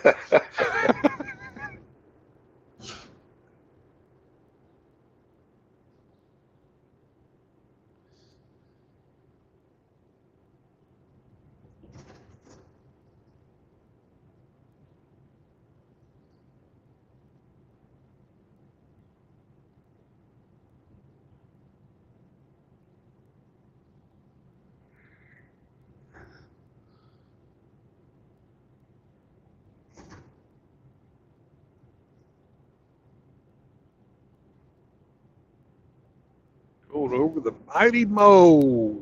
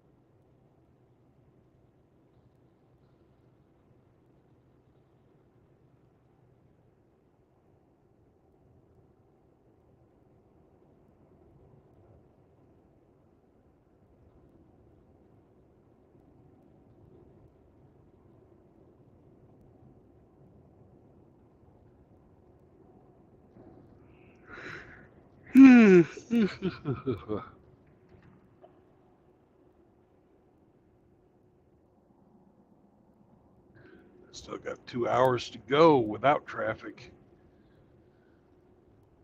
Can't be yawning yet. 2.5, 3 hours with traffic. More coffee.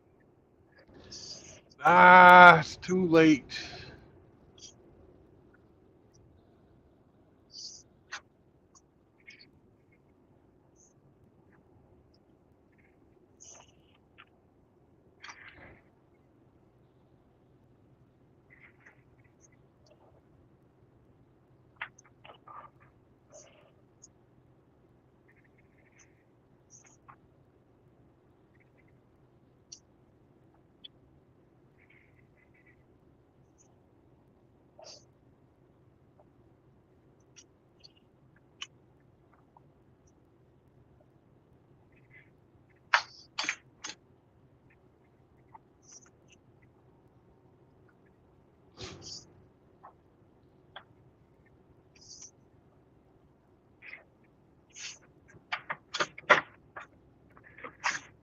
You getting it done? Getting it done? Good girl. Get that homework done.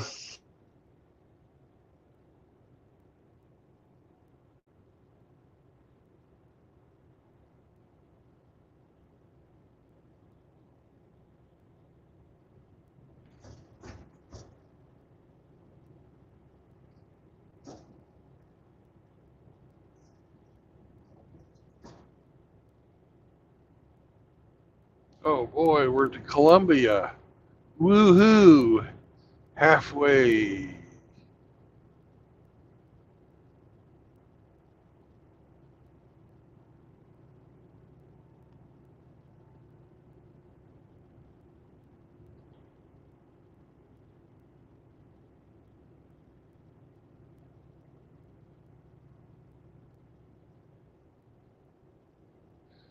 Can't believe Columbia's got over 100,000 people now.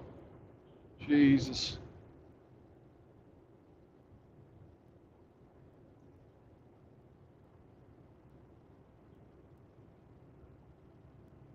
It's a complete fucking liberal shithole.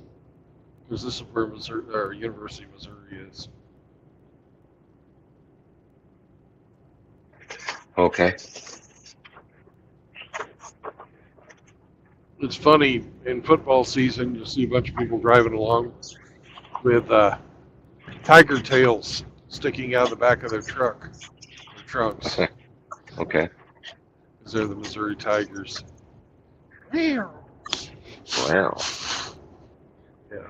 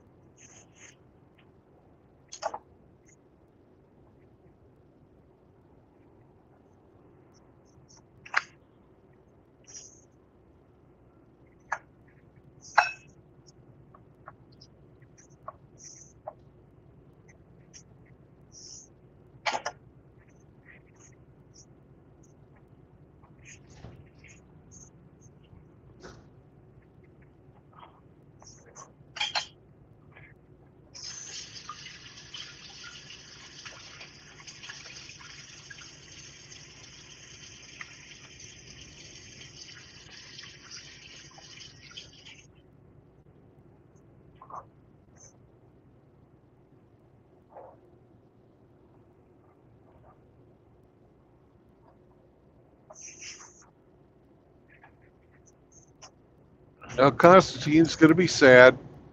We didn't win the lottery again. Oh.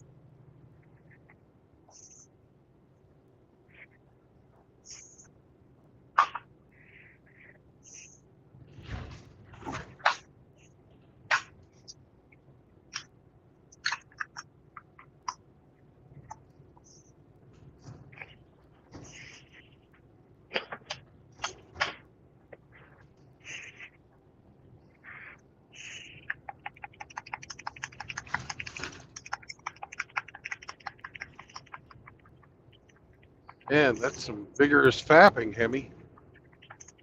Mixing.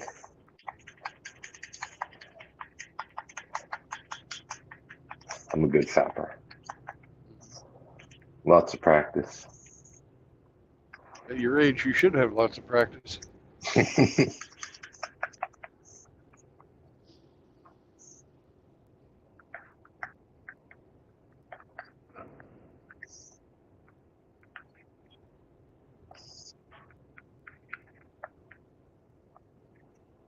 See those chefs who do like that gastronomy stuff, where it's like fucking, I don't know, like Mad Labs and in the kitchen. Yeah,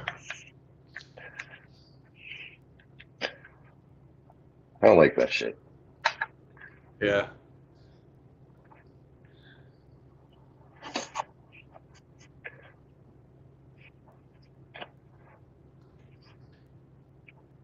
You're gonna be using liquid nitrogen to make ice cream. Have you ever seen them do that? No. It's like instant ice cream. It's fucking awesome. I went to a restaurant once that did that.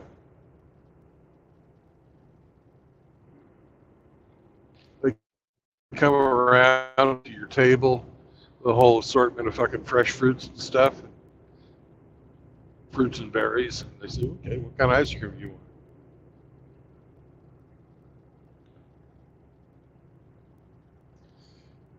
And they have this thing. It's almost like a big fucking coffee grinder,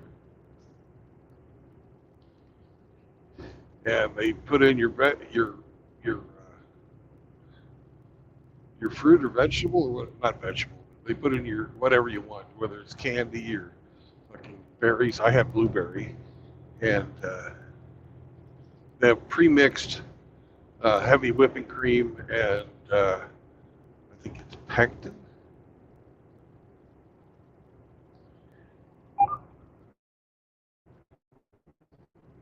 And you put it all in there together, and then they pour in this fucking liquid nitrogen, turn this thing on.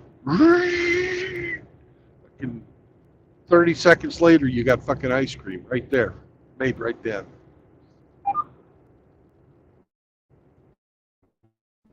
Witchcraft. Yeah.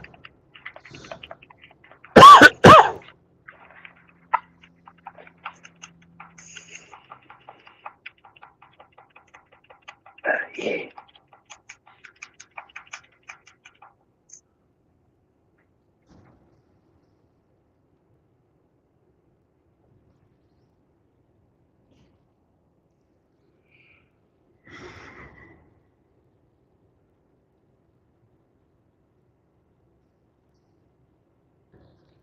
And I saw another guy. I didn't have it, but it looked really fucking good. He had creme brulee, and instead of using the flambe, the guy comes out with a fucking crack lighter. Fucking throws some sugar on top. Little nutmeg. Delicious.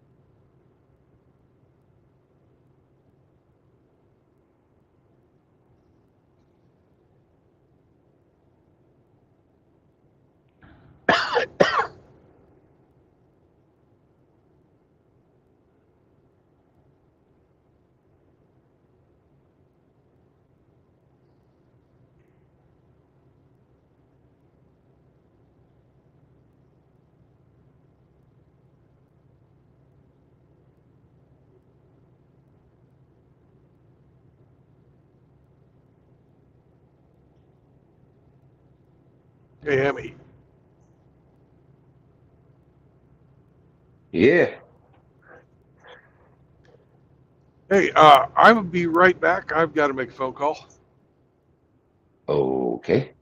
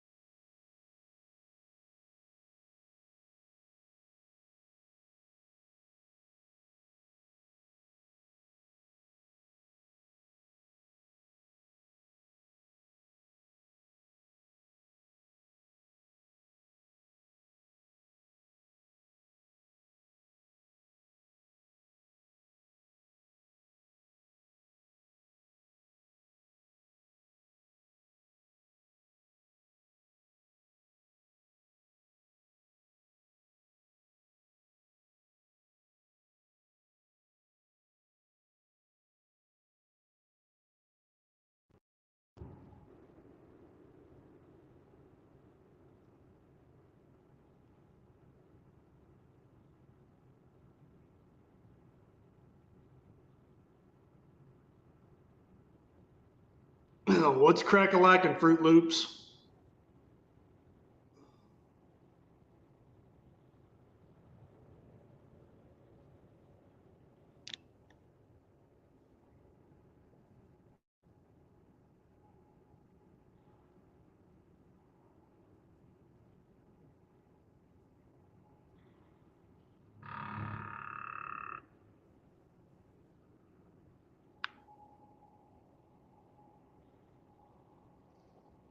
If you want to talk to Fruit Loops, you'll have to wait for Outlaw to get back.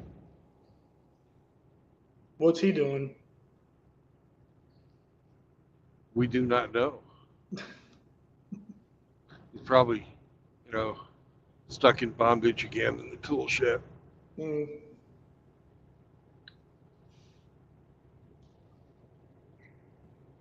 You about to drive into some bad weather? Been in it for a while.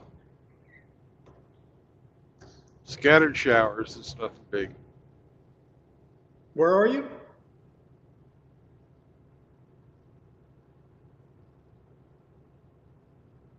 Looking kind of nasty up north, but where I'm driving, looks like it's going to be fine.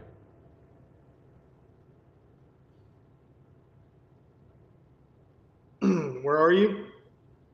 North Missouri, north central Missouri on I-70. Hmm. Between Kansas City and St. Louis. Kind of, sort of in hamster country.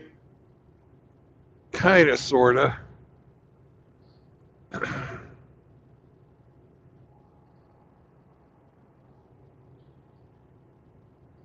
I'm less than 100 miles from Hamster right now. Hmm.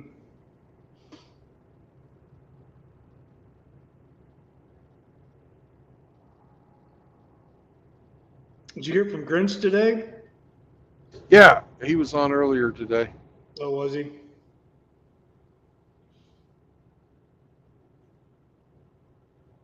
Well, hey, that contact information that you sent me, I called him and I spoke to him.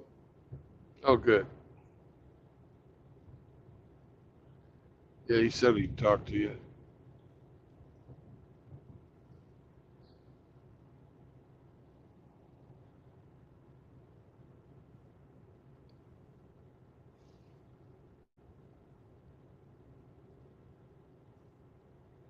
I'm kind of sad he's not going to be moving closer to you.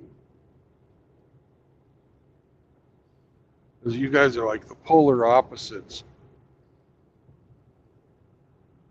What do you mean?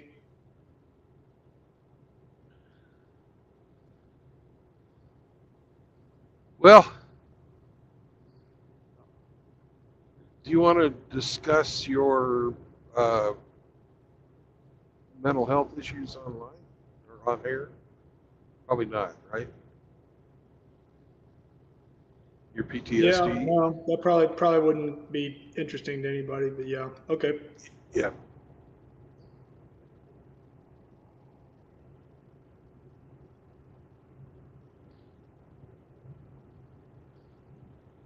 But no, we talked. I just wasn't able to help him with what he was needing. Yeah. Yeah.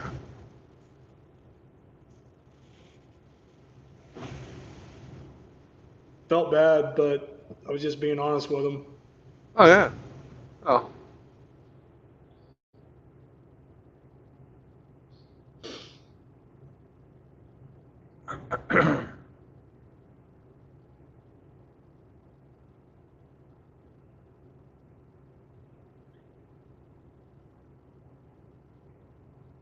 But I mean, I'm glad, he reached out. I mean, hey, it's another brother to have, in the contact list. So Yeah. Well, I'm kind of sad that you didn't get to meet him when you were down by St. Louis. yeah, how come he wasn't part of the meetup? He doesn't like crowds. Worse than you. Well, I kind of took into the consideration that I was going to be around other people, and then, like I said, man, when we got mobbed inside that gift shop or whatever the hell it was. And Ape had to clear a path to get me out of there because I was literally about to start grabbing people and just chunking them out of the way.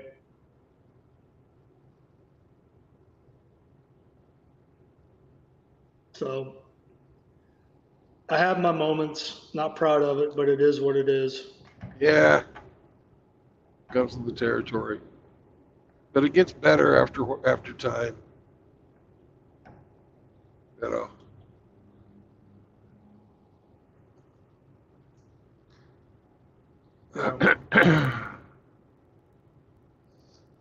And, you know, the combat I saw was completely different than the combat you saw. Well, I mean,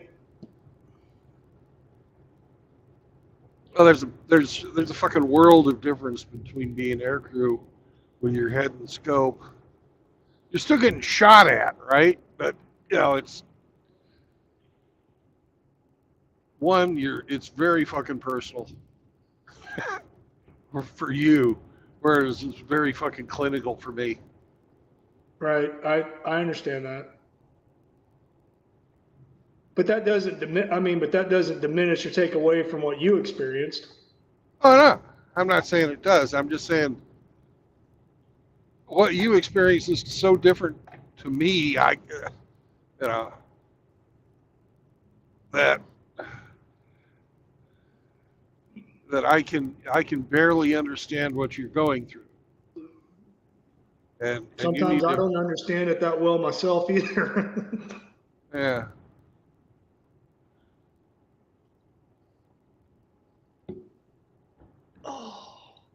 But I mean, I felt like when we went into the restaurant,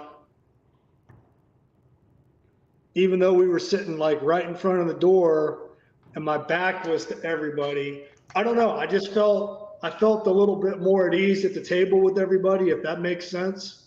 Oh yeah. That kind of like was like calming, like, oh, you know, like everybody's cool. Everybody's chill. We're here to have a good time. Yeah, and there's 3 other guys at the table that were fucking packing heat. So yeah, it's like what's the worst that could happen, you know, at the North Shore Seafood Bar and Grill in Bay City, Louisiana, you know, what's the worst that could happen on a Saturday? somebody get all bent out of shape that somebody took their girlfriend to prom and not them. That's about it. Yeah. What's up, EZ? Hey, how are you? I'm doing great, man. I'm sorry I jumped out so quickly before. You wanted to. You were asking me something. I apologize. Eric, what's going on, brother? Ramadi, how are you? Good, man. How are you? I'm okay. Yeah, I was just going to ask you about your health, Eric. I go for some imaging next week. I started my new pain management course, and that's been absolute hell on earth because they're injecting right into the nerve. And we'll see what happens. But like I said, I go for some imaging next week to see if the radiation treatment I did helped. And we'll play it by ear. Yeah, they did those injections to my mom too, and she had about the same report. At first, it's just awful, and then after a while, you're not in pain anymore. Yeah, well, I'm hoping it works. Yeah. Like I said, it's been brutal, expensive and brutal because I can't, I'm only covered for the generic, but I'm allergic to the generic. So I have to lay out the cash for the full medicine. So it's been, well, hell on earth. Yeah. And what I've been doing is cutting the medicine in half and then in quarters. So any relief I'm getting is just mild because I'm not taking the full tablets. So Yeah. it's, I don't know. Hey, It's been a bit difficult. Plus, that shit's just as addictive as all fucking hell. Yeah, but if you do it properly, it's not. what, You know what I what do they mean? got you? What do they got you on? Perks? Perks, yeah. Yeah. But if you follow the exact prescription, you're okay. Yeah. Like yes, it can be addictive, but if you do it, if you follow it the way it's supposed to be done and not abuse it, then you're all right. But I mean, I've never had a problem with it, and I've been off and on it for going on 10 years now. Yeah. You know, and I've never had any, like, you know, withdrawal or anything, but it as bad as people say that they are, I can tell you that without them, it has helped me. That's all I can say. And I know of other people who also had positive effects from it. Yeah. Well, Eric, I don't know if I told you this when we talked on the phone, but my mother got thrown off a horse and suffered a back injury, and they prescribed her Percocet or OxyContin, one of the two, and she ate those things for years. And I saw what it did to her. And then I've had injuries and surgeries where they prescribed them to me, and I took them because the military prescribed them to me. I had to go take them from the pharmacy. Yeah. But once I got home, I just took them, and I told my wife at the time, I was like, hey, put these somewhere away. Right. Like, I don't want to see them. I don't want to know where they're at. And she goes, what do you mean? She's like, you're going to be in pain. I was like, then I'll just fucking be in pain. I was like, because I've seen what those things have done to my mother. I was like, I'm not doing that. But like I said, like if you just take, like, if you're only prescribed 3 a day, Yeah. 4 a day, and you just do that, then you have no problem. It's Right. like people are their own worst enemy. Well, no, but I just saw what my mother did, and I'm not Yeah. sitting here dumping on my mother because she's passed away, but I am my mother's son, so I didn't want to risk that. Oh no, I get that. Believe me, I do. Hey, Ramadi, check the back chat. My phone. Okay, I got you, brother. Okay, my phone crashed again, so my Discord completely collapsed. All of my contacts are gone.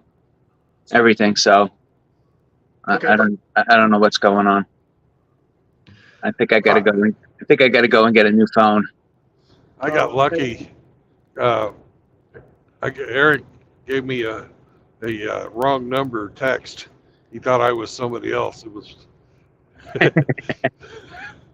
So, anyways, that's how I got back on his list. Eric, you want to hear something funny? Sure. And it has to do with Tulsa. I don't know. Maybe you saw it on your phone. Maybe I don't know.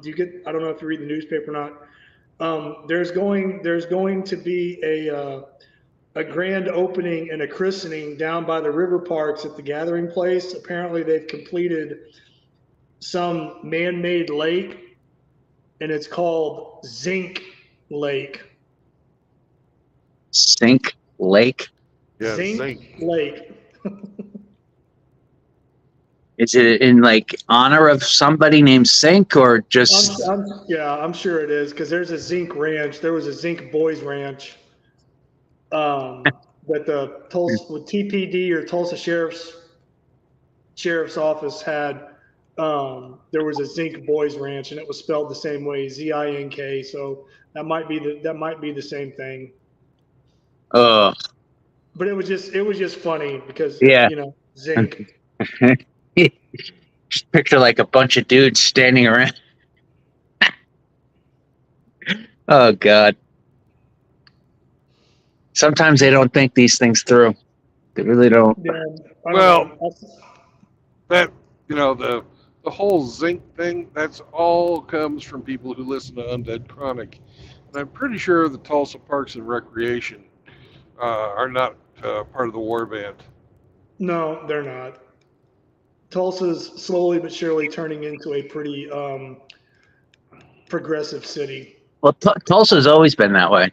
A lot of the major cities, and even all the red states, a lot of the urban areas are just, liberal shithole, liberal, wasteland. I mean, look at Austin, Texas. Yeah, Austin, Texas, the capital.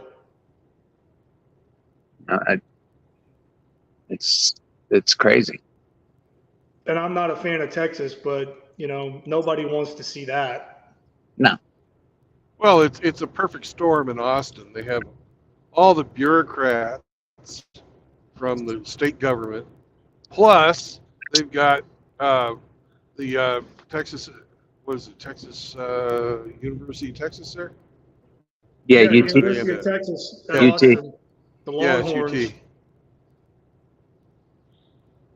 So, they've got the worst of both worlds. And then they have that big music scene since the fucking late 70s. Oh, God, yeah. So you have all those fucking artists running around. It was, it was destined to become.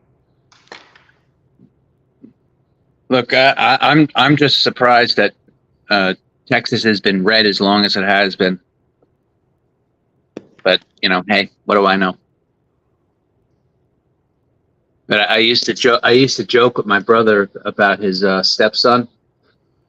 I was like, I used to say, I go, bro, you got to get that kid.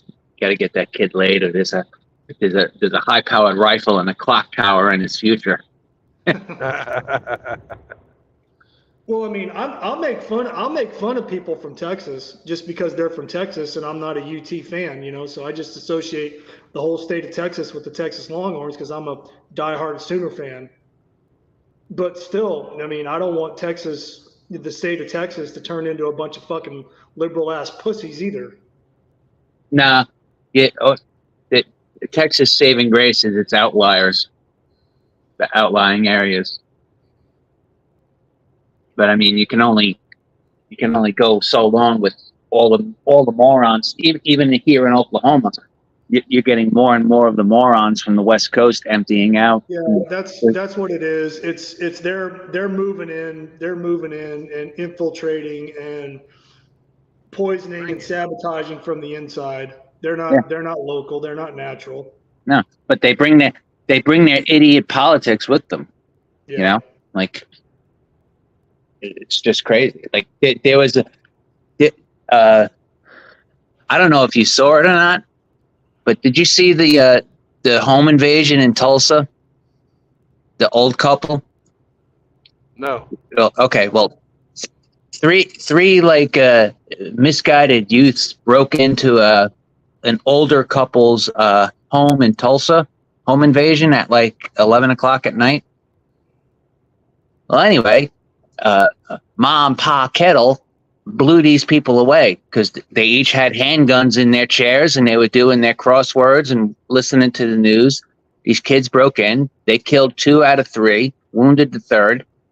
But anyway, a couple of the city council people who were, just in Tulsa, they were angry because, it, as one of them put it, it wasn't fair that the homeowners had guns and they didn't. That's what they put it as. Meanwhile, these people were in their 70s and these kids are, in their 20s, But hey, I don't know. As far as I'm concerned, a 357 to the brain pan is a good way to equalize things. Yeah. Yep. It wasn't fair. Yeah, like you can't, you cannot reason with idiots like that. You cannot until they're either a victim of a crime or they're just, they're just beyond help. It's just insane. Yeah, my mom's mom lived in North Tulsa. That's where my mom grew up, was in North Tulsa, and her mom still the house that my mother grew up in. The house was still there in North Tulsa. And I remember my grandma, my mom's mom, called her Meemaw, had a sign on the front door that said, "Don't beware the dog, beware the owner." And it was a fucking like 44 Magnum revolver, like pointing at you. Yeah. And Meemaw was packing heat, and she lived alone. Oh, what'd they say? God made man, and Sam Colt made them equal. Yeah, That's right. God made men, but Sam Colt made him equal. Yeah, exactly. Eric, But yeah, Yes, sir. Meemaw was packing heat, and she wasn't, and she was not afraid to fucking put some lead in your ass if it was warranted. Yeah. Go ahead, Pemmy. Eric, did you see the video circulating around with the two female NYPD who shot their two male partners, arresting the guy in his apartment? No, I'll check. I'll look for it though. Look, I've said it once. I'll say it again. I've met maybe 3 women that could do the job. That's about it. I'm gonna put a link. Absolutely crazy. And what's sad is a lot of these women that get it, they take the job from somebody who was, more qualified and didn't get onto the job. Like I saw a girl, she literally was getting swung over this dude's head like a rally towel at like a football game. He was holding her by the hair and swinging her, messed up her neck and back and stuff, and he threw her into a brick wall. She quit like 3 days later because she just couldn't handle it. I put a link in the chat for you to see. It's somebody doing an analysis of the video, but I think you'll find it quite interesting. Yeah, but there was that cop. She instead of taking out the taser, she took out her gun, executed the perp, and shot her partner. I forget where it was, but she meant to tase him, and she just pulled a gun out and just started blasting rounds, killed the perp, and nearly killed her partner. In this case, they were in the guy's apartment, and the 2 male officers went hands-on. The 2 female officers retreated to the doorway and fired from there. And both of them ended up shooting their partners. Yeah, and that's always been the analysis is anytime females are involved solely, the escalation of force it's supposed to go from physical to chemical mace to your nightstick to your gun. Female officers go from physical right to gun. And in every case, almost every case, they get found that they disregarded protocol and used excessive force. I wonder how many hundreds of millions of dollars that's cost the taxpayer over the years. Oh God, I'd say close to a couple of billion nationwide, and then if you include Canada, I'd say close to a couple of billion. Yeah.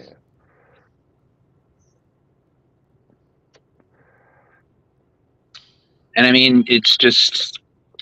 Did you see in Detroit those 2 female officers when rounds started going off when they were someone was shooting at a victim? The cops, instead of putting their car between the victim and the shooter, they accelerated out of there. They got in the car and just boogied right out of there. Cowardice. Yep. Well, ever since that Supreme Court decision clarifying whether or not the officers have to put themselves in harm's way. I don't know. To me, it was always part of the job, but Yeah. whatever. You don't have a vagina though. That's true. That's true. Where I can't remember what state it was in. Was it Minnesota or Michigan? It was a female officer, and she wasn't young. She was an older officer, and I don't know what the fuck she was doing out on the street. But anyway, there was a traffic stop, and they were trying to get this guy out of the car, and of course he was a black kid, and she drew her weapon, her firearm, and said, "Taser, taser, taser," while the body cam was rolling. Said, "Taser, taser, taser," and shot him point blank. Now, there is a completely different feeling between a loaded handgun and a taser. And if you don't know that feeling, you have absolutely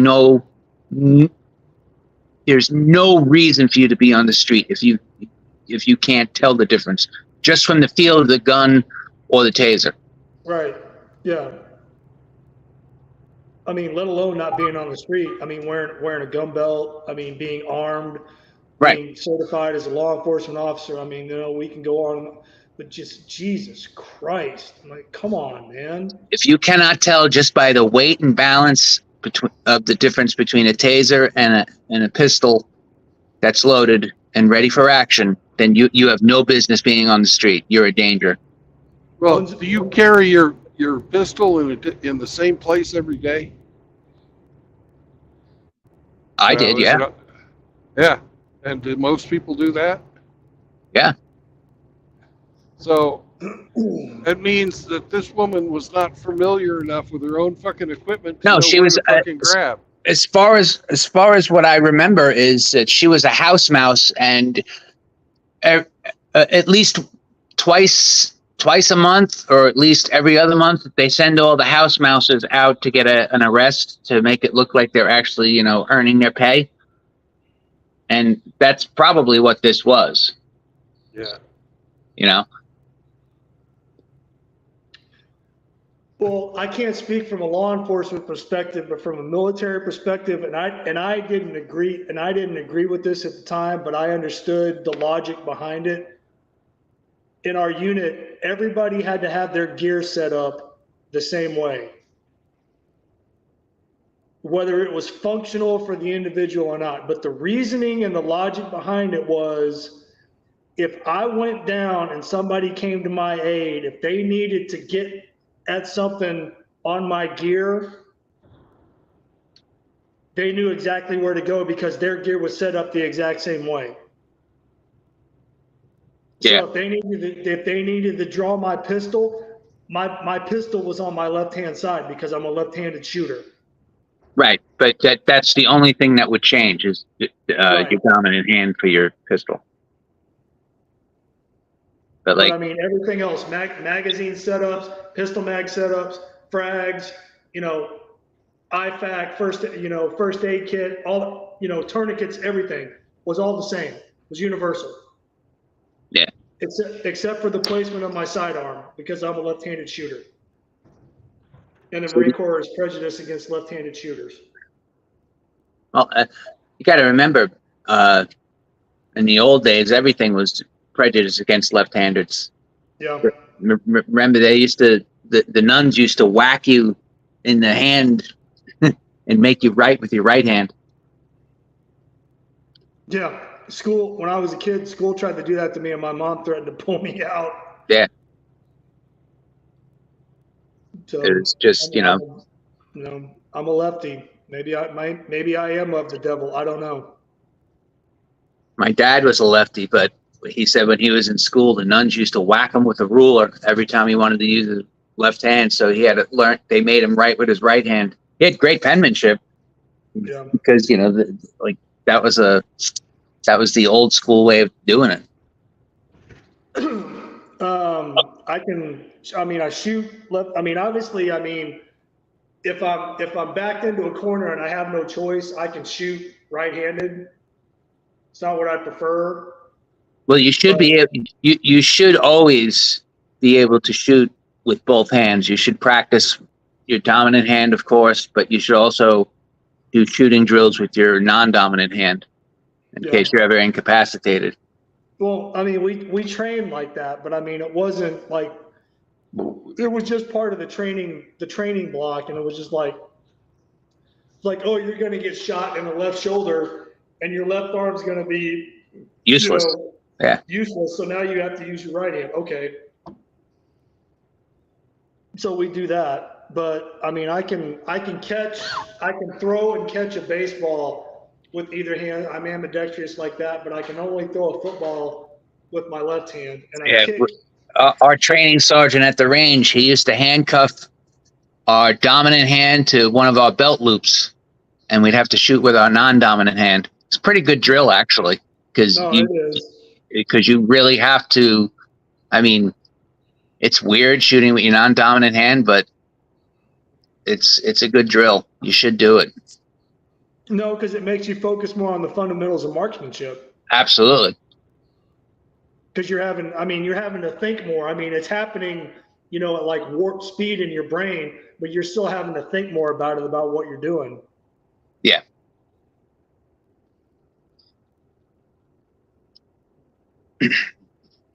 Oh, but Brandon, there was another reason I wanted to jump on. In June, I'm playing in a $25,000 chess tournament. Oh, cool. I ain't gonna wear that cheerleader outfit you talked to me about. I don't care how much money you offer. I'll be over in I think it's going to be in Arkansas. Just not sure where though. It's not going to be in Rogers. Easy. And I mean, people are thinking it, but nobody's asking it, but I'll ask it. What happened to the? Oh, it's going to happen. Don't worry. Okay. Yeah. Right. You haven't forgotten? I haven't forgotten. I haven't forgotten. I haven't had, I mean, things are improved now, but after that went down, things got bad. But things are improving.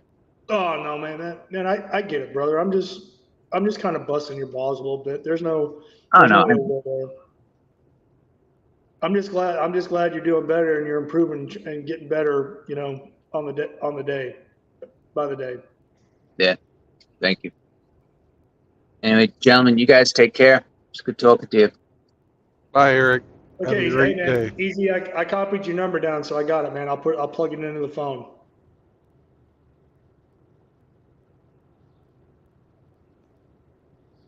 You got to understand, when he says bye, he hangs up. Boom. I know. Ninja. Yeah. That should be his nickname, is the MGTOW Ninja.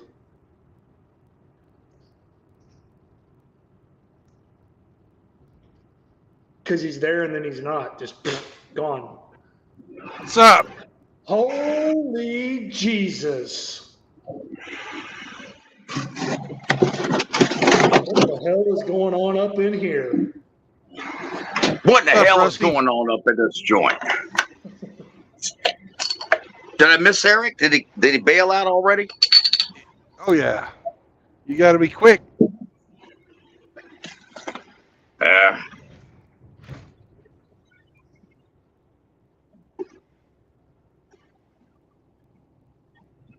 Yeah, you're about 30 seconds late, brother. He dipped.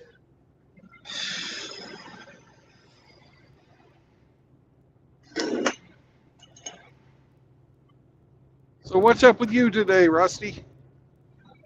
Well, I'm sitting at the boat waiting for the owner to come by to inspect the hull so that I could get a quote on the bottom job.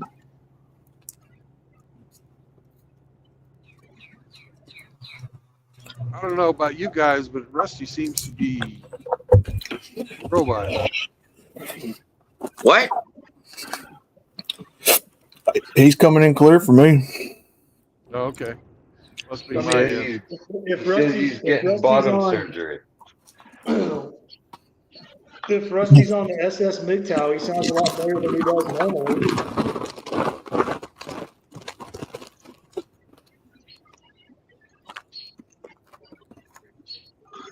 Yeah, I'm just sitting over here waiting. I got cash.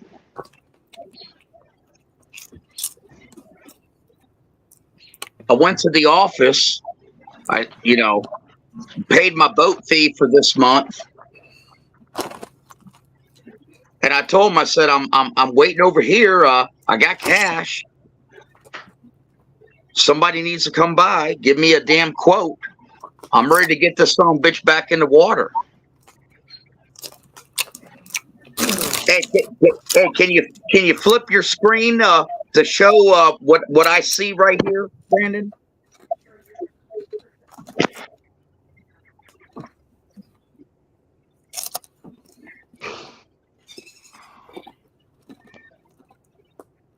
I don't think he can hear you, Rusty. Uh-oh. Hey, Rusty. Yeah. I have a rhetorical question for you. Okay, go ahead. How are you paying for a boat slip in a marina for a boat that doesn't exist, according to certain people whose names will not be mentioned? Well, I guess it falls into the same category that my rentals do not exist. The MGTOW house does not exist. My cancer does not exist. And my boat does not exist. I'm a complete fraud. Okay, I just wanted to confirm that. Well, people that sit there and see the evidence in their face and willfully ignore it are fucking fools. Have you been brought I before wish the courts Brandon. Yeah, I wish Brandon could switch his screen around because I want to do a rebuttal to a particular video that I saw that Kush did. No, Cushy Bear still got a hard on for you. No homo. Yeah, I know. Well, they all we do, don't- man. We don't know if there's no homo or not. I was doing that for Rusty's sake.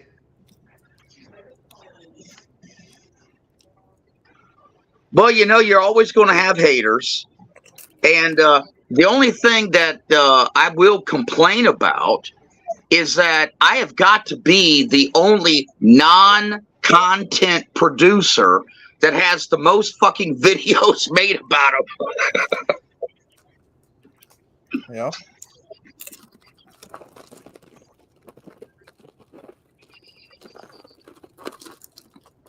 Hey, flip that screen, Brandon. Yeah, I'm I in got the you, middle. Rusty. Hold I'm on. in the city. I can't fucking just reach out. Okay. To In the Maybe city. Lemmy can do it.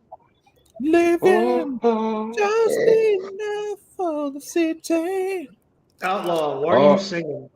All No, right. I'm sorry. Sorry, I forgot that's forbidden here. Mr. Moneybags. Well, there's 10,000 right there. Are you a millionaire? Here's another. Here's another 10,000. Ooh. And there's another 5,000. I went and I got pulled out of the bank today, and I'm just sitting here, like I said, waiting for the owner to come by to give me a quote. No. Now Rusty, I remember.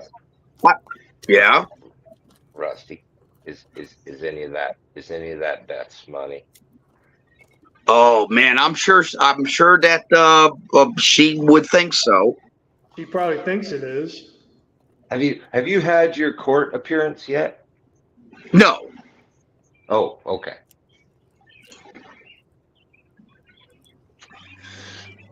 That's a lot of cash, man.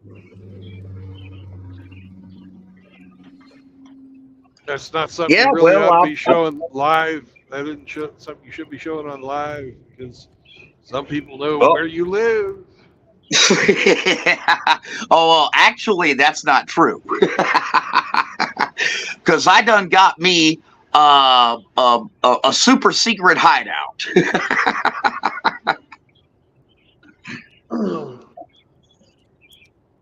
Rusty's Rusty's hiding out on Honey Island with the swamp monster that we never saw.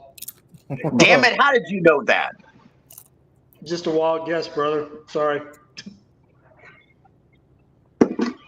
Nobody outside of us who were at the meetup knows exactly where that is. And Captain Randy. You know they're going to call the IRS on you again now for showing that. I don't care. My books are all in order. I paid my taxes. Isn't it if it's under 10,000 that the IRS can't get involved? Yeah, No, actually, they changed the laws. It's 600. Yeah, that was anything 25. That was 25,000 for those of you who weren't counting. What was Yeah. it? Anything was- 600 or above, and it flags the IRS immediately.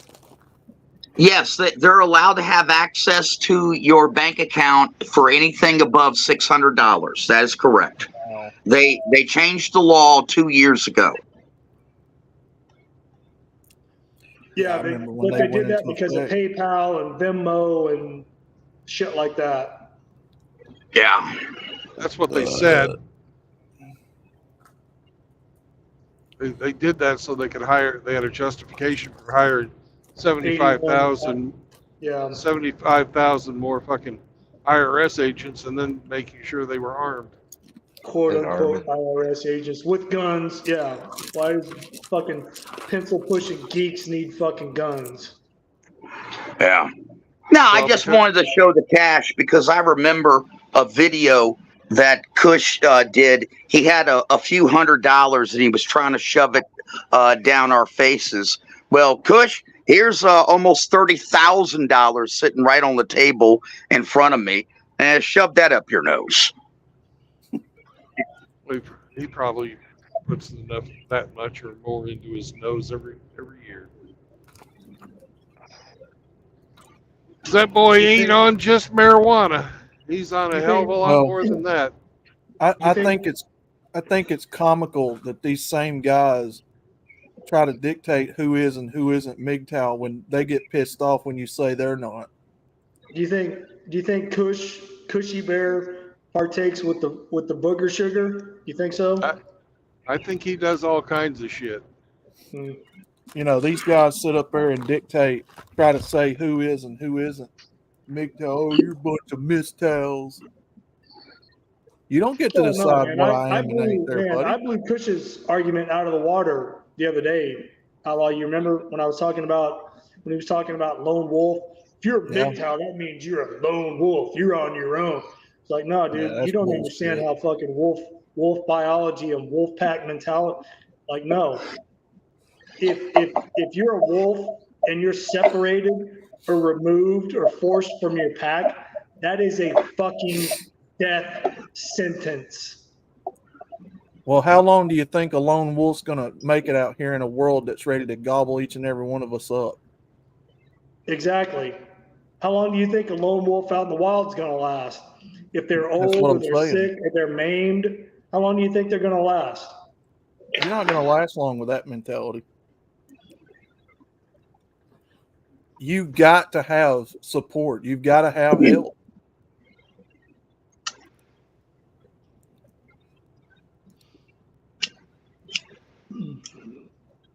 Now, you know, most of us here have decided never to go back to women. So what does that leave? That leaves each other men, your brothers, brotherhood. I know some people don't like that word community. Yeah, but you never hear them goofballs talk about women. They just talk about us. Yeah, well, you just got to do it on your own. It's all, it's all individual, and don't support nobody, and it's all about you and blah, blah, like. Well, you claim to be MGTOW, yet all your content is centered around, bashing on men or, constantly talking about the same men over and over that, you're crying about. Come on, man. Bashing on men that don't acknowledge or accept them. Yeah. Well, I'll take it. I'm sorry. I'll take it one step further. Yeah, go ahead. one of the main things that I always found very useful about Bullet's channel, and his particular philosophy. He pushed this video called The Gynocentric Landscape.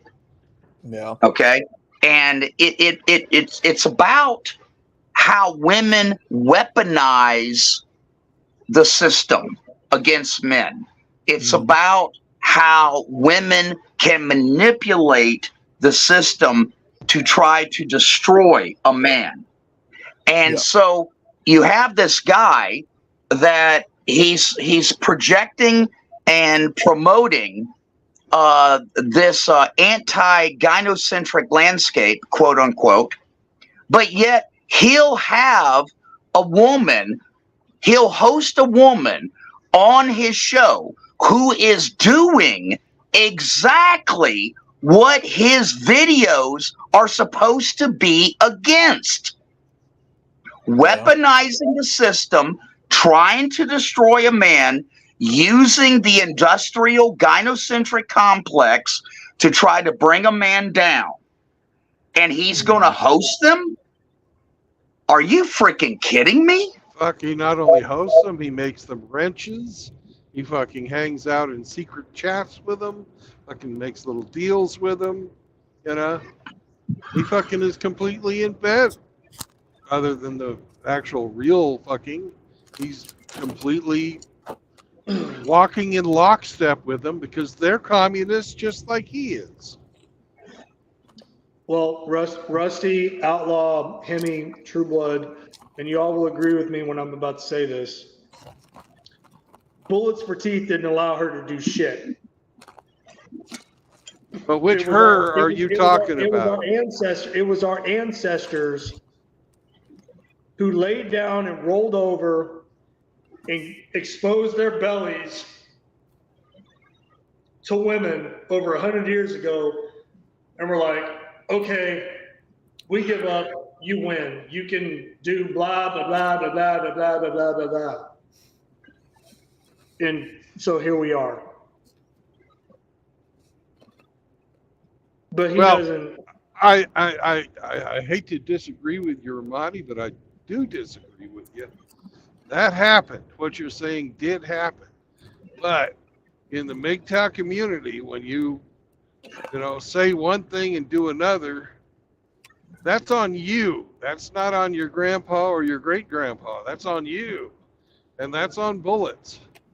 No. I'm not disputing that. But all I'm saying is he needs to understand and acknowledge where all that entitlement bullshit comes from. But that he's promoting, even though he doesn't think he is, because he thinks she's an ally. Yeah. Well, we've done laid the law down in this community. We've done told them numerous times, working with women will not work. It's not going to work. And what did they go do? They tried to recruit Good Mother. They tried to recruit that Mia chick. And what happened? They got burned.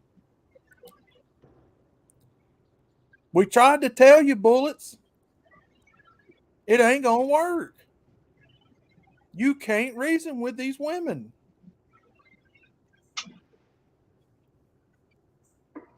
They are women. You are a man, or supposed to be. Allegedly. They don't understand this like you do, or supposedly you do.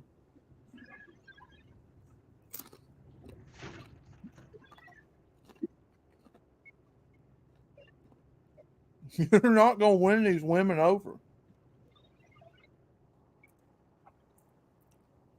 Hey, I just wanted to shout out Cybertoxin, Troglodyte, Dr. Dre. Let's see who else I see. Yeah, okay. Yeah, that's who I see. Yeah, MGTOW Phoenix.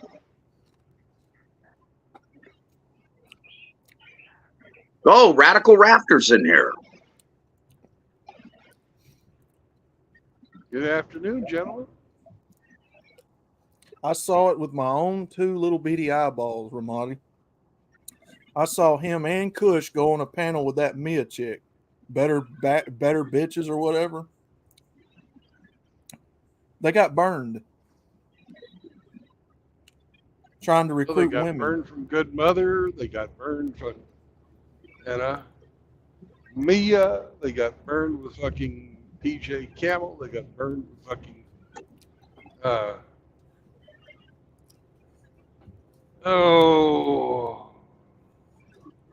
who's the fucking other one? What's going on, Radical? And they're gonna get burned from hanging with Miss Elite too. It just hasn't happened yet.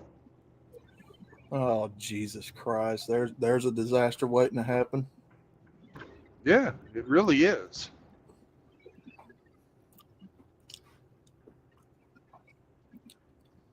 It just All you hasn't got to happened yet. do. Huh? But they went and fucking chewed on Good Mother publicly, fucking had their fight with her Yeah. because of Miss Elite. It was funny to see, and Phoenix was kind of instrumental in bringing that about. Was it Miss Elite that chewed up Angler? She was part of it. That was Elspeth and Miss Elite Elspeth. tag Yeah. teaming him. Well, Good Mother walked away from bullets and from Kush. Yeah, because they had their little public fight. They walked away from each other. It was kind of mutual because I hate to say it, because Good Mother rejected Kush's fucking romantic advances. Really?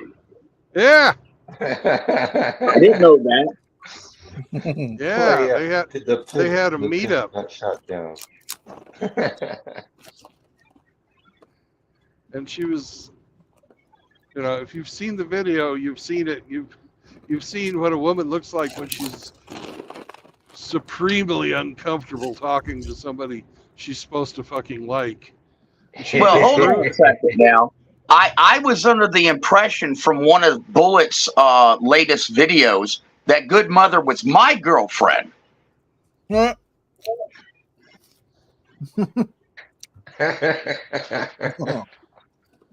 heard that one. Oh, yeah. But congratulations, Rusty. I hope you two are very happy together. Oh, yeah. Yeah. Golly.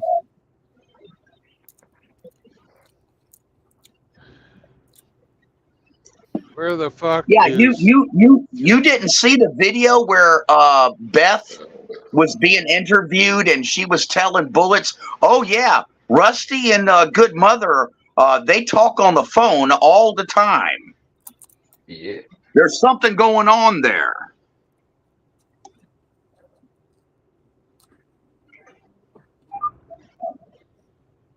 I doubt that it's romantic, but you're a talker, so who knows? Yeah, I am a talker.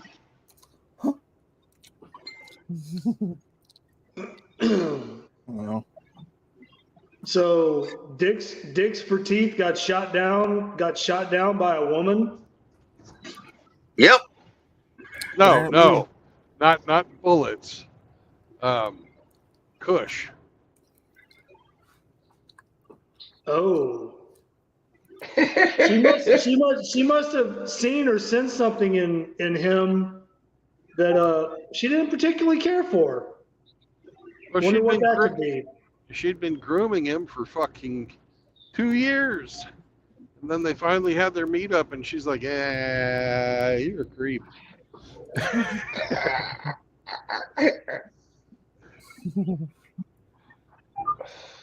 well, Yeah, but women want sensitive, emotionally available men. No, she doesn't. They don't want someone that's going to wear their clothes. Yeah. Hey, baby, can I borrow that skirt? Yeah. They don't want to share that mascara. Fuck. She's gonna be like, "No, I wear it better. I look better than you." Yeah, I look better than you than this. Fuck off. Hey. Let me have it. I'm wearing the chiffon tonight. I still say he looks like that dude Paul Williams No. from Smokey Yeah, and the but Bandit. Paul Williams was about fucking 4 feet tall. Wait, are you talking about Little Enos? Yeah. I'd like to kick his ass with one time. Man, don't compare Cushy Bear to Little Enos. That's wrong. I'd like to kick his ass just one time. At least Little Enos had some semblance of masculinity flowing through his veins. The only person that would paint their truck up like that would wear feathers to a minister's funeral. Well, the last claim I saw, Brandon, was that you and Cyber Toxin, who's here right now, you and Cyber were simping for Alice. Oh, okay. I don't even know who Alice is. Oh, apparently she's the one that called Contriver a pedo.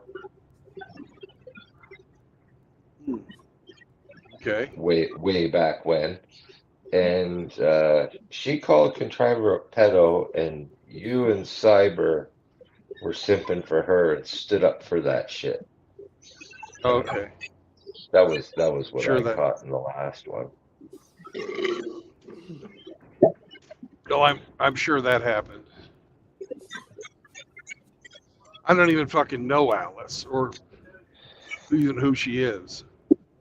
I'll take things for 500 that never happened, Alex. The thing I don't get is, Good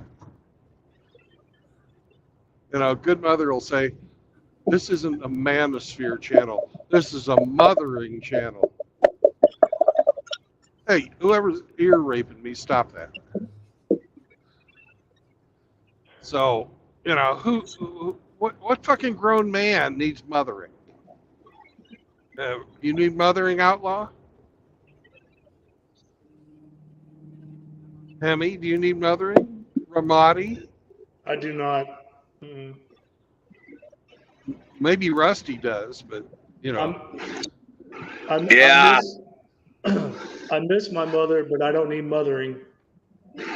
Well, apparently, I've also been accused of having a mother complex, and that's why I always go for all these older women. Not I the don't fact know. that Maybe they're there's 50 and something- they're, more your age. Yeah, And well, they're always a little bit older. What do you And mean you're not older? into children. Yeah, no What's children. older? Yeah, 56, 57, 58. Yeah, I'll be 55 this year. That's not that much older. I mean, what, couple, 3 years? 3, 4 years? That's not that much older. After 30, you're the fucking same age that, if they're within 5 years of you. Yeah. I mean, it's not like you're trying to get remarried and, start a family. So. Oh, that's another one I've heard recently, Rusty. You're back with your ex-wife. Yeah, I heard. Well, I can't figure it out because I heard that I'm back with my ex-wife, and then I also heard that I'm back with my ex-girlfriend, and I can't figure out which one is true. Well, both of them, obviously. Well, I mean, I am a playboy. I've been accused of that. So, hell, maybe that's true, and I don't even know it. The last time I checked, it's just me and my 2 little puppies, and we're just fine.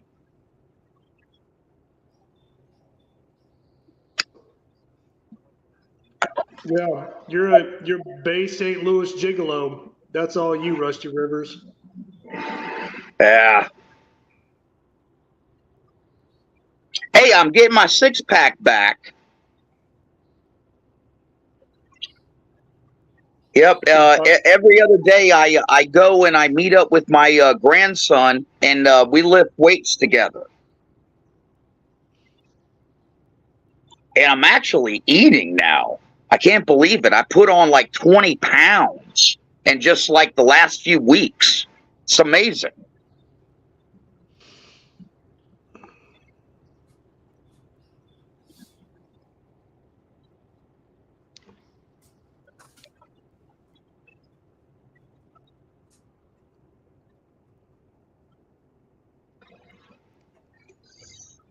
I've been teaching them two little boogers how to drive my truck. They've been having a good time. They've been doing donuts out in the field. That's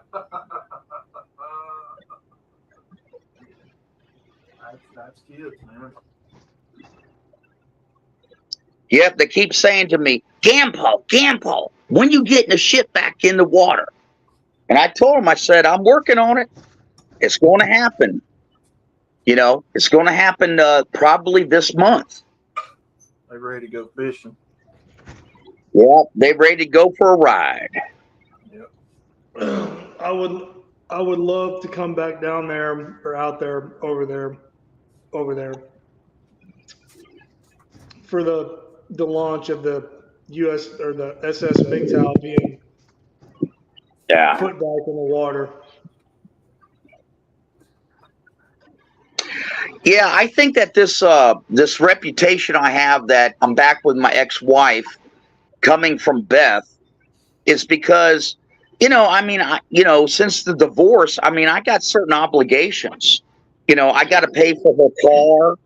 You know, I'm responsible for certain things on the house where she's living at, which is my house, not hers. You know, No. and I don't know. I think this woman just got so freaking jealous that I was having anything to do with my ex-wife. You know, I don't know. Maybe that's where all the hatred's coming from. I have no idea. You know, I never did anything bad to this woman. You know, now, of course, if you talk to her, she'll tell you a different story. No, you could be right, Rusty, because women, they don't like to play second fiddle to anyone or anything. They want to be the focus of attention. They want to be the center of the universe. They want to be the sun that all the fucking planets orbit around in the Milky Way galaxy. And, you know, yeah, you're right. And, you know, one of the things that, you know, I was trying to explain to this woman is, listen, I don't want to piss off my ex-wife. She's responsible for my insurance. I mean, that's where I get my insurance from. I mean, she's a school teacher, you know, so I have access to the state insurance, and that's how I get, you know, my doctor's appointments, my treatments, my radiation, you know, all that stuff, you know. And, you know, I never wanted to make my ex-wife jealous or create a situation where arbitrarily she would just cut my goddamn insurance off. Yeah. No, you didn't. You didn't. The new girlfriend did that for you. Oh yeah, it's all out in the open now. You know, the ex-wife knows about everything. You know, and yeah, she got jealous. You know, I had some problems and stuff like that. But you know, we're also business partners. I mean, we're tied up, you know, at the hip, commingling, you know, with certain properties and stuff like that. And, you know, she just had to swallow it. And that's it. You know, had to get the truth out there.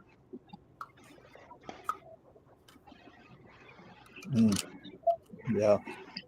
Does anybody know who Bill is? That's why you, brothers. Yeah. Yes. Rusty, hold on. Yeah. Rusty, I love you, but listen, brothers, that's why you don't get mixed up or tangled up with women financially. Well, Godfather, with all due respect, it's very hard to do if you were married for 24 years. No, I'm not talking about being married. I'm talking about after being married. Oh, well, what I'm talking about is that all my financial obligations to my ex-wife are the result of a 24-year marriage. Well, no, brother. I got married at 26, and I'm 48, and I've been divorced twice. So I've been married for the majority of half my life. I understand. All right. I don't know Bill, but he's been on today. Bill's okay. Bill's okay. Okay. All Bill's right. okay. Huh? Hemi says so. Oh, it's Frost. Delete.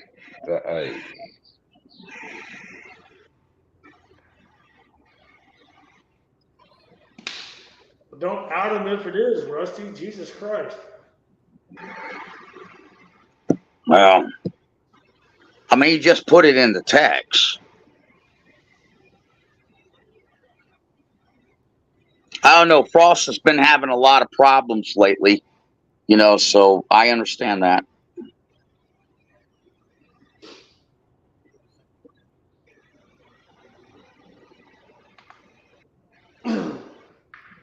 Is it possible to still have some anonymity on here? Probably not.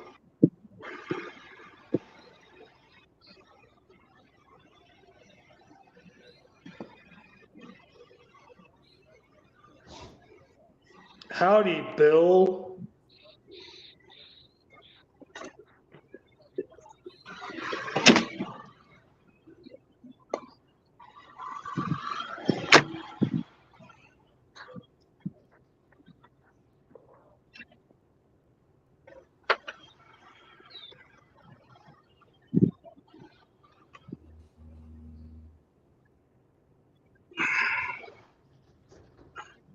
Oh no, Phoenix, I have no doubt. I have no doubt that the two other agencies know who we are, but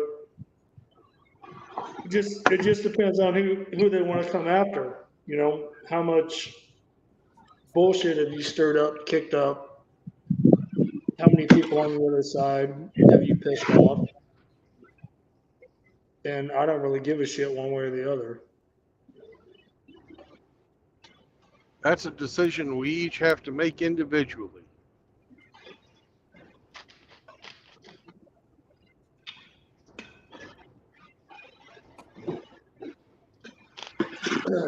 Yeah, we're all on a list.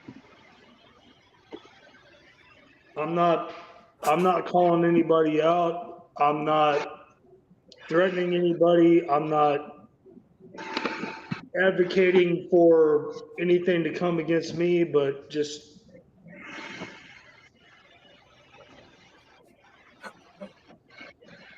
I know how to handle myself, and I'll just leave it at that. Whew. Well, I've decided to live my life absolutely fear-free from being on any lists. I understand that I'm on a list, but I've done nothing wrong. So I don't give a fuck if I'm on your list. Yeah, I've done nothing wrong either, man. Goddamn, I don't even have enough followers to make content to post. So all I can do is come on these chats or these streams and just talk. Yeah. I refuse to live my life in fear.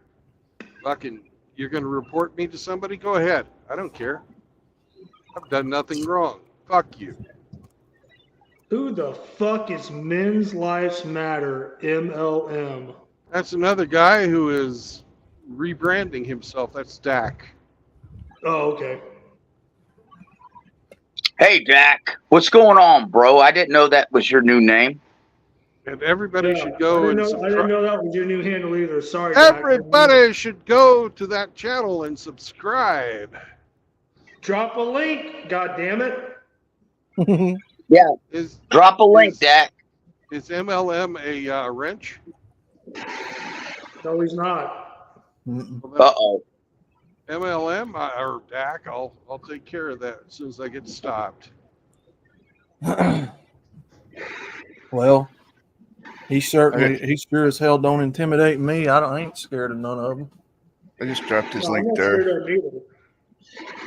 You sure as hell don't scare me. I'll keep saying what I have to say as long as I got air in these lungs, son. Thank you, Hemi. It was Cyber. Oh, Cyber dropped the link. Well, thank you, Cyber. Quick on the draw today. No, Outlaw, after, and again, I'm not talking shit. I'm not bragging. I'm just being honest. After what I've done and what I've experienced in my life and my military career, you ain't going to scare me. Well, Ramadi, I came up to mention something, to point out something as to why they're trying to include everybody all in the same way, as if everybody's aggressively going after them as some kind of collaborative effort, because it gets them more sympathy. And we know that sympathy and empathy have been weaponized in today's society. Mm-hmm. So whoever cries and complains the most, and whoever has the most people against them, is suddenly, or I should say automatically, worthy of sympathy. So that's Right. why they create all these straw man arguments to try and discredit people and hold up this effigy of them as a bad guy, Mhm. so that they can continue pretending that they're doing nothing wrong. No, because self-imposed victimization or oppression sounds a hell of a lot better than just admitting I'm mentally ill or I'm a dumbass and I don't know what the fuck I'm talking about. And there's enough people out there that will fucking bite that hook and just believe it. There's a lot of pathological dysfunction out there. And the word pathological, not the term, not the modern understanding of it, but the word, rooted in etymology, comes from the word pathos, which means feelings, and logos, which means fact. Yep. So looking at the etymology of the word, someone who is suffering a pathological disorder or dysfunction is putting their feelings above their facts, like a schizophrenic who believes that, these voices are real, not a catatonic, but in schizophrenia, psychopathy, narcissistic personality disorder, they believe that their feelings either are or should be prioritized over reality. Right. Yeah, but see, Ape, I'm talking to Ape, right? No. It's Cyber. Oh, Cybertoast. I'm sorry, man. You sounded like Ape for a second. I apologize. No, but Cybertoast, and they can sit there and say, my beard is not nearly up to par, so don't you dare. Sorry. I'm sorry, Cybertoast. Apologies. No, I apologize to Ape, because my beard is certainly inferior. Well, my beard is better than Ape's and True Blood's. Oh. Don't start no beard wars now. It's not a beard war. It's just a fact. Now you're the one that's living in fantasy land. Motherfucker, you have seen me live and in color. You know that's not true. Yeah, I know I have a much better beard than you do. So, yeah.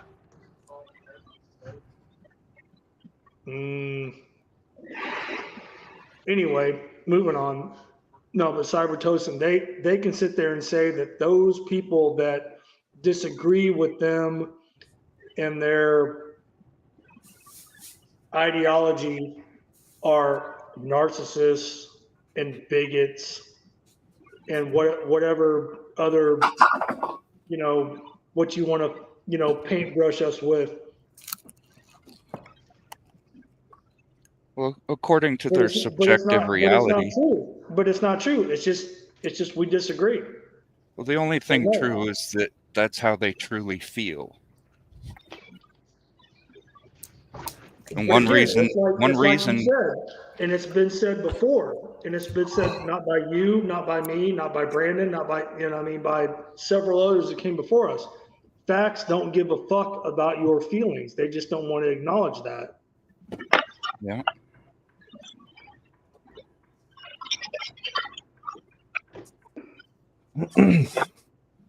Yeah. And I'm sorry to all you sensitive listeners that might be in the chat lurking, but again, for the people in the fucking cheap seats, facts don't give a fuck about your feelings.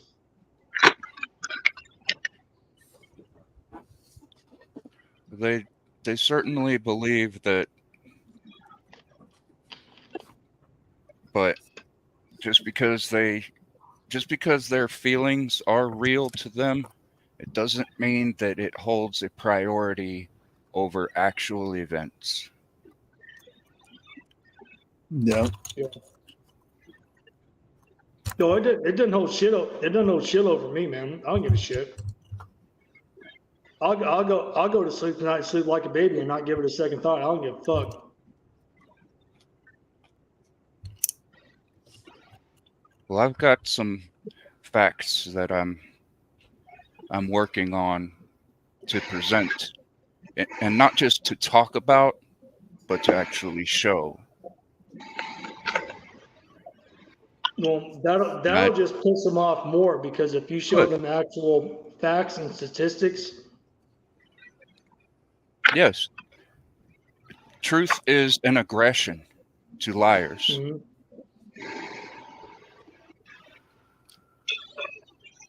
And you can tell most of the time who's lying by how desperate they are to persuade other people to believe what they have to say. Instead of simply stating it and moving on, they got to repeat it and repeat it and repeat it, because they want others to fall into the delusion that they themselves are in. And that kind of repetition is necessary. Yeah, but Tosin, I think you will agree with what I'm about to say, and I know Brandon will probably agree with what I'm about to say, and Hemi will agree with what I'm about to say, and the same as Outlaw. Those individuals who we're talking about, who we're not mentioning by name, their following is next to nothing, because when you look at their live streams, if you jump into one of their live streams, just as a viewer, they might have 20 people watching.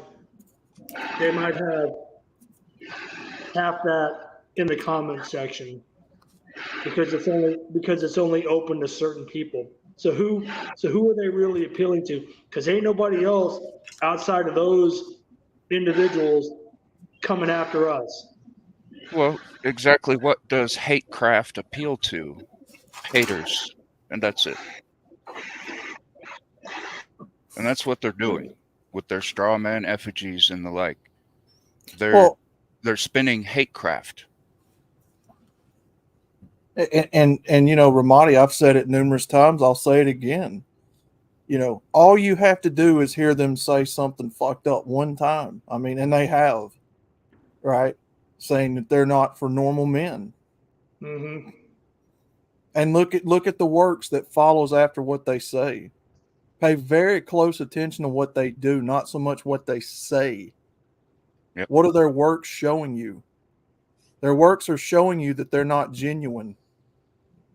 Anybody that is willing to call the cops on a man who's in rehab because he don't like him, because he may know something about him he don't want getting out,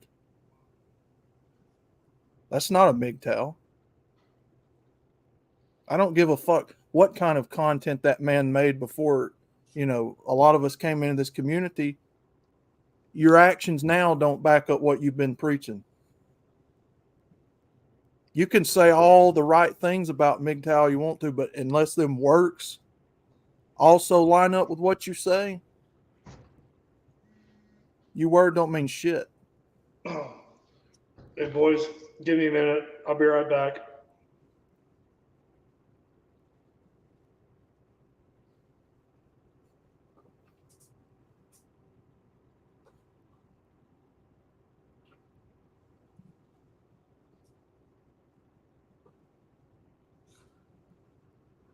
Well, I heard him say a while back that the only reason people troll online is because they know they can get away with it. He said, and this is pretty close to quoting, he said, "It's easy to make a comment and remain anonymous. I know, I've been doing it for over 10 years now." Yep.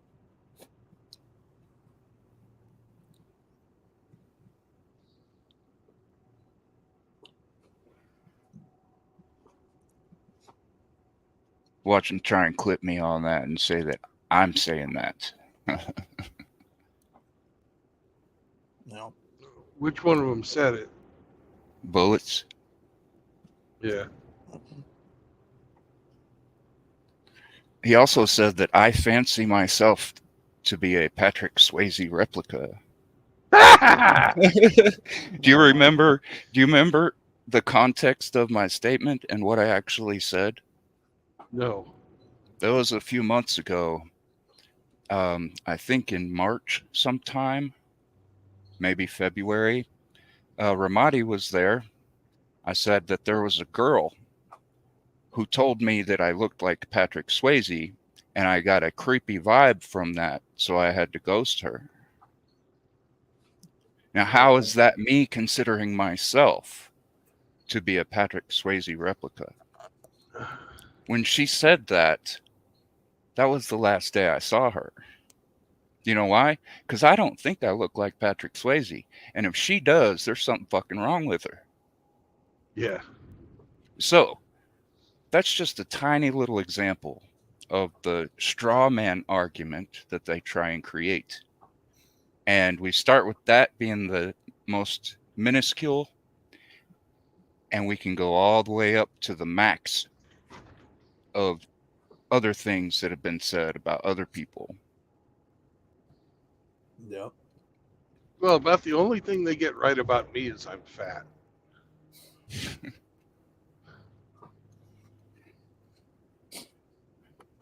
And, well, I kind of own that one with the old pig all the time. So. Well, I've heard Bullets say that only trolls and NISTOWs focus on the surface value of people. And if you'd actually get to know the person, you know, that you'd know they're a good person or something to that effect. And he's all bent out of shape about guys fat shaming Miss Elite when Miss Elite she created a lot of content supposedly before Bullets was even aware of her, where she was trying to fat shame men. Oh, yeah. So that started to be reciprocated back to her, and she's the victim. That's the game they play all across the board. Well, it doesn't help that I've seen pictures of her and she's fucking huge. You know. Man, I wouldn't know who that fat bitch was if my ceiling opened up right now and she dropped out of the sky and landed on me, I wouldn't know who she was. That's how insignificant she is to me.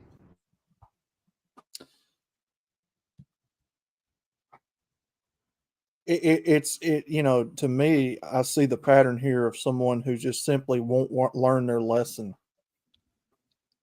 You know, you've tried it with two other women in this this YouTube sphere. Didn't work out. Now you're going for the third one, and probably the worst one of the entire trolling bunch. Are you fucking insane? You pick Miss Elite, a chick that is literally anti-MGTOW as it gets. He scrolled right over the when he was going over her page, he just scrolled right past the video that she had posted about Vention. Said, "Oh, that one's sad." When he's trying to point out how she's talking about all these other guys that he hates, acting as if this is some kind of information station, when really all it is a gossip corner. Yeah. Well, it's freaking. It's online Antifa. He's digging his own hole. Yeah, she has openly claimed to be part of the Harlem Antifa. He's digging his own hole. So we knew that he was leaning leftwards quite a bit. And now he's like hooked up with this clown. And she is a complete fucking leftist. That's why, you know, they're like thick as thieves these days. Is these boys have gotten so far into the communist fucking way of life that they have to fucking associate with these other people, even if they don't fucking have any logical reason to do so. You know, he's made his infiltration, and now he's making his switch to a hardcore radical. If they want to live in Sodom and Gomorrah 2.0, they can't expect people to just sit there and not give them any pushback. No, but Tosin, True Blood, I mean, how much infiltration, I mean, other than just getting under our skin and pissing us off to where we have to interact, well, we don't have to, but we choose to interact with them. I mean, how much infiltration are they really making at the ground roots level? I mean, how much do you think? Well, the push for the inclusion of feminist influence into our sphere is constant and ongoing. We even have brothers I would have considered solid, 2 years ago, saying, why fight them? Why fight them? They're wearing us down.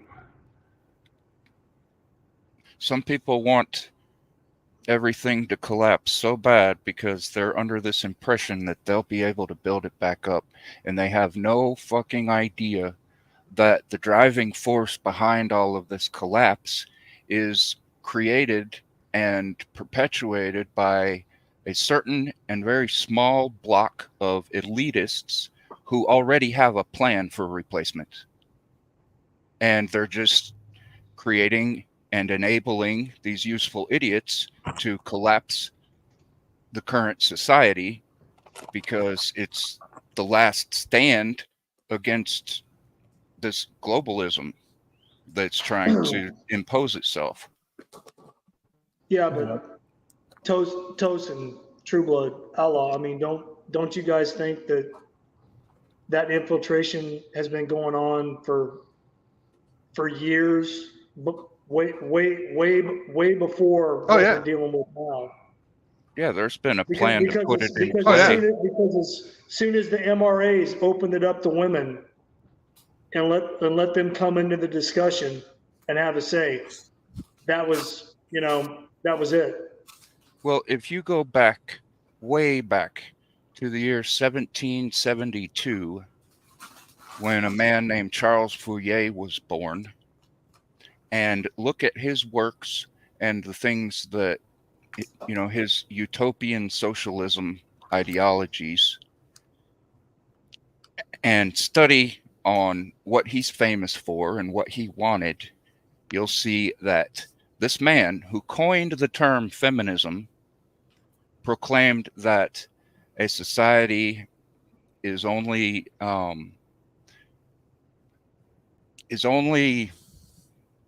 I don't want to misquote him, but he said something to the effect of a society's progress is only as great as the freedom or liberties that it gives to women. He coined the term feminism, so obviously a feminist. And he also spoke of wanting a third sex, neither male or female, and stronger than both. He wanted 15-minute cities. He was a climate alarmist, tried blaming Jews for everything, everything that was wrong in their economy. And you follow from him up to Marx, up to Judith Butler and the likes. Who else? Simone de Beauvoir, a woman who wanted to abolish age of consent laws in France, was a very avid feminist, and she launched the trail to queer theory and pioneered the sex-gender distinction. You look at other guys like Alfred Kinsey and John Money.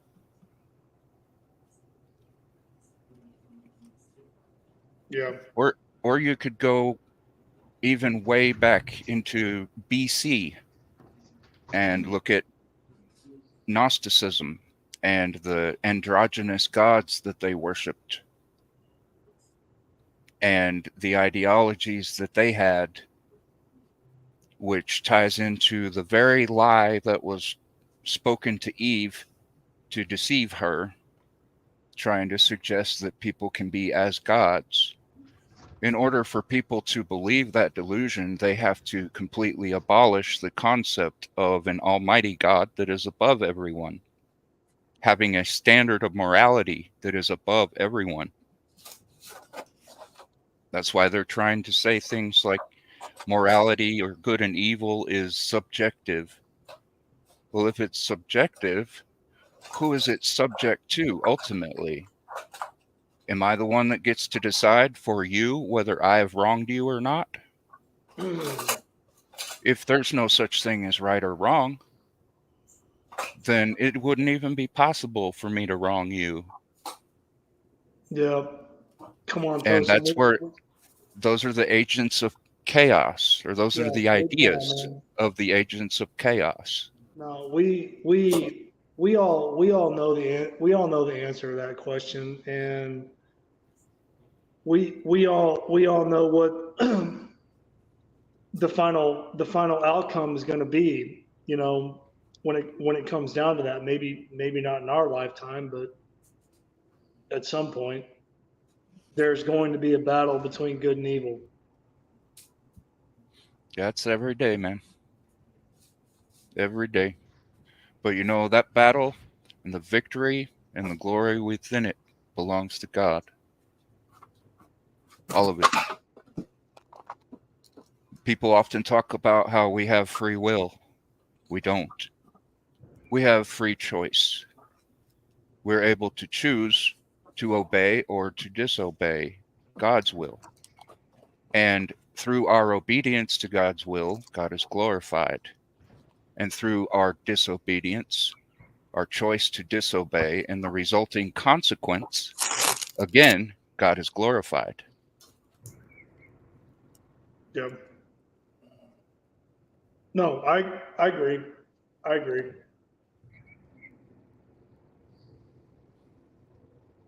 And supposedly, even language is subjective. No, it's not. Terminology is subjective. People's understanding of what these terms mean can be subjective. But the facts and the history, the roots of the words exist, whether people recognize it or not. Just like how I described pathology earlier, putting feelings above facts, prioritizing feeling over fact is what that word means in its roots. Now, there's terminology and modern understanding that might differ from that, but that doesn't change the fact that pathological comes from two root words that have specific meaning. right? Mhm. And this language, idea of language being subjective, and it's up to your own interpretation of things, that goes all the way back to the garden as well. And that deception in the garden. When the serpent said, or when Eve told the serpent, well, God said we can't eat of this fruit or we'll surely die. And the serpent replied with, you won't surely die. God knows that when you eat the fruit, your eyes will be opened and you'll have knowledge of good and evil.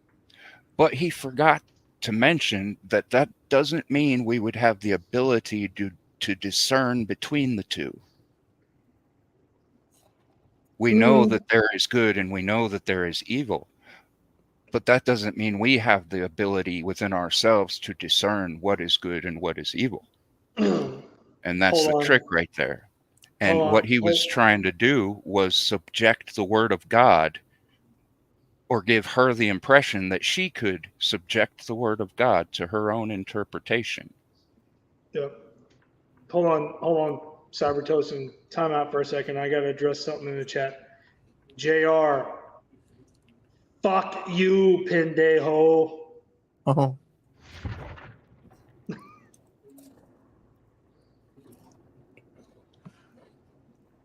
No. Yep. No, because Adam and Eve, I mean, it was laid out. Clearly laid out. Do this. Follow this rule. What I've laid down before you, and everything will be cool. If you don't, fuck you, you're on your own. Mhm. So it's all about choice.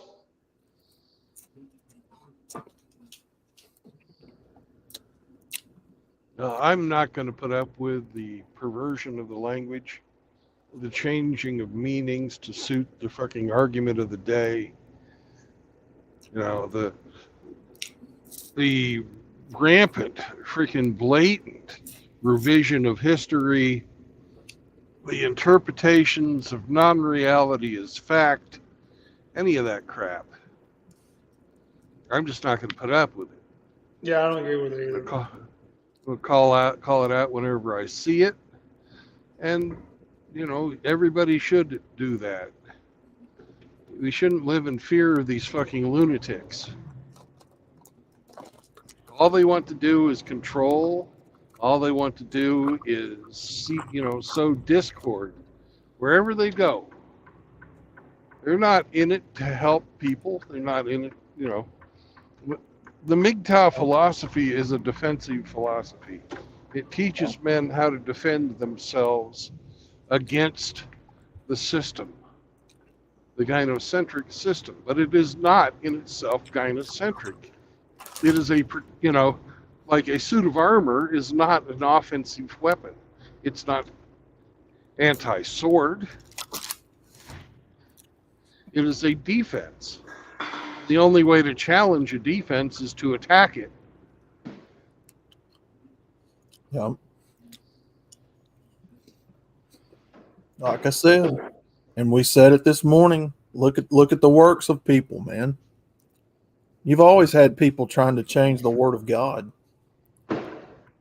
We say that yesterday, or may have been this morning. You've always got subverters, people always trying to twist what God said out of the words of Jesus him own self. And look what they're doing to the philosophy. They're trying to twist this philosophy just the same. That's why gatekeeping is essential.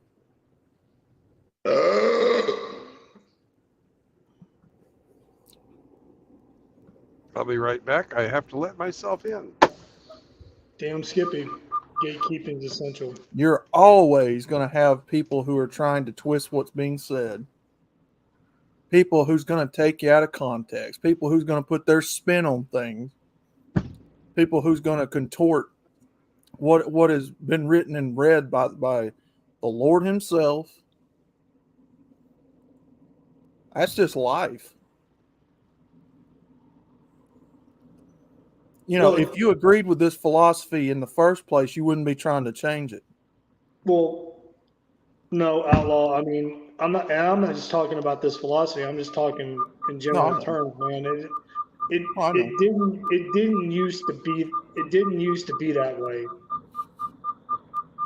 Where, you know, people who it didn't used to be the way where the majority would listen to the minority and give a fuck what they thought or what they had to say. And by the majority, I mean, what is it? 1%, maybe less than 1% of the population, if that's even factual. Like it used, like when I was a kid, like, dude, fuck you. Nobody gives a shit what you think. Nobody gives a fuck what you say. Mm-hmm. They're like, get on board with everybody else, or go fuck yourself and deal with your own shit in your own way. Yeah.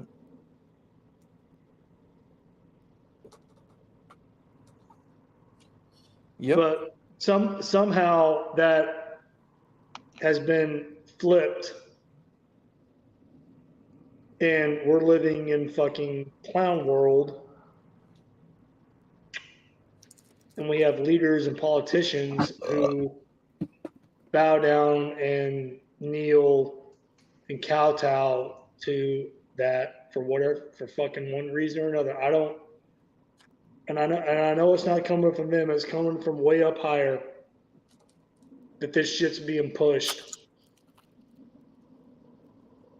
Yeah, it's no coincidence that you have infiltrators in this philosophy. It's nothing surprising. Expect it. Understand that it's here. Oh no. Hey, Dr. Dre made a very good point in the comments. He said, when the axe falls, they will be first. Yes, exactly.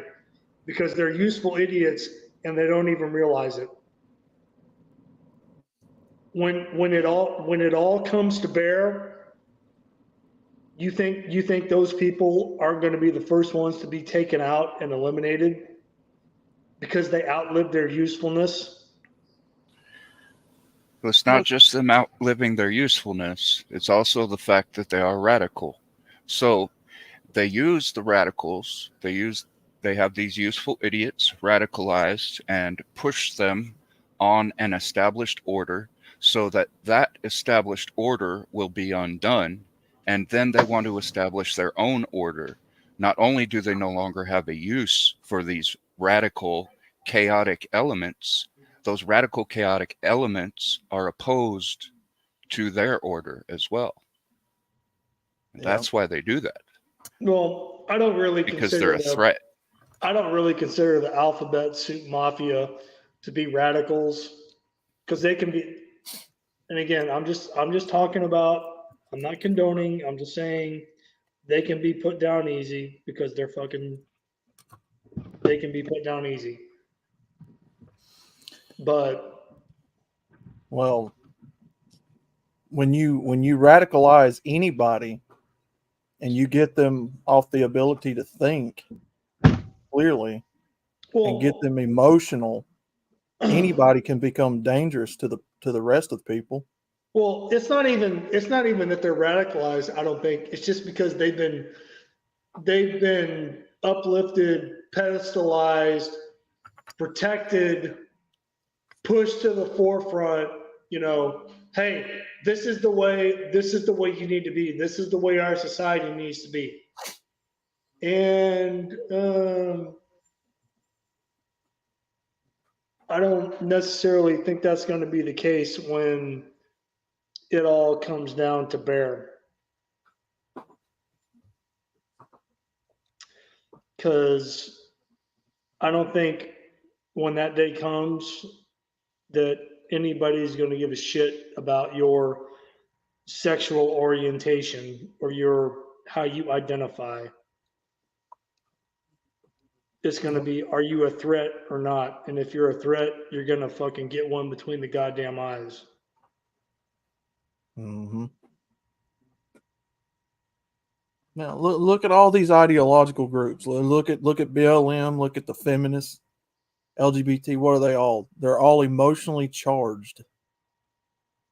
Yeah, They always it's think all, with their it's all, it's all emotions. emotional. It's all emotional because it's all based off of feminism. Yes, and it's not a coincidence. It's literally by design.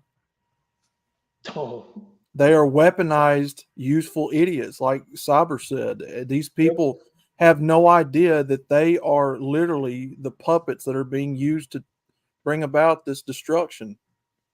They will be cast aside just like everybody else when shit hits the fan.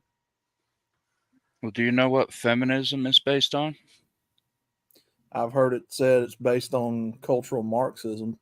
Class struggle. Class struggle, yeah. Yep. Which is a main component of cultural Marxism. Yeah, that's true.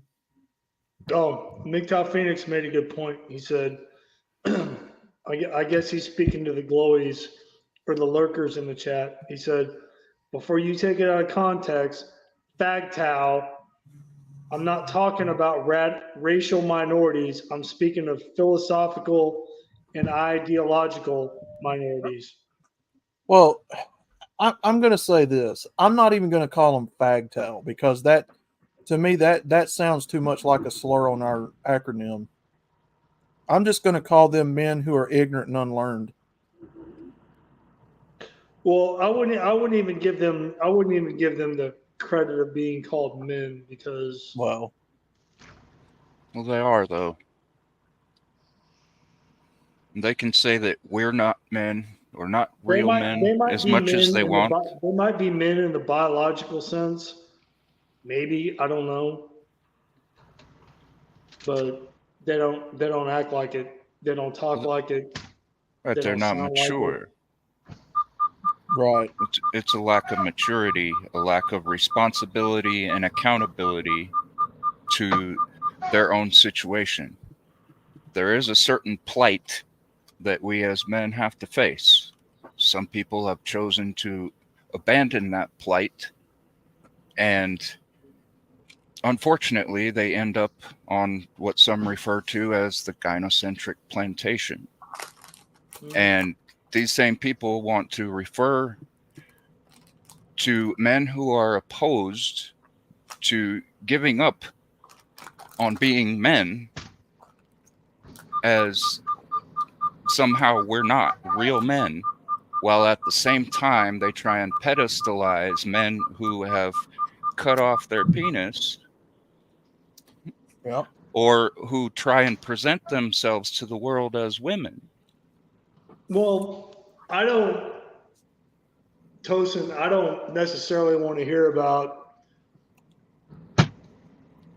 the all the benefits of the plantation from somebody who's a virgin that lives in the goddamn campground that his parents owns, or well, look, bro. some fucking true motherfucker that may or may not have cut his fucking twig and berries off. I don't want to hear about it. I'm not going to take masculinity lessons from you.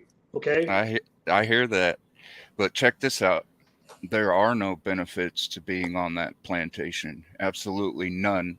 As a matter of fact, it's crippling. Okay. Because without struggle, we don't mature. You look at salamanders. Okay. Some of them will live their entire life and never actually reach sexual maturity in order to procreate or to reach the peak of what they're supposed to be, because they live in such a lukewarm environment in the mud. Nothing really wants to eat them because they have this poison or some kind of nasty film on them or whatever. They don't have a lot of natural predators. They don't have struggle. No, Tosin, I get that, man. I'm twice I'm sure you divorced, do. brother. I'm sure you do some twice divorced, weightlifting, right? Yeah, twice divorced. I did almost 20 years in the Marine Corps, multiple combat veteran. I get it. One of the first things and one of the most important. I was just trying to dump on those two fucking dumbasses. I heard what you were saying. And basically what I said was, or essentially what I said was not for your benefit, but for anybody that doesn't get it, that might be watching from the bushes. One of the first things. Hey, if any of you creepers in there that are listening or lurkers, listen up. Listen up. Good stuff being put out. Listen.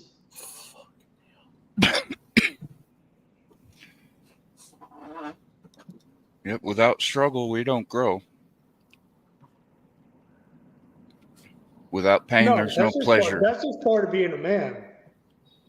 Without night, there's no day. Without up, there's no down. There's only chaos in some people's lives, and that's how they like it. Some people, there's only darkness in their life. That's how they like it.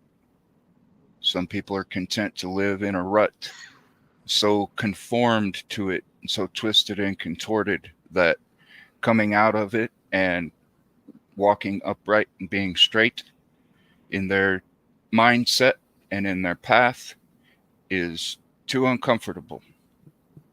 Well, comfort and nothing but comfort is crippling.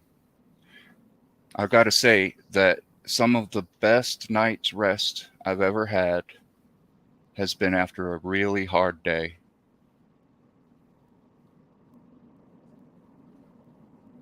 Working really hard. Like just the other day, I was helping my boss move some railroad ties.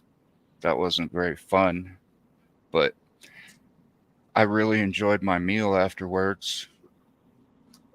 I really enjoyed coming and laying down on my bed.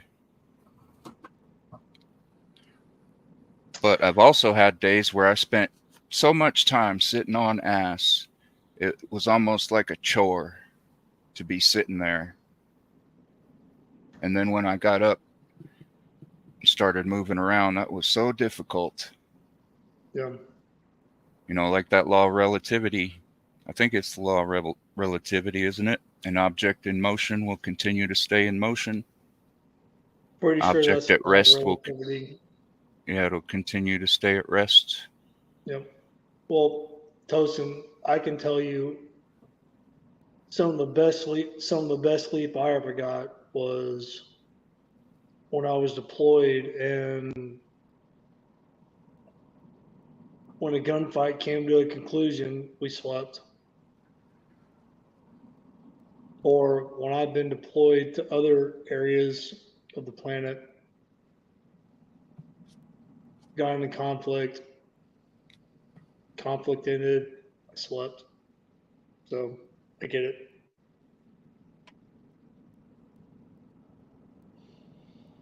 Yep. I can imagine you know better than a lot of people that nothing good comes cheap. Nothing worth it is easy. Well, no, sleep don't come cheap in combat either, because you don't know when it's going to come, and it may not come.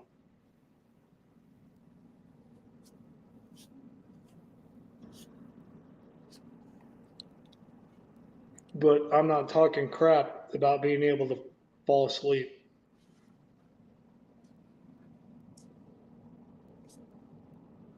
JR, you are absolutely 100% right. Wait a minute. Okay.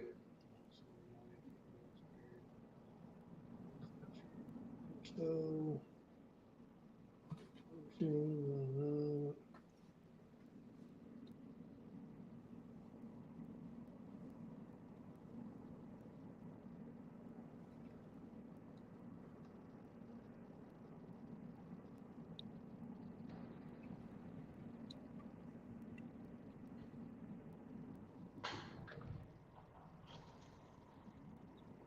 JR, you in a good mood today? You're not messing with me.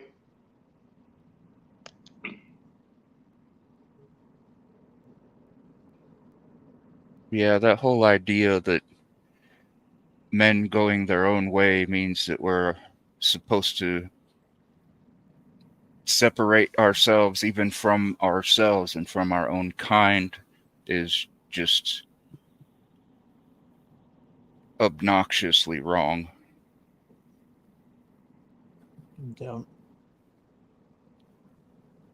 The idea behind that is men going their own way.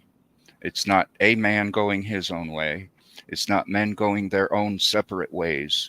It is men going their own way, away from a collectivist system that has no concern for us other than using us as pack mules or using us to do the heavy lifting, Mm-hmm.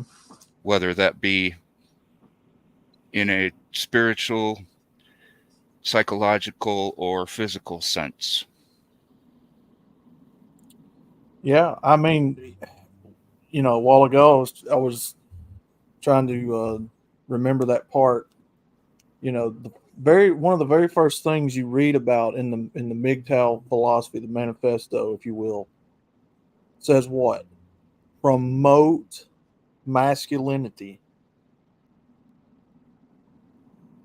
If you're going your own way and trying to be a lone wolf, how are you going to help promote masculinity in other men if you're trying to do this thing by yourself?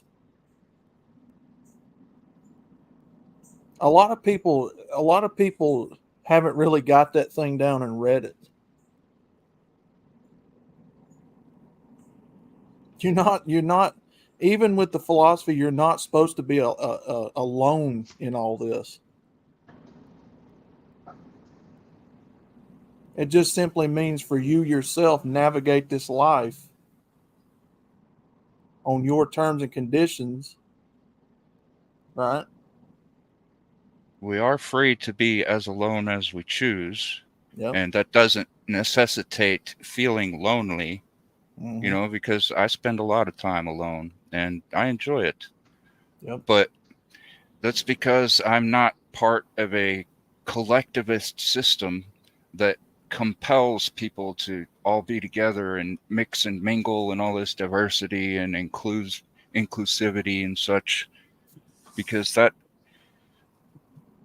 limits our First Amendment right to the freedom of association. Just like forced integration as well as segregation are both wrong, because then you're not able to choose who you can hang out with or who you can't hang out with. Promoting. Oh no, go ahead. And when people try and push their political ideologies,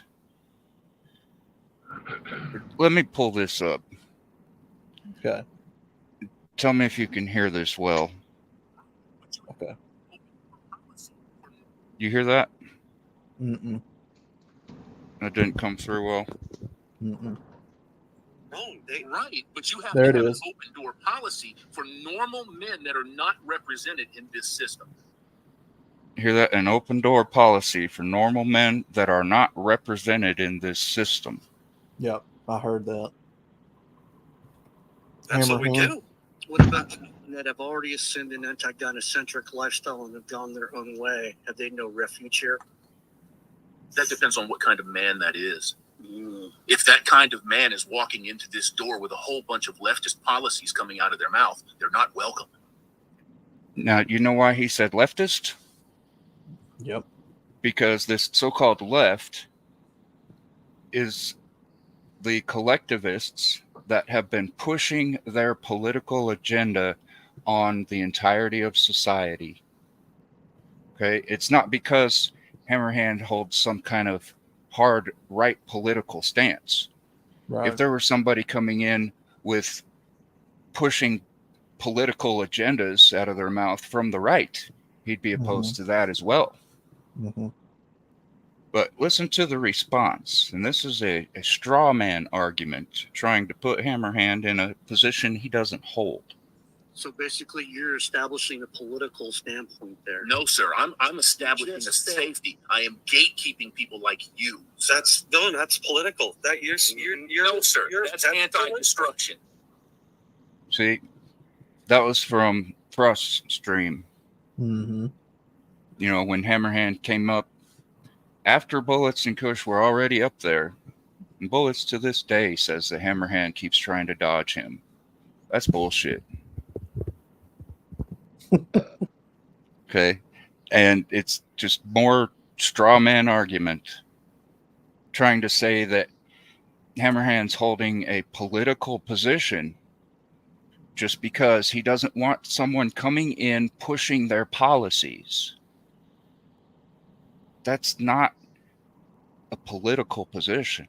That's not even an apolitical position. That is anti-political. What I would tell somebody like Bullets, and it's lost to them. They don't see it that way because they can't get past their hatred. Yeah. Show me a man out here in the culture that's trying to reform from being a faggot. Show me a man out here that's trying to reform from being a trans. Most of the time you don't find those people. Well, whenever they do show up, they get harassed and called all kinds of names and get called analogous, saying, oh, that's just or not analogous. What's the word? The singular form of data. Oh, yeah. Man, I don't know why that. Well, I can't think of the word either. Hey, brothers, my big gripe is how are you gonna accuse me of being political when,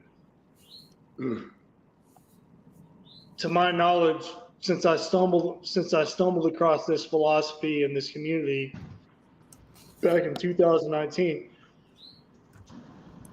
it was never political, and I never made it political. Any of the channels or content creators that I followed or listened to never made it political. So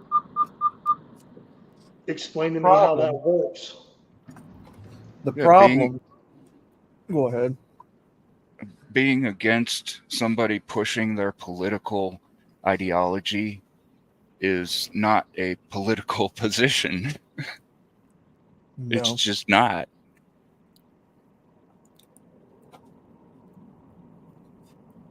The problem, and this is just based on my own experience, I've never come across a gay man or a trans man that ever wanted to, fight against this gynocentric landscape that personally affected them.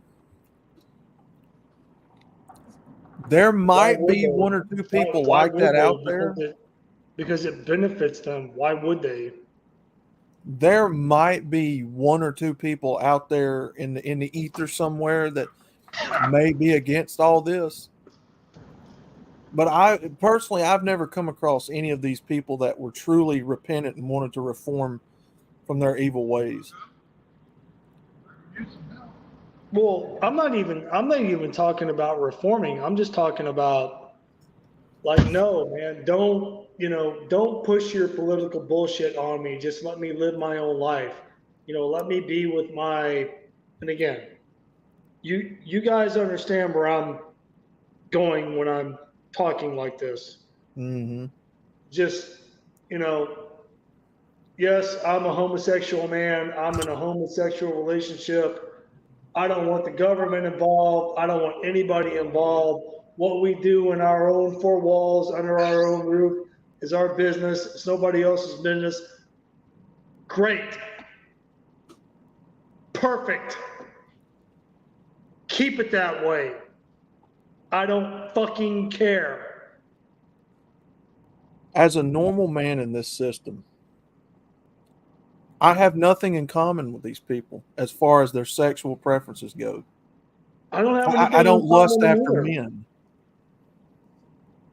I don't lust after men. I don't get the hots for other men. No, but Outlaw, you heard what I said. Yeah. I was talking about it from a political point of view. Yeah, I know. But because you give them an inch, they take a fucking mile. Since, they repealed don't ask, don't tell. And then it's like, oh, gay marriage is legal. And then blah, blah, blah, and so on and so forth. Dude, it's just,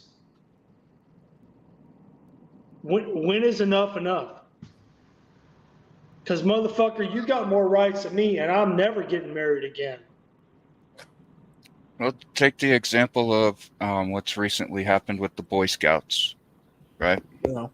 Mm-hmm. That didn't start with women coming into the Boy Scouts, with girls coming into the Boy Scouts. That's not where it started. Because there was Girl Scouts. I was in the Scouts when there was Girl Scouts, and it was separate. Yes, I'm aware. Yeah, that's not where it started, but that's where it ended.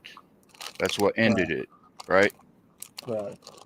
But what it started with, because before it was no homosexuality, then it was like a don't ask, don't tell situation, and then it was them being allowed as the Scouts to come in if they were gay, and then they allowed for the leaders or counselors to be gay, Mm-hmm.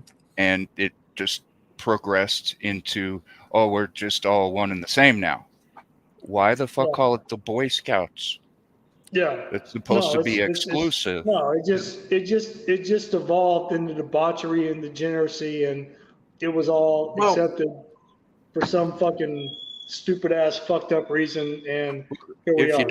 If you don't let us in, we're going to call you discriminators. All right. Yeah. Those words came out of Manning Johnson's mouth in his final speech before he died suddenly, supposedly of a heart complication he had suffered from, but I suspect foul play. Anyway, he said that when he was describing what communist tactics have created as a strategy for this entryism.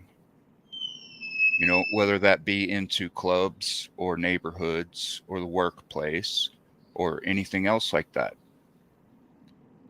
But discrimination is something that we do all the time. Mm-hmm.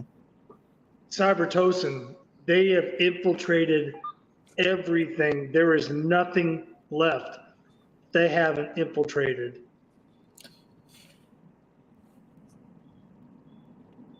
Am I right? Almost. You're almost right. They have been working tirelessly to not just infiltrate, but dominate and push their political agenda on everything. Yes. They've dominated and infiltrated the church, the schools, the military, your entertainment industry, and the military. Your bathrooms are trying to infiltrate that now. Hey, brothers, and for all you, shut up, MGTOW Mud, hush. For all you brothers listening, I am so glad that I got out of the military when I did, before it went completely fucking queer, gay, alphabet soup mafia infected fucking bullshit. Well, remember what I was saying earlier about how not everything is as subjective as they suggest. No, the military's subjectivity. Well, it applies more easily in the secular world, but in the world as it pertains to the church, it's kind of like they've created their own as they do with words, create their own definitions for things, create their own terminology for things, and try and superimpose it over top of the reality of the situation. Right? The church is the body. The church is the body of Christ, and that is not corruptible. But what they're doing is they're imposing what they've created over top of that, and trying to give the secular world the illusion that this is what the church is, but it's not. And that reminds me of a verse in Romans chapter 1. I forget which one it is, and I really hate to misquote the Bible, but it's somewhere between verse 20 and verse 32. There's also, I believe it's in 2 Timothy chapter 3. It says, having a form of godliness, but denying the power thereof. Both of those are talking about Gnostics. Yep. The verse in Romans that I was referring to says where they turned the image of God into an image of, or the incorruptible image of God into that of corruptible man. The incorruptible Four-footed image of beasts God. and creeping things. Okay, it's verse 23. They said, and changed the glory of the uncorruptible God into an image made like to corruptible man, and to birds and four-footed beasts and creeping things. That's in the King James Version? Yes. In verse 24 it says, wherefore God also gave them up to uncleanness through the lusts of their own hearts, to dishonor their own bodies between themselves. 25. Who changed the truth of God into a lie. No. And worshipped and served the Creator, or the creature more than the Creator. To me, it sounds like God or JC gave them a choice and they fucked up. It goes back to what we've been talking about. You've got people all over the place that want to twist, contort, change what's been said, because they simply cannot accept what is and what always has been, what's been written, what's been said by the God of gods, the Lord of lords. They cannot. Give me a second. Cybertosin, if you can hear me. I wasn't shitting on you, brother. No. We're just talking here. You always have people that want to change it. They're not happy with the way things are. That's why I say sometimes on my videos, these feminists, these women, they're not mad at men. They're not angry and lashing out just at men. They're lashing out at God. They're lashing out at nature because they hate what they are. They hate what they have been created to be. They can't stand the idea of, having to bear the generations. They don't like that. Well, they're right in the middle. They're right in the middle. Do you see the Dick Nose Monkey Outlaw? I do. They're right in the middle of two different sides of men. And they're choosing, most of them are choosing to emulate men who are doing the very same thing. Think about the feminist mantra. I don't need no man. They say, I don't need a man. I can do it all on my own. You can't tell me what to do. You're just trying to oppress me. You're just some kind of control freak. Right? Now, think about men who say that same thing to God. Okay? Now, those men have existed before feminists. And feminists are simply emulating them because it's more appealing to the fleeting emotion. And think back to the garden. I know people like to say that It's all Eve's fault. Adam made his choice as well. Yeah. Now, think about when they were cast out of the garden. Was it right after Eve ate the fruit? No. Nope. Was she cast out by herself? No. Mm-mm. Was it right when Adam ate the fruit? No, Yeah. it wasn't. It was after God came to them and said, Adam, where are you? You think God didn't know where Adam was? Oh, he knew. Yet he knew. So why did he ask him that? Because he wanted Adam to tell God where he was. He wanted confession so that he could work towards repentance. And he said, where are you? Adam said, I'm here. And then God said, well, why were you hiding? Because I saw I was naked. How did you know you were naked? Well, because I ate the fruit. Well, why did you eat the fruit? And then he says, well, because the woman that you made gave it to me. And right then is when he started failing in that process to repentance. Okay. The woman so God that turned you took God turned to the woman and from my said, rib. well, why did you eat the fruit? And she said, well, the serpent tricked me. Okay. So now both of them had refused to confess what they had done. They were on a process of confessing in order to come to a point of repentance, but they refused that repentance. And that's why repentance is the key for going back, for getting back to him. Yep.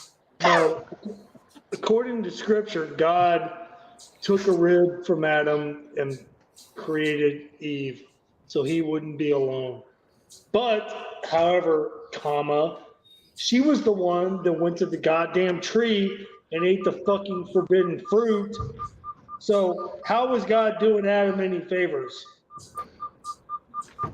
Well, there's a little story I've heard about that. And this is a joke, by the way. So God and Adam were walking in the garden, and God said, Adam, anytime when I'm not here, I look down and I see you alone, and I know it's not good for you to be alone, so I was going to make you a helpmeet. Adam says, okay, well, what's a helpmeet? He's like, well, someone that can be there for you when you need them, someone who will be able to keep up after what you're not able to do. I made you with two hands. You could do more if you had someone else with you. Somebody that would even wait on you hand and foot, help you with what you needed, be there for you, a helpmeet, someone who meets you where you're at or where you're lacking. Yep. It's like, that sounds kind of interesting. This sounds good. What'll it cost me? God says, oh, just an arm and a leg. And Adam's like, I need both of my legs and both of my arms. I don't know. What can I get for a spare rib?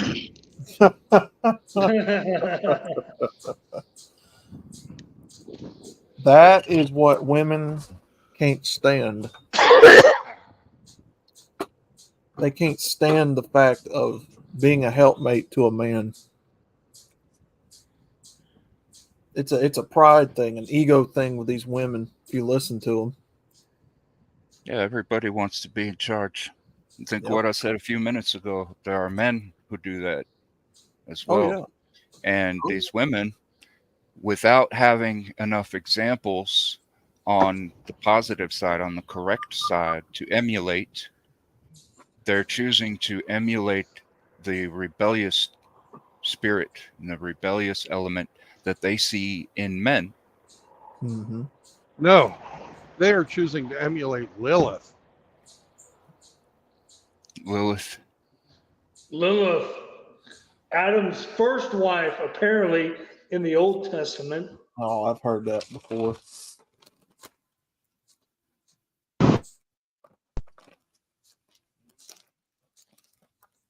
Apparently, Lilith was the mother of evil.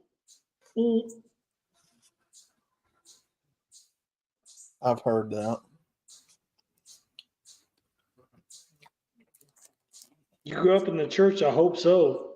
Damn it. But men like Charles Fourier, men like, well, supposedly this guy was just like a mythical figure, but Hermes Trismegistus, men like Anton LaVey, who Antoine LaVey, he was a Satanist, man. he was the author of the Satanic Bible. I've got an interview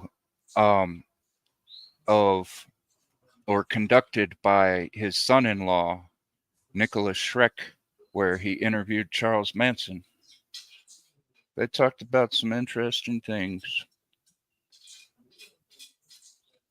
But anyway, these certain men with I can do it myself.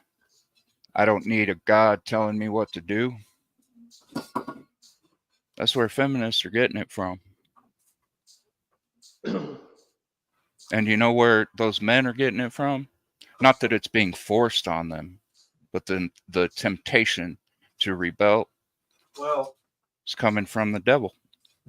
Well, Ramadi, I said that because in the King James Version, you don't read anywhere about Lilith. Wait, what? Wait, You read what about else? Adam and Eve. You read about Adam and Eve.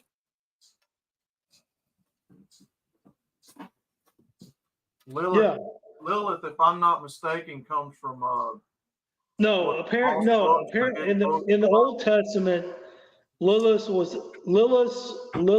Adam's first wife. That's all I'm saying. I wasn't there. I don't know, man. Fuck.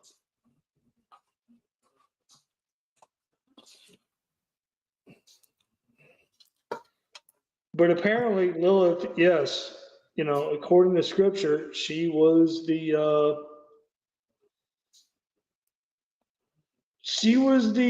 blueprint for evil.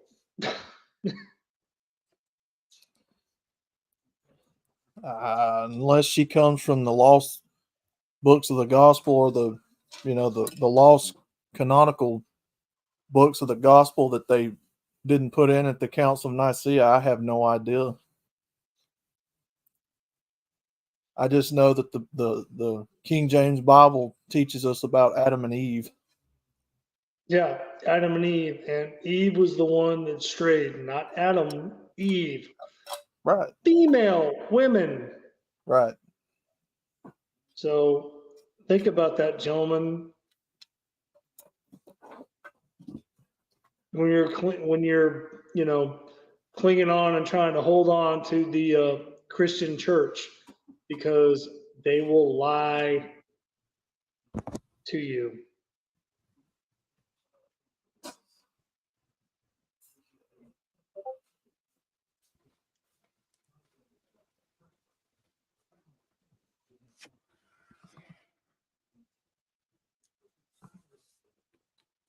Well, I'm pretty sure that concept comes from the Talmud, not the Torah. I don't remember Moses ever writing about her. Adam and Eve are guilty of turning away from God. It's not just Eve. Because Adam had to make a choice between Eve and God. the Jews didn't write the Bible; it was written by the Greeks.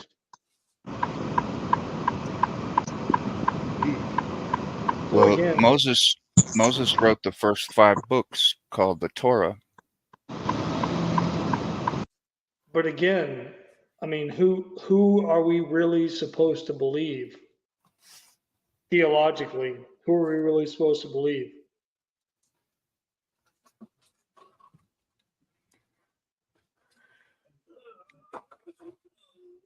Well, my answer to who would be the Creator. Now, as far as what we're supposed to believe,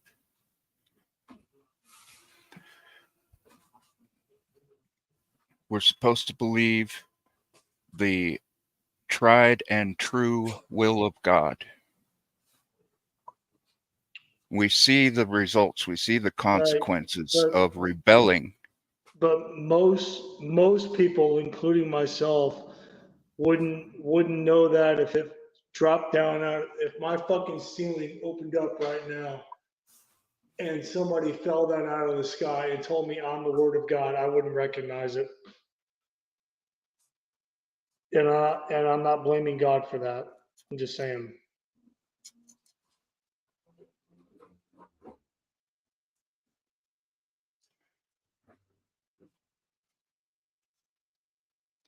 Have you ever read the Epistle of Jude? It's the last book before Revelation. Man, I haven't cracked the Bible in a long time. Well, that book is only one chapter. It's, I think, 36 verses. My daughter told me I need to go to the bookstore and purchase one, and I think she's right. So It's that's only 25 verses. so I don't care how many verses it is, man. I mean, I ain't got no problem reading. But it's not a whole lot to read, but it'll definitely speak to you.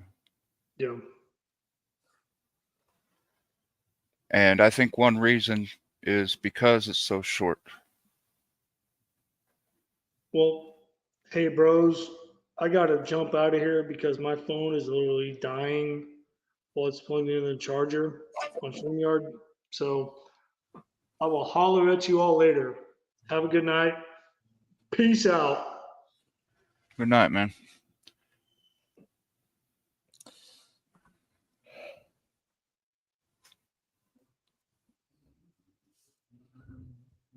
Yeah, I mean there is some things there around that Dr. Dre. It's been a long time since I've read about it though.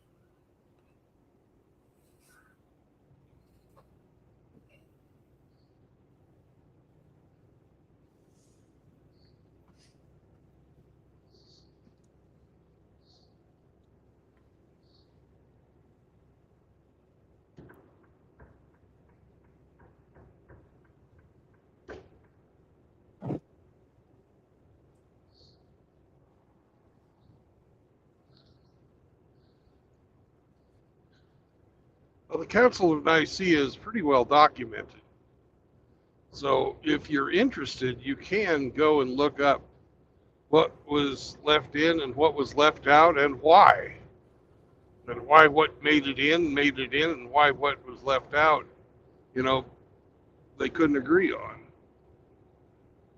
Yeah. They had the Council of Nicaea because in the early church, there was no unification.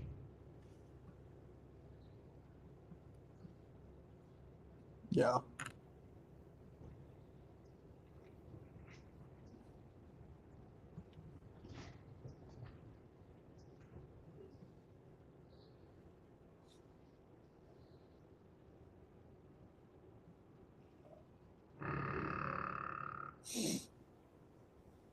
And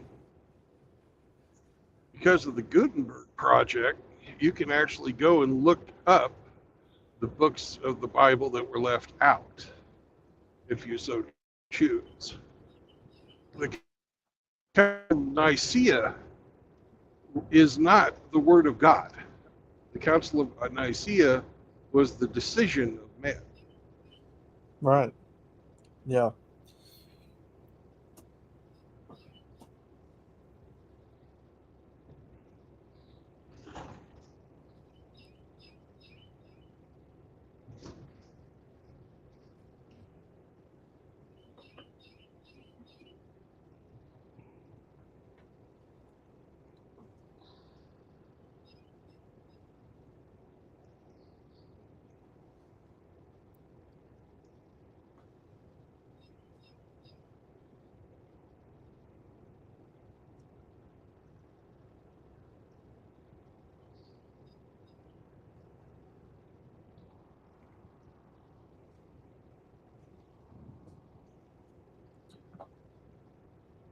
Got a coworker getting married this weekend. Shake my head.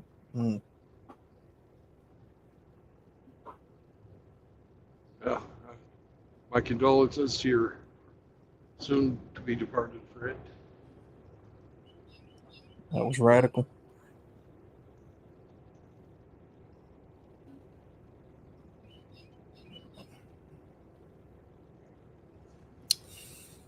I figured it was your coworker's pops.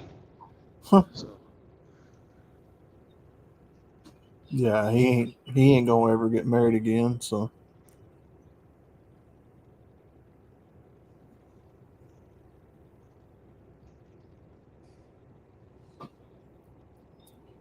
he got a good one, but it cost him a leg. You know. yeah. Oh man. He almost Yep. upgrade. You know, he could have upgraded, but not much. I like the book of Enoch. Not sure you'll find it in the KJV. Please correct me. No, you won't find Enoch in the KJV. No. That's one of those quote unquote lost books of the Bible, from what they say.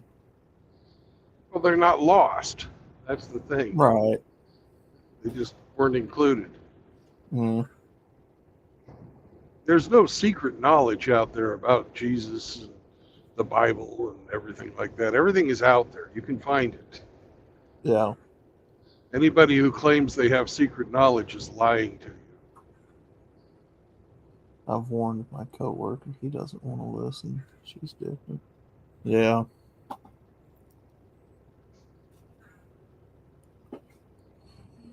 Yeah.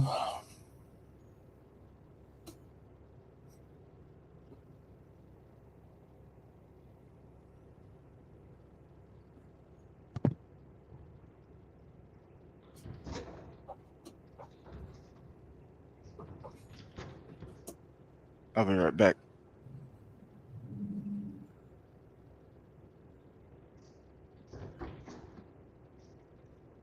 And remember that the King James Bible is just the Catholic Bible translated into English.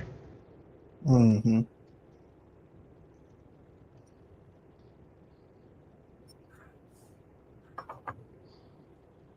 The post-schismatic Catholic Bible at that. Because at one point in time, all the churches, after the Council of Nicaea, technically all the churches were one. There was no Orthodox Church, there was no Catholic Church. Right? Mm-hmm. Yeah. And it wasn't until the Great Schism that we had to draw a distinction.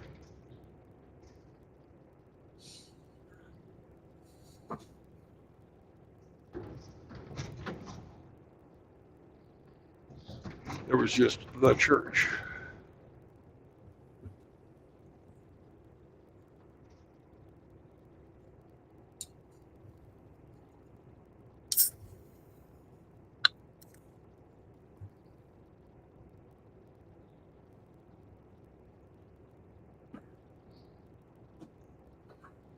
What's up, Sean St. George?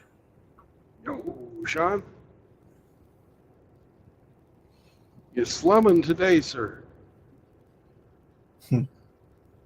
What's up, Doug?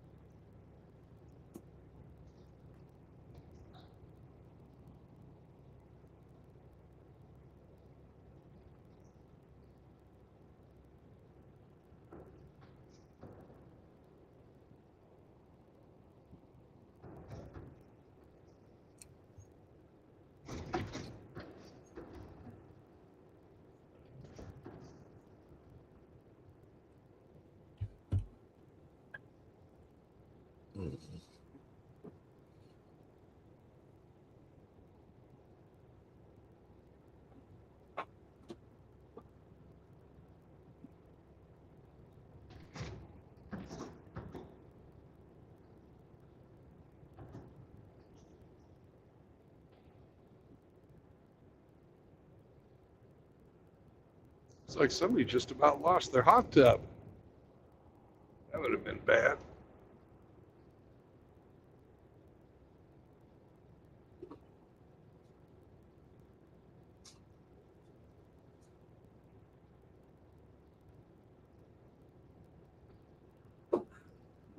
Woof, woof.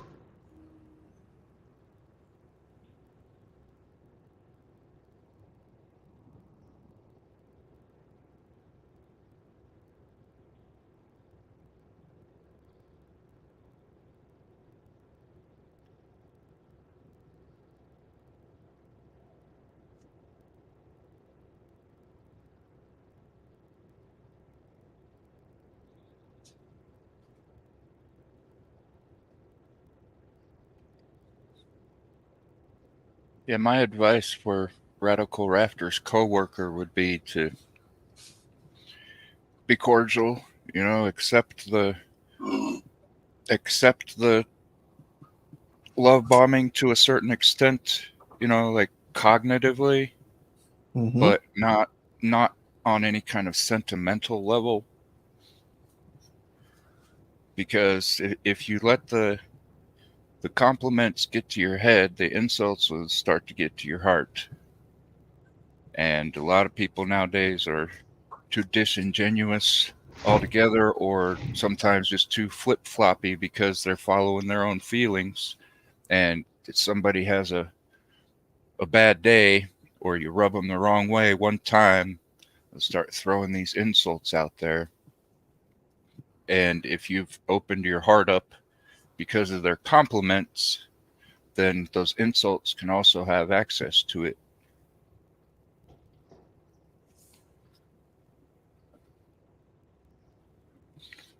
Oh no, it's too late. He's getting married this weekend. I must miss that part. Hey, Brandon. Wait. What's Howdy, going on, Doug. Doug? Hey, Doug. How you guys doing today? Well,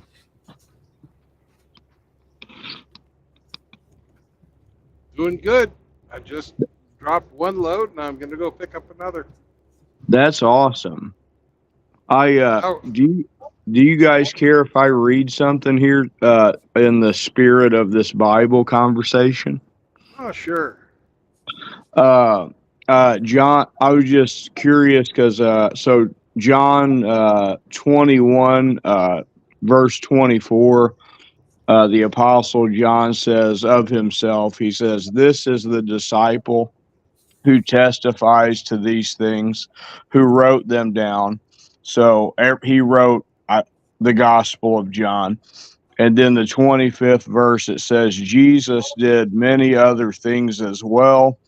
If every one of them were written down, I suppose that even the whole world would not have room for the books that would be written."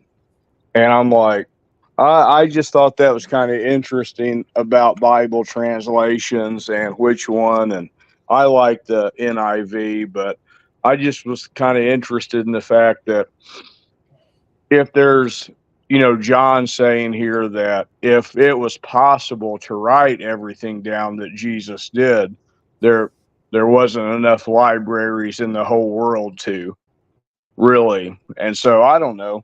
That just leaves a little bit of mystery in there for me. I don't know what you guys think about that. God told us everything that he wanted us to know as mankind. Okay. So do you believe that there's room for any other, I'm not talking about like, so like any other, there's no new revelation basically? No. There's nothing new formed under the sun. Okay, so what has been will be. Okay. I just think it's interesting that, like that John brought that, even when he wrote it. I don't know when he wrote this, but the fact that he said that there's not enough books in the whole world to describe all the things that Jesus did.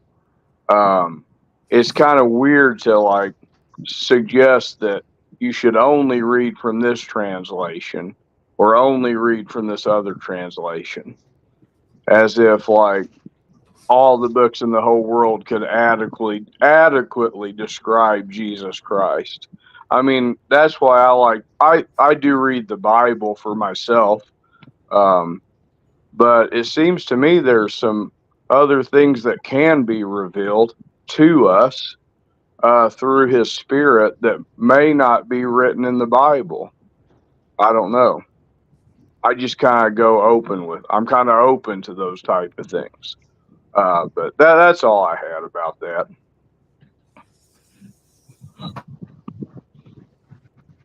I'm still learning and discovering is basically what I'm saying. I don't have it all figured out. Well, it's impossible to figure it all out. Yeah. You'll never figure it all out. So I'm grateful for what I do know about God, but I'm open to the fact that I may not know everything and there's more that I can discover. And how am I going to discover it? I mean, I guess prayer is one way. I like to fellowship with other believers as well. That's another way. But that's just kind of where I stand with it all. Well, who and what God is certainly far beyond our capacity for understanding. Sure. You know, just try and imagine an entity that exists before and outside of space, time, and matter. Just trying to comprehend that is mind-boggling. Absolutely. But if you look at space, time, and matter as a trilogy, you pretty much have to agree that all three of those things had to come into existence in the same moment, in the same place, in the same way. Nice. Because without space, there's no where for anything to happen. Yeah. Without matter, there's no what that could happen. Without time, there's no when that it would happen. Okay. And Well, within each of those, substitute mass energy for matter. okay. So within those three, or within each of those three, there's also another trilogy. In space, you have height, depth, and distance. In mass energy, you have solid, liquid, and gas. And within time, you have past, present, and future. Absolutely. Yeah, that's pretty cool. I mean, all those things can be measured, right? Like you can measure all of that scientifically. Well, to an extent. No, so the matter of faith, like, what do you guys think about it? I mean, like, faith is like, it's not really given a definitive or a answer to the question of God, or where is he, or who is he. And I don't know about you guys. For me, the relationship I have with God, who I believe is my creator, I have that relationship through faith, not necessarily through like some scientific explanation for his existence. Well, there isn't one. Okay. And I guess that's where the struggle comes in.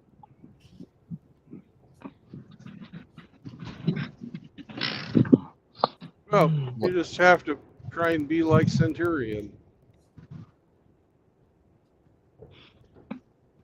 Centurion?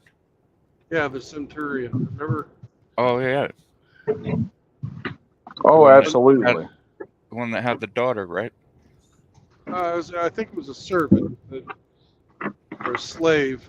He said, it went to Jesus and said, Rabbi, I'm not worthy, but I have a servant who is, and she's very sick, or he's very sick, and could you please heal him? And Jesus gets up and gets ready to go, and Centurion says, no. Just say that it is done, and it is done. I believe in you. That's awesome. Yeah. You know? That's really cool. And this was coming from an unbeliever who was converted by, the power of the Holy Spirit that flowed from Jesus. That's amazing. And Jesus said, it is done. And then the guy's servants come and meet him on the way home and say, hey, your servant is cured. It's a miracle. And he says, I know.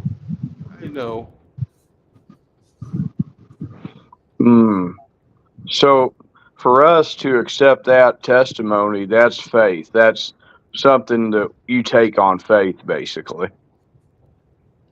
Like personally. Yeah. Same here. It's showing that Centurion, even the unbeliever, even somebody who was not an Israelite, could have faith and be saved by God. It's pretty awesome.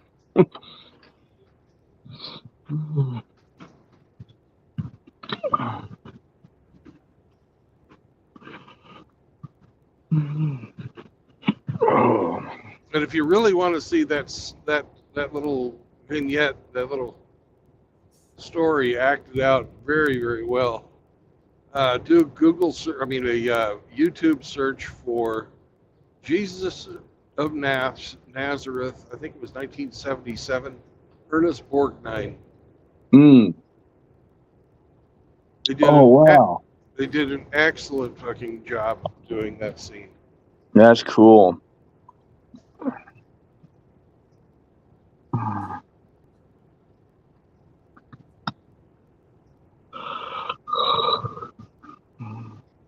I know it would be kind of begging the question somewhat to answer that question of what is faith with Hebrews chapter 11, but that chapter is all about faith, what it is, Absolutely.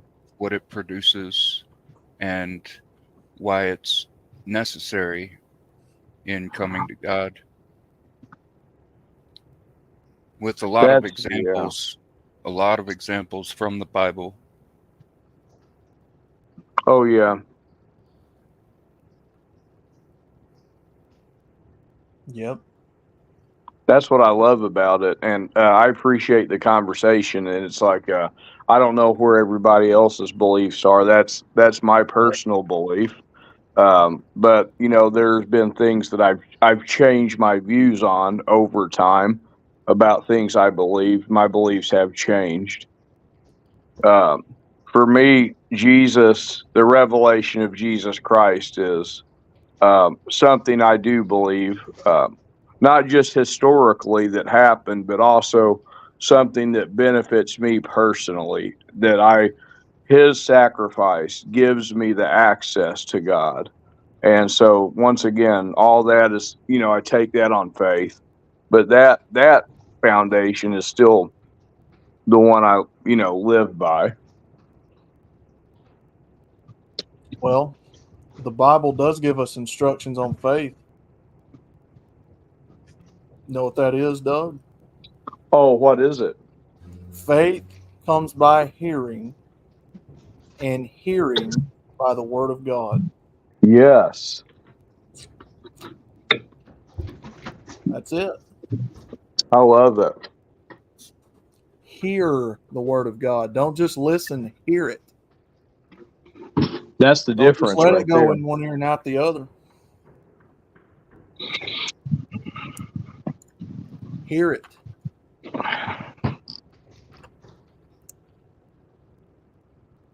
That's awesome. Absolutely. Hey, Eric. Hey, guys. I like this. I shared that lesson you taught me the other day. Okay.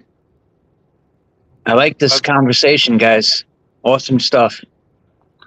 I'm loving it too. Good to see you, Easy. Hey, Doug, how are you? Oh man, Well, doing good today, man. Thank you.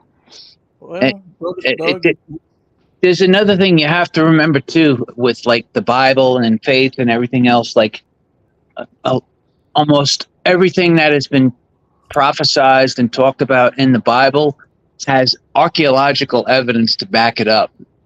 Like in the 30s, 40s, and 50s, I think even up until the 60s, people thought like some of the people that were in the Bible were made up. And then I think it was in the early 70s or late 60s, they found the Pilate stone that confirmed that Pontius Pilate was an actual person that lived. So like the Bible is a historical documents. It's amazing. It is. It really is. It's absolutely amazing. And Brandon and we were talking about this, and I think I even had a discussion about this with Outlaw. Like they found so many places that are in the Bible, they found archaeological finds on it. Yeah. One of my favorites is the fact that in Matthew 24, Jesus says that the disciples ask him what the sign of his coming will be. And he starts to talk about the destruction of the temple.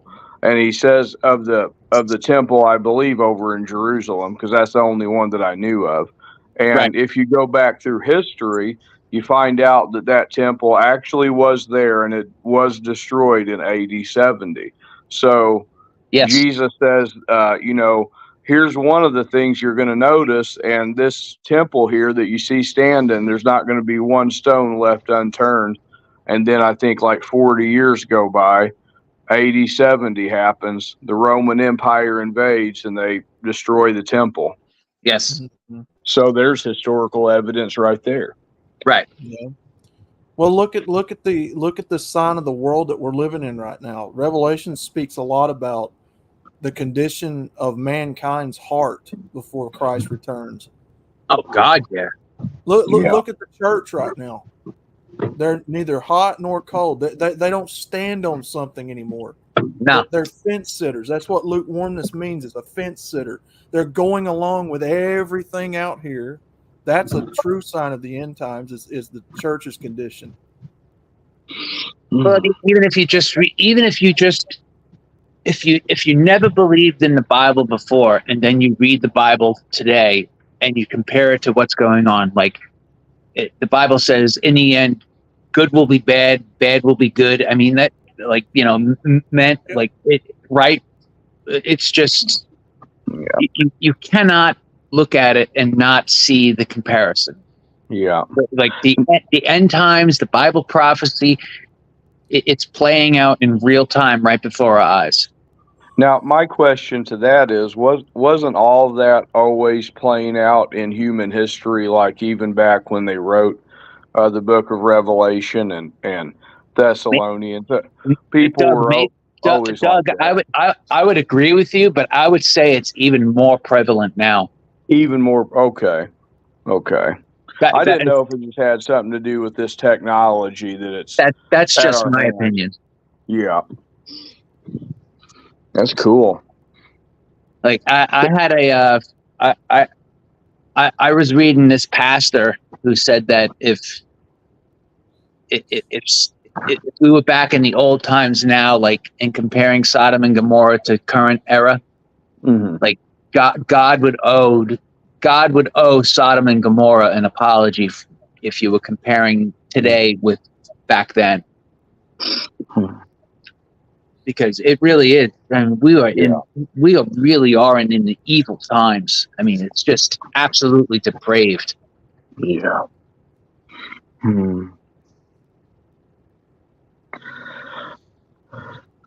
But I gotta admit, you guys are. This is an awesome discussion, guys. That's been my biggest question about the return of Christ and the second coming. I mean, I'll be honest, I have to say I don't know what that looks like, when that will be. No man knoweth the day nor the hour when the Son of Man shall return. but you'll have an idea of it when you see the signs of all these things happening around you. Okay. There's a part in there about the nation of Israel becoming a nation that's in prophecy. I think, was it? What does that verse go like? This generation shall not pass till all these things be fulfilled. Oh yeah. Right. The nation of Israel becoming its own nation was a sign. Yes. When did that happen? Back in 48, 47? 48. And then there was a few more, and then the red heifer is a big one. That's interesting.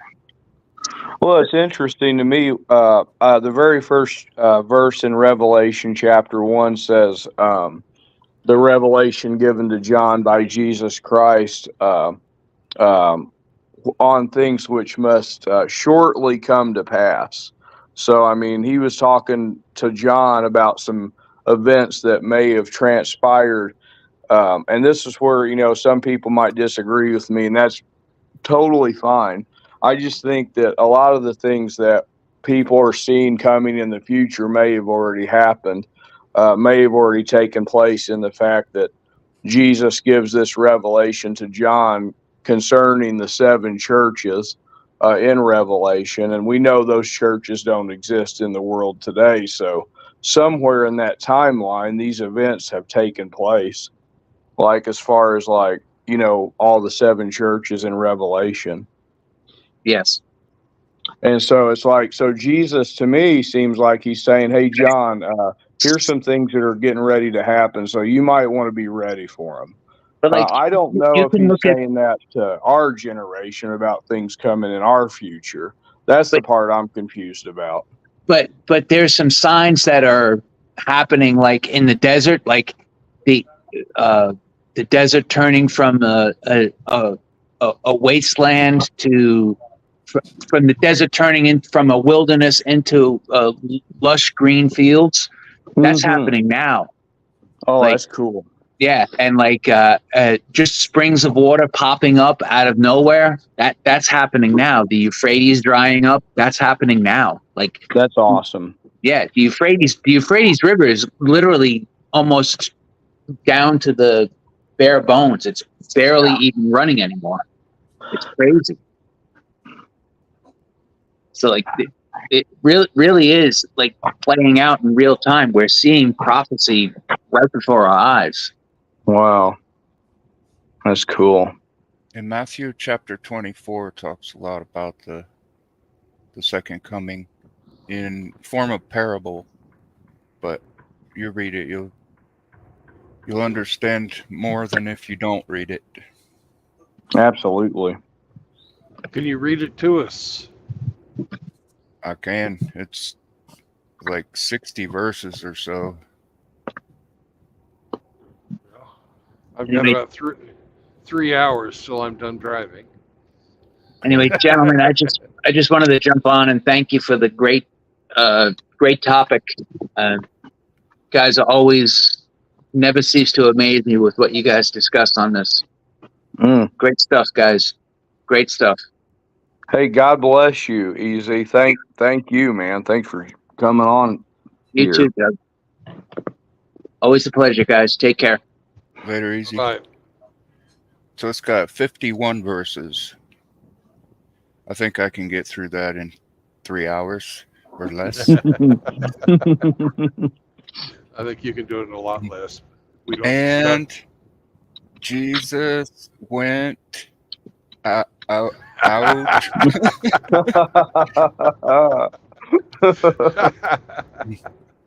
right. And Jesus went out and departed from the temple, and his disciples came to him for to show him the buildings of the temple.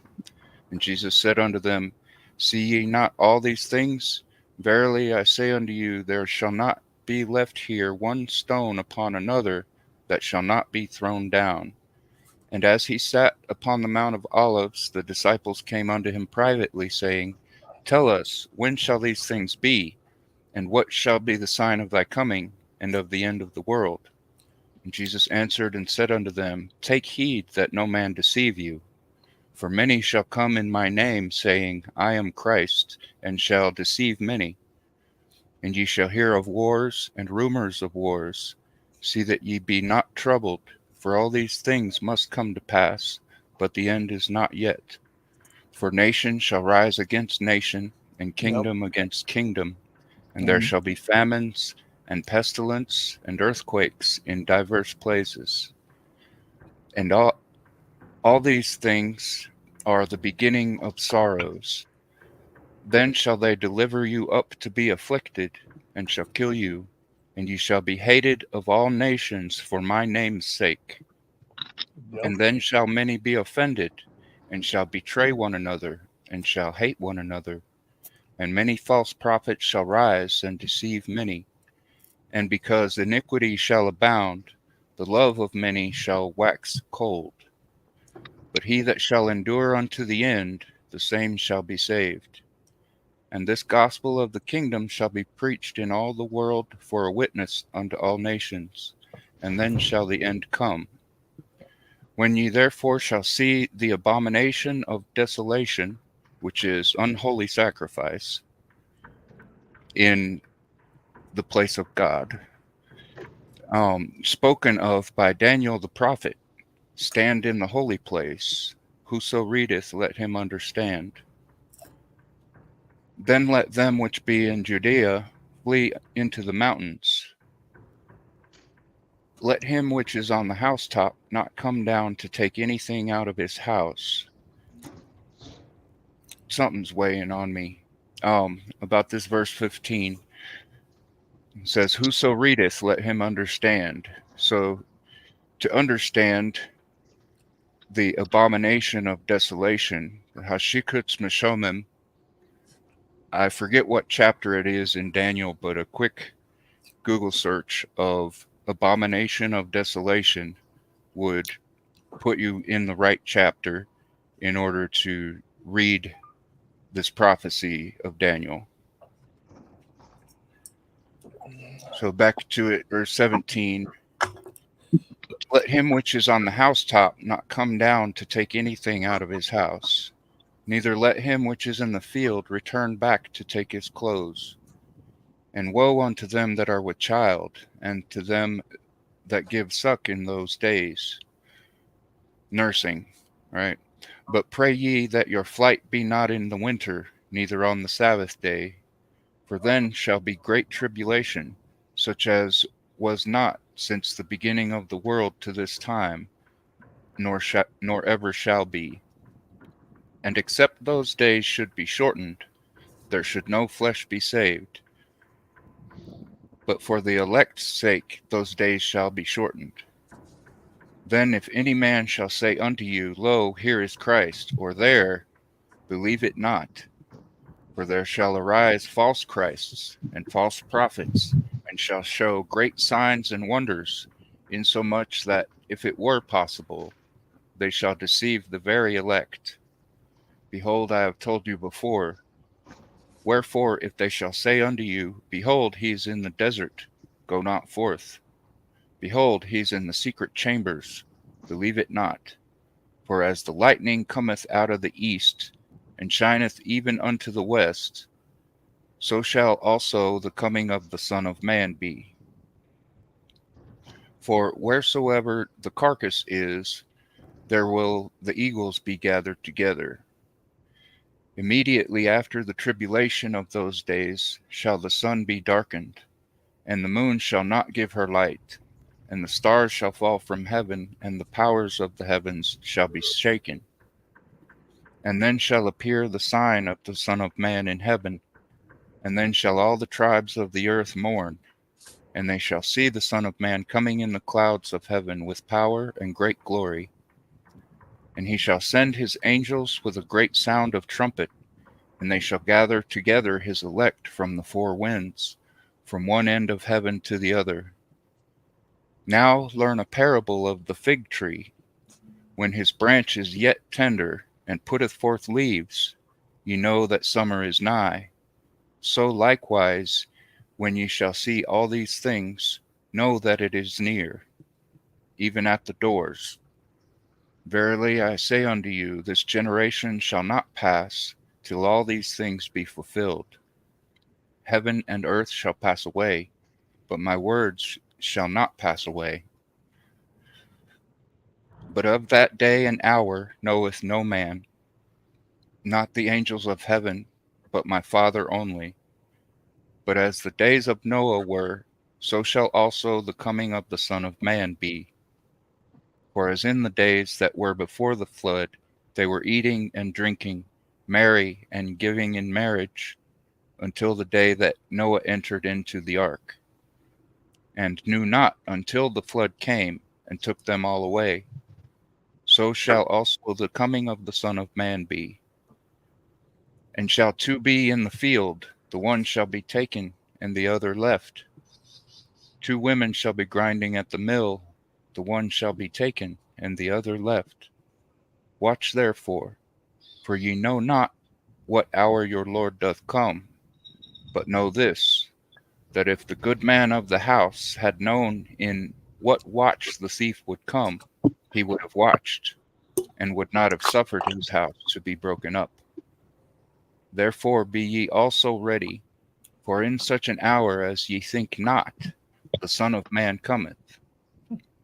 Who then is a faithful and wise servant, whom his Lord hath made ruler over his household, to give them meat in due season? Blessed is that servant, whom his Lord, when he cometh, shall find so doing. Verily I say unto you, that he shall make him ruler over all his goods.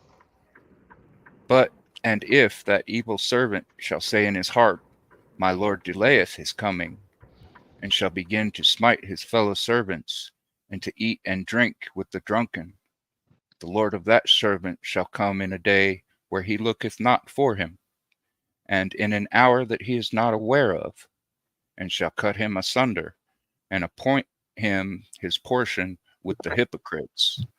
There shall be weeping and gnashing of teeth.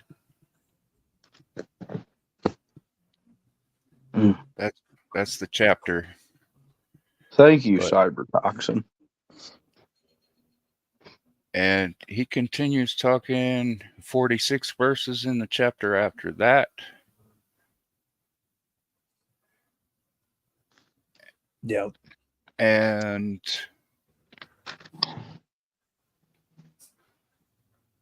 that's when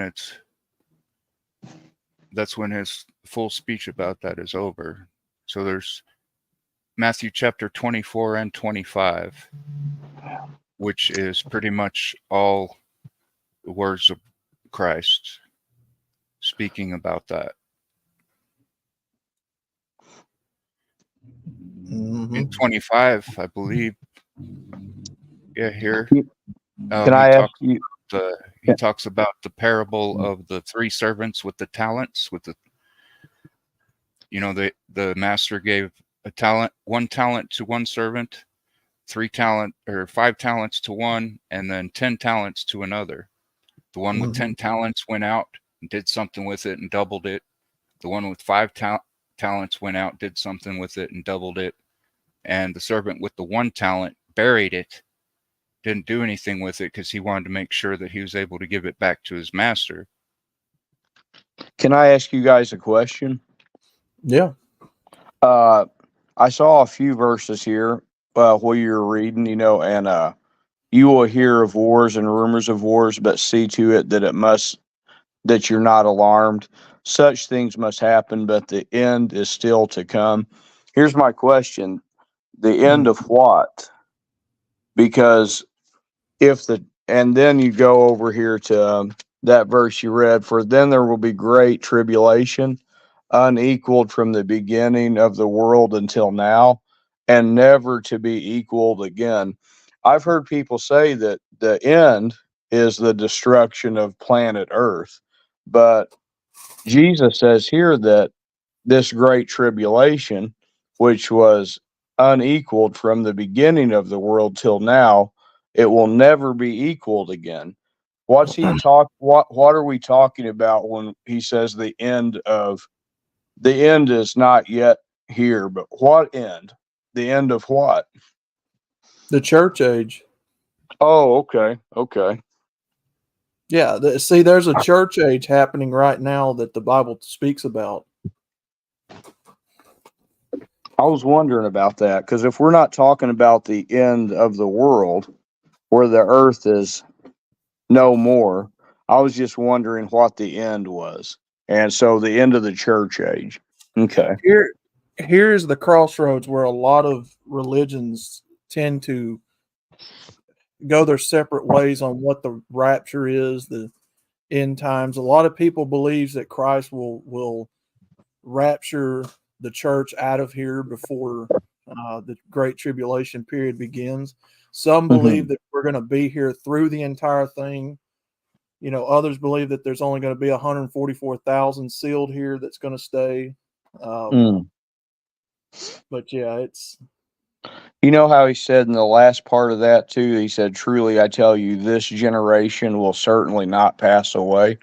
What generation is he describing? Obviously, wouldn't it be the people he's addressing here? Like, so he's talking to his audience here in the Gospel of Matthew is probably the nation of Israel, right? Like the Jewish nation. So this generation, the one that Jesus is talking to, is that the one he's describing? I don't know. I don't hope I'm not confusing anybody or asking too many questions. But if he says that this generation will not pass away until all these things have happened, that's where I kind of think that most of these events that people are still saying are coming in the future have actually already taken place. They took place when the temple was destroyed in AD 70. And that's my belief. I could be wrong. That's what I think. So to look for these things still to come in the future, that would be generation, wouldn't it? That wouldn't be this generation that he's talking to. That's just kind of my thoughts. Yeah, I really don't know, to be honest. I don't either. I mean, that's why I'm glad we're having a conversation, because I don't know. I don't know either. I just think it's interesting. You know, most of my life I was told that all of these things would happen somewhere in the future, and I'm 42 years old, and I was being taught that in Bible school at age 4, 5, and 6, that someday the Great Tribulation would happen. But I don't know if that's necessarily true, or if I think personally that it has already happened. Because we're not talking about the world ending, but the end. Yeah. So Outlaw, you say the end of the church age, and that's when we get raptured, and that's when the future mindset. Okay. That's what they taught us where I went. Yeah, that's what I was taught too. There's a church age that comes to an end right there before all these things start taking place. That's what they taught us. Now, same here. But yeah, it's interesting that John's gospel is the only one that doesn't have the Olivet Discourse, but Matthew, Mark, and Luke, all three have them. And some theologians say that the book of Revelation is John's Olivet Discourse, which is what Cybertoxin just got done reading. And it seems to me like maybe some of these events have already taken place, but that's just my perspective. I can be wrong. Could have. Who knows? Like I said, Doug, my personal belief, I believe that there is a higher being. I just don't believe that any religion on earth is correct about it. I got you. Yeah. But for what the gospel is, the Holy Bible, that book is dead on with a lot of stuff. I mean, you can see people's hearts hardening. I understand that. And I can understand where people might say, oh, that's a sign that we're getting close to the rapture. And then for the great tribulation to take place on the earth, and the abomination of desolations to do whatever he or she does. I don't know who the abomination of desolations is. I have theories of who I think it is, but I don't know. But it's like, I don't know, man. I mean, hasn't human beings always been like we are? Like, I don't know. Maybe my questions don't make sense. Well, the abomination of desolation is unholy sacrifice in a holy place. Gotcha. So after Christ fulfilled the law and the veil in the temple was torn, that holy place became those who believe on him. Oh, on the abomination of desolation? So like, I love what you just said there, that it's the holy place, but the fact that now that Jesus has died and that veil has been torn, we know we don't have a holy place as far as like a temple, because now we are the dwelling place of Holy Spirit. We are the holy place. So it's like, I don't know. Anyway, I'm sorry. I didn't mean to cut you off. Well, I believe, and this is not exactly according to the prophecy of Daniel, because at the time when he made that prophecy, God's holy place was in the temple. Mm-hmm. Right? That's right. But absolutely. The Bible has said that, what, know ye not that your body is the temple of the Holy Spirit? Amen. Yes. Whom within you lives and dwells, right? That's right. My understanding of what this abomination of desolation would mean in the end times, which is of course after the veil in the temple was torn, okay, would be something akin to desecrating our bodies in such a way as to rebel against God's design of it. Oh, like what we're seeing with the tranny stuff. Mm-hmm. Yeah. Now, the transgenderism is simply an introduction to transhumanism. Okay.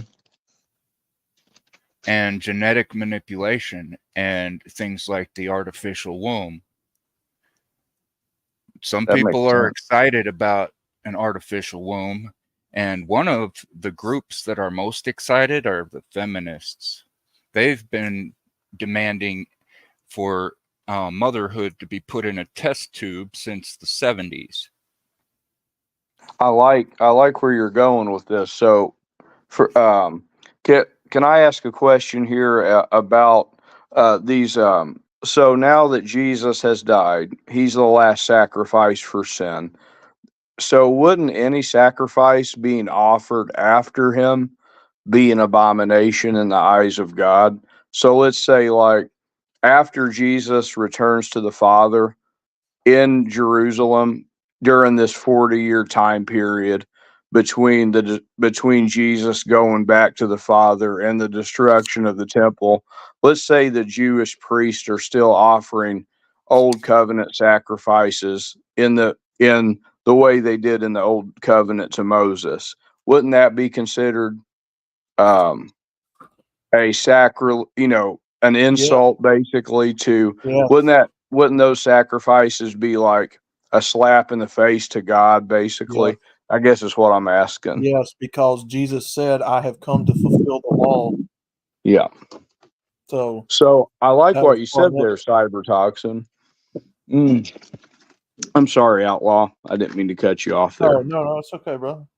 No, that's kind of what I was thinking about, those old covenant sacrifices still being offered during that 40-year time period. between Jesus' return to the Father and the destruction of the temple. They're still offering old covenant sacrifices. So that's why I think the abomination of desolation that stands in the holy place is that priesthood continuing on, even though Jesus has already shed his blood. So when the temple is destroyed in AD 70, God puts an end to that once and for all. And that's what I think you're seeing happen in the book of Revelation. And now I'll quit cutting you guys off. I'm sorry. No, you're all right, man.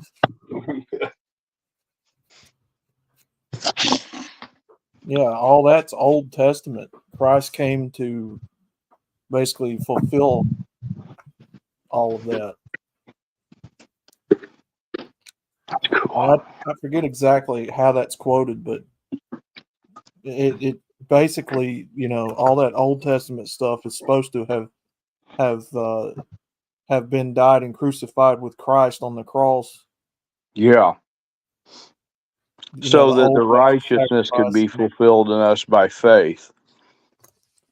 The old ways were basically crucified, as I understand it, right? And I could be wrong, but the old ways of doing things, sacrifices, that kind of, was supposed to have died out with Christ on the cross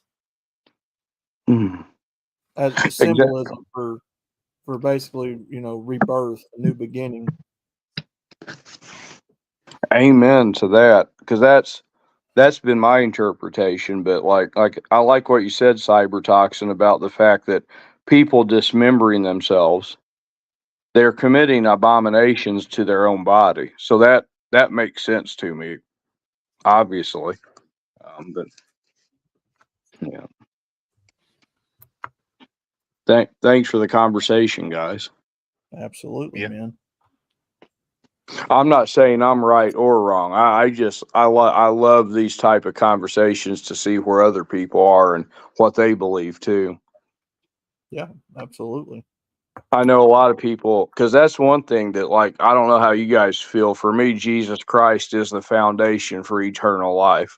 So, and then you get off into the end time stuff, and it gets kind of, everybody's got different views and opinions of it, and I don't want to confuse anybody. I just like to ask questions to try to get to the truth. Sure.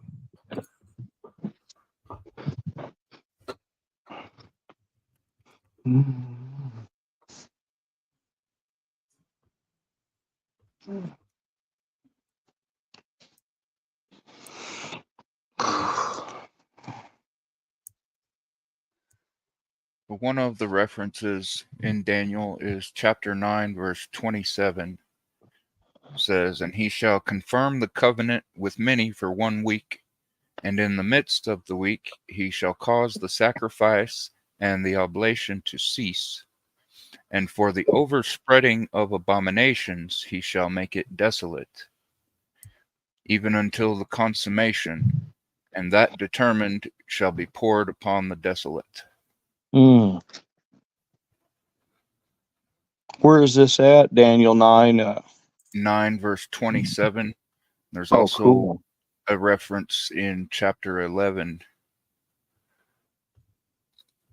But have you heard the word? Have you heard the word Ichabod? Yep. I've heard that before. It means God does not dwell here, or abandoned by God.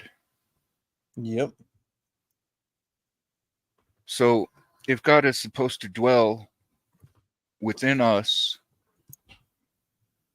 or the Holy Spirit rather, through us coming to Christ, not in this divine inherent sense that Gnostics teach, that Christ is in all, that's backwards from what it says in Romans chapter 12. It says everyone who is in Christ is one with him. Yeah. Not that Christ is in everything or in everyone inherently. That Christ consciousness stuff is satanic. Oh man, yeah, And it's that's going precursor. around. And it's That's going precursor. around. It's precursor to leading people to believe that they can be their own God. I see. Yeah, that's going around now. I've heard a lot of that. I've And got that's an major abomination. questions about that. Yeah, So I had that's to an receive. abomination in itself. I'll be back in just a bit. I'll be getting to that at some point in my live streams, but I'm trying to work through the body of this degenerate and destructive assault, and then work to the mind, which is Gnosticism, and then the soul of it all, which is Satanism. And I will be talking about transhumanism at some point. But communism is pretty much the body of this ideology. Yeah. Focused on the material world. And keep in mind that the same people who hatched this scheme and launched this scheme of communism into society are the same block of thought leaders that coined the term capitalism. Now that's interesting. They're the same. And the reason they did that is so that they could label a merit-based proprietary material existence as an enemy, right? They had to put a label on it in order to spin their hate craft toward it, with the idea that communism or socialism, whatever, being this utopia that has never been tried before, even though the truth of it is that it's never delivered, because it can't, because it's a fucking pipe dream. And they created this pipe dream to oppose what they call capitalism in order to create this dialectical cycle, the process, with capitalism being the thesis, the thing that is and the thing that works, which a merit-based and fruits of your labor, reaping what you sow, is God's design. So they've created something else as antithesis to that, put labels on each of them, saying this one's bad, this one's good, and having them fight each other in this material world so that everybody's focused on the material world and completely forgets about the spiritual aspect of things. But you can be damn sure that they have a synthesis ready to apply. So the people that are just got their hands all up in the air talking about, yeah, tear it all down, so that we can build it back up, they're not going to be allowed to build it back up. The majority of people don't have a plan as to how to build it back up. They're just being used as useful idiots in this dialectical process to destroy what is, solve, to dissolve, so that it can be put back together the way that the thought leaders and masterminds behind it all already have planned. Yeah. You look at the arms of the Baphomet, Levi's Baphomet, like the modern version of it.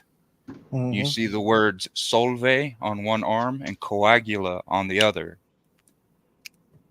That is Latin for dissolve and conjoin. They want to destroy what is so that they can remake it in their own image, just as is warned in Romans 1. Professing themselves to be wise, they became fools and changed the uncorruptible image of God unto an image like unto corruptible man. An image like unto, which means that's not really what it is, it's just what it looks like. They're trying to cast this illusion onto things so that people can fall into this idea that they can be their own gods. Yeah. Well, do you remember the Battle of the Titans? Do you remember any other stories where gods are fighting amongst each other? It's still the same thing. It's just now people have a false sense of grandeur, which is seriously fomented through advances in technology. Think about this for a second. This is a bit of a detour segue, but think about technology so advanced that people can replicate someone's eyeball, and they can make two of them and give them to a person who has eyes that can't see. Wow. They're supposedly performing miracles, right? And they're gonna put these eyes in somebody's head, and people are gonna believe that they fixed their eyes. No, they didn't. They replicated something that works like eyes and put it in their head outside of their brain. So whenever they see things, they're receiving signals from something that man has created with his own hands. Not natural. It's abominable. Now, it's very unfortunate when people are born and can't see, or when somebody loses their eyesight. Mine's failing fast, especially the more I do on these computer screens. But if someone is receiving signals into their brain from a man-made creation that is outside of their brain, then it's also possible for false signals to be sent into the brain at whatever level. The same thing with ears. Your hearing and your vision is outside of your brain. So this device having an interface with your brain leaves you open to certain nefarious purposes that might exist. That doesn't mean that any and everyone who's going to get, or who would get, these false eyeballs would be being lied to about what they see, but it's possible for it to happen. Okay. And think about the kind of influence that's delivered to us through these extrinsic devices, through our computer screens, the fake news, through the television, and through the computers and such. Sure. All these different things that people can create and send into your brain if you're willing to sit in front of it and turn it on and click on the thing. Now, what if that technology is installed and permanently wired to where it can send signals into your brain and you can't turn it off? They can tell you whatever they want. That's one of the dangers, just one of the dangers of transhumanism. And about the artificial womb. Most of us own cars, right? Oh, yeah. To a certain extent, right? You have to get them registered. You have to keep them updated. And they're constantly changing the cars that are available to us, putting these computer chips in them to where they can be turned off remotely or turned on remotely. You know, you call somebody up, I'm locked out of my car, and they hack into it or whatever, or access it remotely and unlock it for you. Yep. But you don't necessarily own your car outright with all rights included. It basically belongs to whoever's got the access to the technology it uses to operate.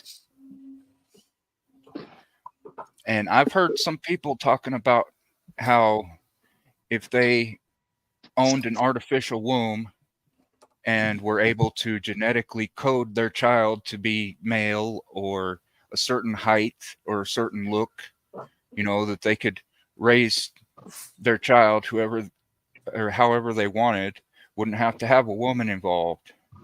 Well, there's a bait and switch there, because that technology would never be owned by the person using it. Do you think the government would ever give somebody absolute rights to technology that can create a human being? I don't think they ever would. So that's just another way for the government to impose itself, not just as the father, but also as the mother of the child. And we would just be the caretakers of them. Oh, excuse me. A lot of what they're doing nowadays is pushing for population control. And that's not only to control the number of people on the planet. It's also going to be used to control the type of people on the planet. And the narrative. That doesn't just mean a physical type. It's also an ideological type. That's really cool, man. I'll be looking forward to spending time on your channel when you go through some of this, because that's some interesting conversation. Yeah, it's cool. I've been thinking about making these Know Your Enemy series a bit of a panel, because I'm a little better at conversation than I am at monologue. Because when I'm prepared, it takes me way too long to try and prepare for a monologue, because I want to make sure I cover the points and do it in a timely manner and in a proper timeline, and just get way too spurgy about it. You know, in the true sense of the root Asperger's, right?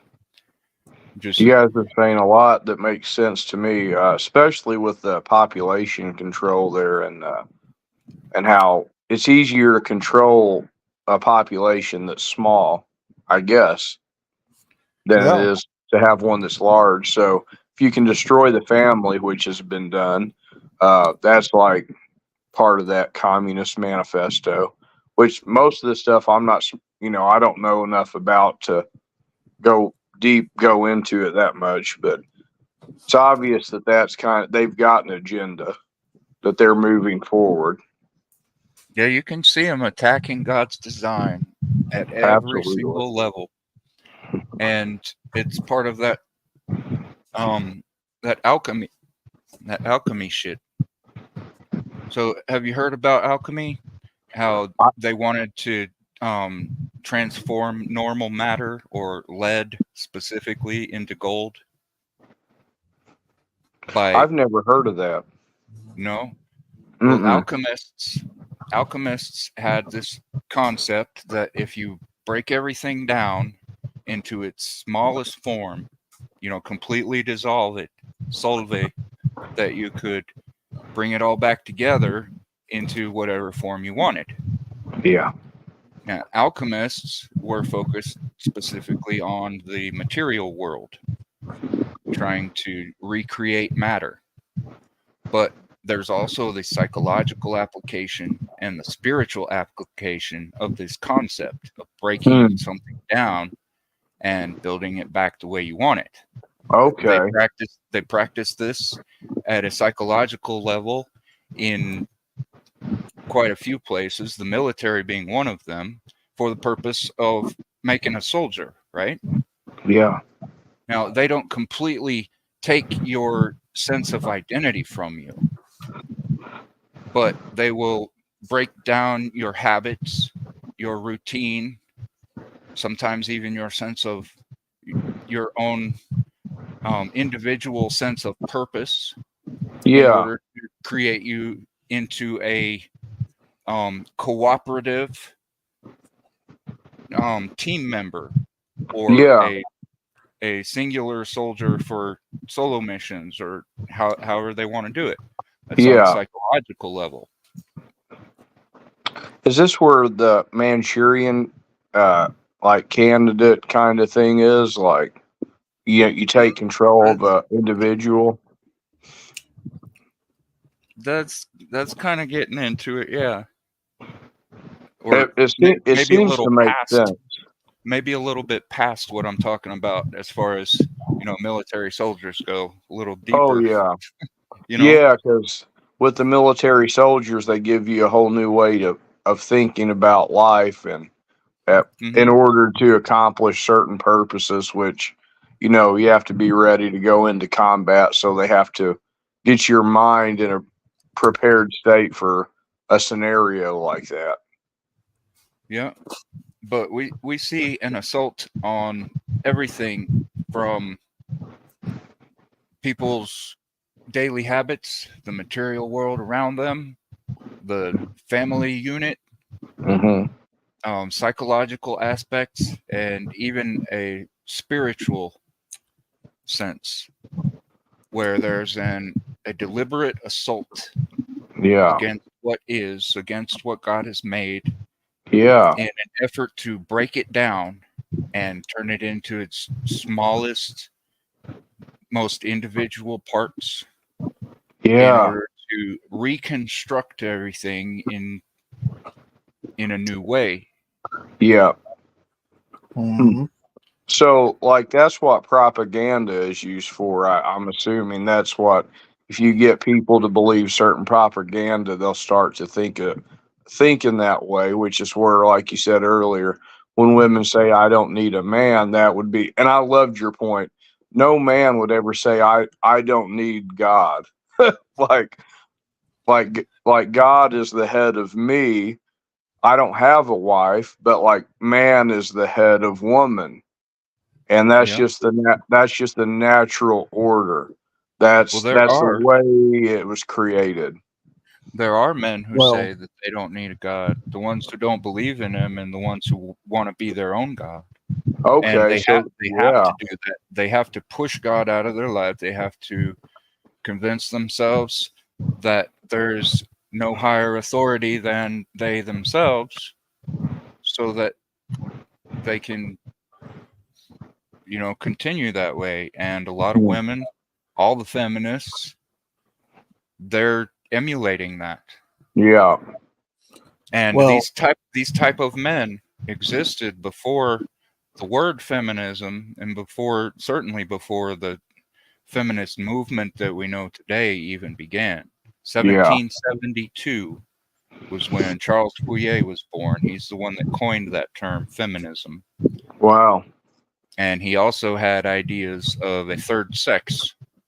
So this transgenderism stuff and feminism have both been joined at the hip, part and parcel, since their conception. Oh, so this happened a long time ago. This didn't just pop up. Yeah. Well, what greater way or what easier way for society to believe that women are just like men if men effeminize themselves? Oh, absolutely. That's right. yeah, There Yeah. is nothing good point. in the world more gynocentric than a man saying, I'm going to get myself a piece of intestine installed in my crotch wound and pretend I have a vagina. Yeah. Mhm. I There's told a nothing guy more the other day. gynocentric than that. Yeah. Yep. Oh, geez. Well, I mean, one point to that, it's no secret that our culture, human beings are studied like lab rats. They know the human process. They know how humans think, how they react, respond. You know, the research that they conduct on people, they don't tell us the whole truth about what they find out about human beings. It's mainstream. They only tell you how much they want you to know. Yeah, that's Like it. propaganda. That's why it's lying to the public. Why they lie to the public. Why I call it lying.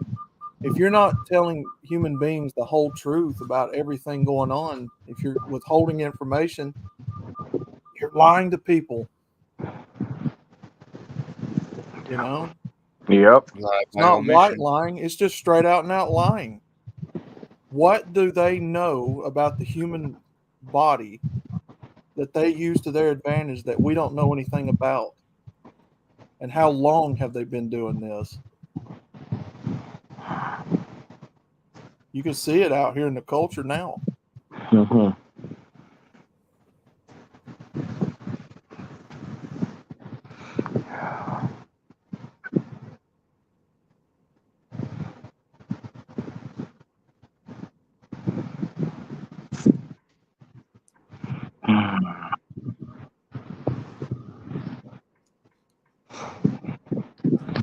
Oh yeah. You know what Yeah, we'll get there. exactly? Do what? I said we'll get there. We don't You know lose. As long as what we're is? as long as we're looking to the truth, we don't lose because the Yeah. truth always wins, no matter how much you bury on top of, or how much deep you bury it, no matter what you put on top of it, no matter how hard you try and twist it and contort it in your hands, it always exists as it is. Yeah. You know, it's like the Absolutely. medicinal industry. You know, you look at the medicinal industry, the food industry.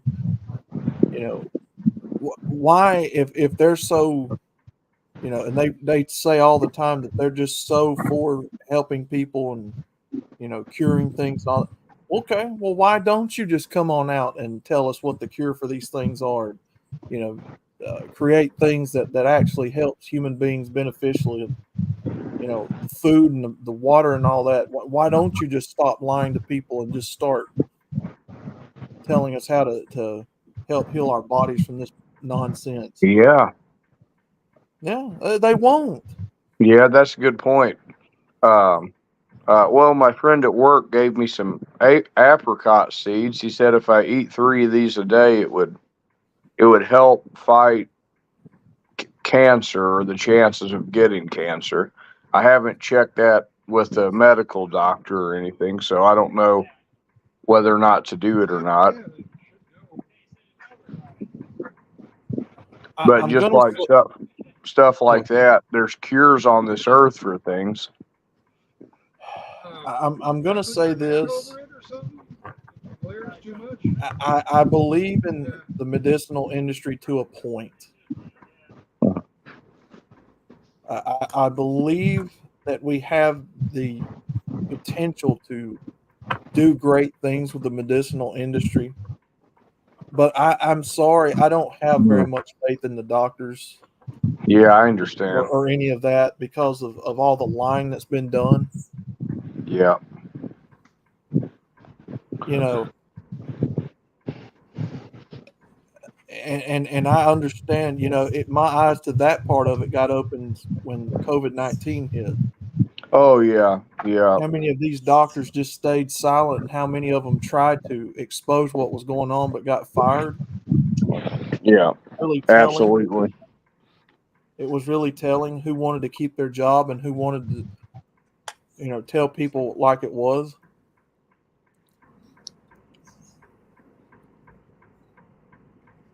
I don't have much faith in these fields. They No, I are don't blame you. necessary at times, I will admit. Yes, they are. You know, and there's a lot of people here that either are or know people that are in that field. But at the same time, Mhm. how long have they been lying to the American public? Just giving you medicine that only psychologically makes you think that you're getting help.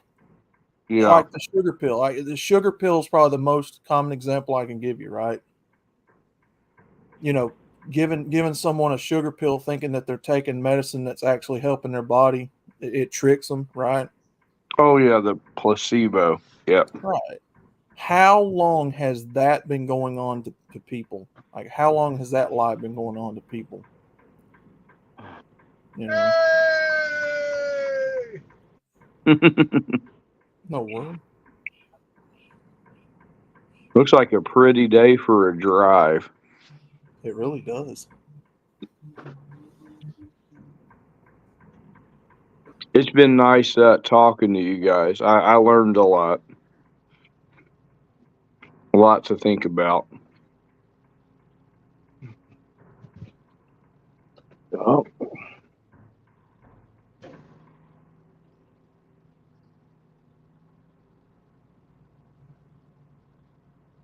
Yeah, thank you for sharing your thoughts there, Cybertoxin. Yeah, man. Thanks for listening. Oh man, it's my pleasure. I've found that it really helps me get everything.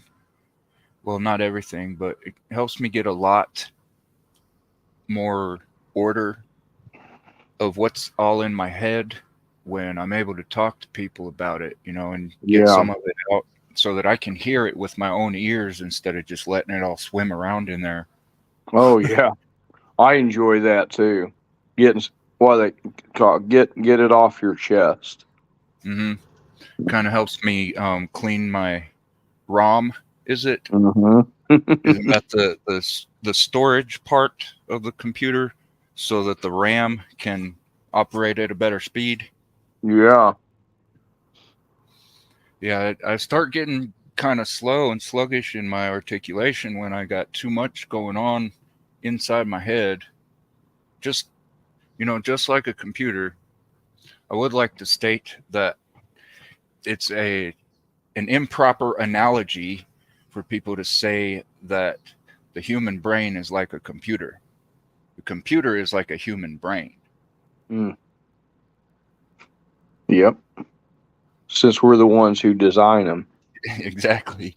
Oh yeah, and I also remembered the word I was looking for, outlaw, when we were talking about detransitioners. And I mentioned how anytime someone comes out as a detransitioner, they get labeled and shat on and shunned. What they call their testimony is anecdotal. Mm. I said analogous, but yeah, they try and dismiss all these multiple testimonies as anecdotal. This one's anecdotal, that one's anecdotal, that one's anecdotal. Well, a plural form of anecdote is data, and that's one thing I'd like to speak on generally. When people say that something you bring up is anecdotal, mm-hmm. they want you to dismiss it altogether, because one anecdote after another is how we compile data. Yeah. And if they can get people to dismiss one instance as anecdotal, so forget about it, then we never actually get to the compilation of all these anecdotes into what we can then call data. Yep. But there's not a whole lot of data about detransition. One reason why is because of that. What is detransition? People who have fallen into the idea that they can become a different gender and then change their mind. Usually when they're gotten to when they're young and naive, or going through puberty and they don't feel comfortable in their body. Yeah. I mean, nobody feels comfortable when some kind of dramatic and drastic change is happening that quickly. Yeah. After spending, 10 to 15 years a certain way, and then these changes start happening and there's nothing you can do about it. And somebody comes up and says, "Oh, we can do something about that. Just give us money and we'll give you these drugs or these surgeries or whatever," taking advantage of them. Yeah. It's very, very sad and very tragic. And it is. I think the people who coddle that and cater to that are the ones who don't love them. Absolutely. Because, I agree. I've got I forget the name of it. I think it's called What is Love? It's on my shorts playlist. It's the voice of someone who had detransitioned, talking about how love is not giving in to every whim. Love is setting those boundaries and saying no, even if the person's going to be mad at you for it. That's right. That's right. It's not handing me the car keys when I'm 5. Right. Well, one reason I know my parents love me is because even though I got mad at them so often when they'd tell me no, They taught me how to learn to accept being told no, and That's how to right. learn to accept boundaries, and how to set boundaries for myself. Yep. And That to is not let love. other people cross them, like coming into my house with their leftist policies or their right-wing policies. Anybody that's coming at me telling me that something must be their way, I mean, I might give them an ear, but I'm not going to let them into my heart. No. I'm not going to let them weaponize my empathy against myself or anybody else. That's right.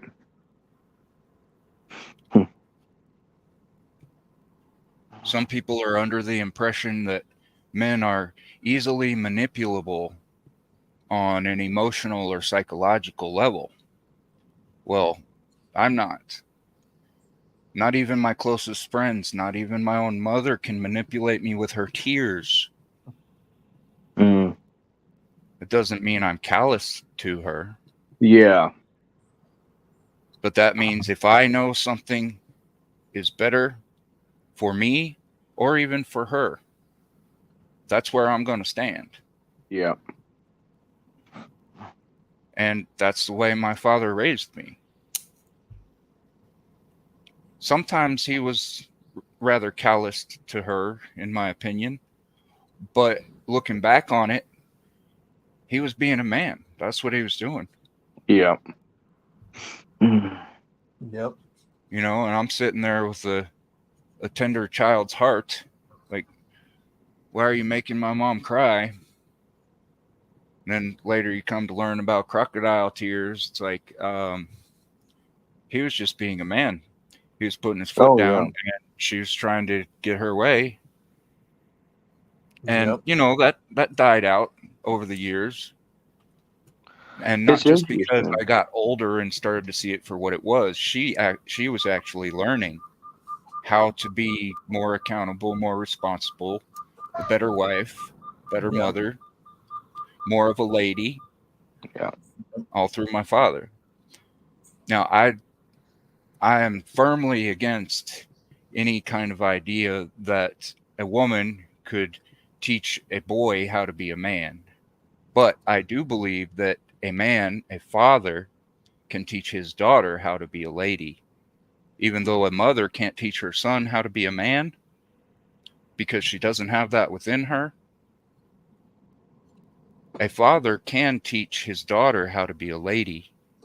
And it's through the same way. Yeah. Discipline. Yeah. Well, you know, that doesn't mean punishment. That means discipline, practical application of logical direction. Well, you know, it's like yesterday on Saunders' stream. There's only some things that him and Sage should be talking about, a father and son. You know, what goes on in that boy's life is none of our business in this community. That's only Father Saunders' business. Absolutely. You know, I there's don't just want to some, know. I don't either. I have no interest in that kind of stuff. And I don't know why anybody would come on stream and start drilling that kid, wanting to know stuff that he shouldn't even be asking. Michelle Guerva was correct in his observation, in my opinion. Yeah. Absolutely. Some things should be kept between a father and his son. Yep. That's just how it is. I mean, it's not my business. There's only some things that a father knows best about his own child. You know, that's just my opinion, though. Well, if a woman ever wants to argue against that point, a simple answer is to tell them you don't know why. If they don't know what you mean, refer them to a chart of chromosomes. Yeah. See, we as men have an X chromosome. Mm-hmm. Women do not have a Y chromosome. Mm. And Guys, there's I'm something gonna drop in off that. for now. All right, dude. Brandon, thanks for having me, and I hope you have a good rest of your drive. Cyber Outlaw, good talking to you fellas. Yes, Yes, sir, sir. brother. Appreciate it. God You too. bless you. And even if we disagree on things, we can still walk in love. We still follow the same Jesus. So God bless you, fellas, and have a good rest of your day. Thanks. You too, man. Yes, sir, man. I've said it before, and I'll say it again. It takes a man, normal man, to raise young men. Period. A woman, like you said, can't raise a man. A man understands where a young man is in life because he's been there. He knows what to expect out of life. He's been there. He's got experience. That young man does not. A man knows what a young man will go through in his life because he himself has been through it. We know how men are. We are men. Some of us are older than each other. Some of us are younger. We all know, have a roundabout way of knowing what's to be expected. A woman doesn't grow up knowing what a man goes through.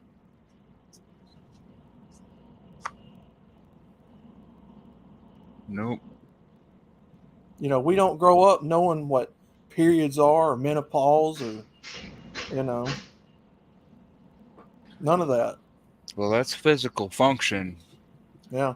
There's a big and more significant difference in the mentality.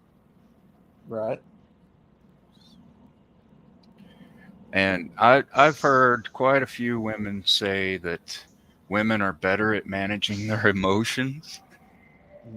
I find that laughable. And what they'll try and say to in effort to prove that is they'll give an example of a man losing his temper. Well, when a man loses his temper because of his physical stature, it's more memorable and more noticeable when a man who's lost his temper acts out, because we do it physically, we do it violently. Women, because they don't have that same physical stature, know better than to try and act out. Well, in most cases, know better than to try and act out against a man in that physical way. Mm-hmm. So they resort to other things that can't be measured.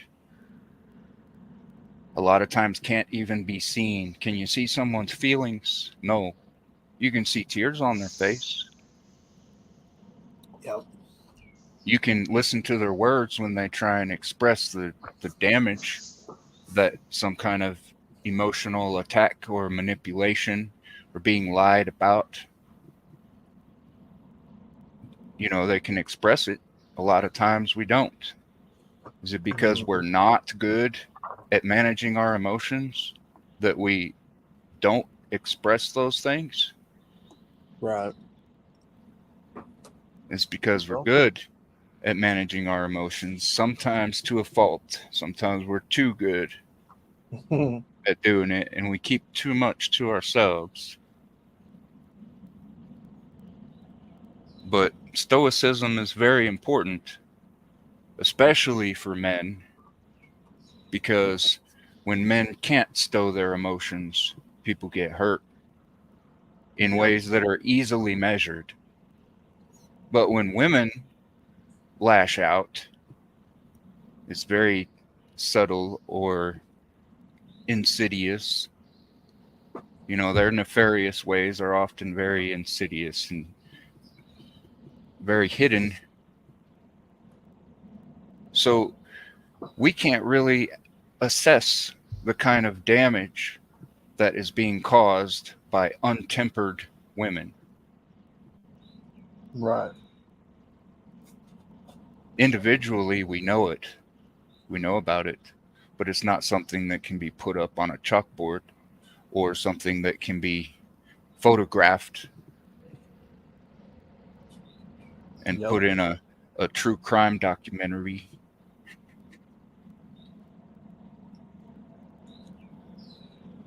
And also, there are no laws about hurting people's feelings. And I'm not even saying there should be, but there is definitely accountability for everything wrong that anyone does, whether we pay for it now or whether we pay it in the hereafter. Yep. Everything that's ever been done will be put on display for everyone that's ever existed on that day. On that day of judgment. Everything that's ever been done, good or bad, will be put on display in front of everyone that has ever existed. Mm.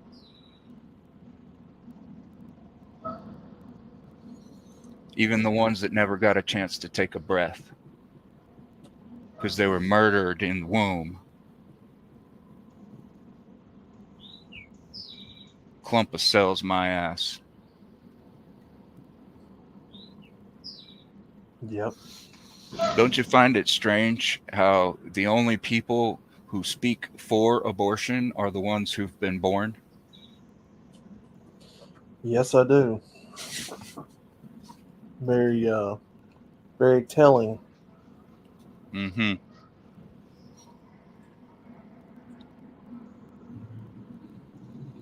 I remember being torn between screaming and laughing my ass off when I heard that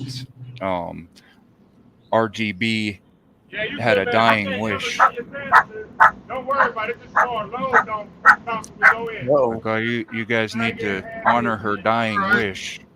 Figure it out whenever they How many get people here. never even got to make a first wish or blow out a candle on their first birthday because they never even got to take a breath because of her? And she's not the only one.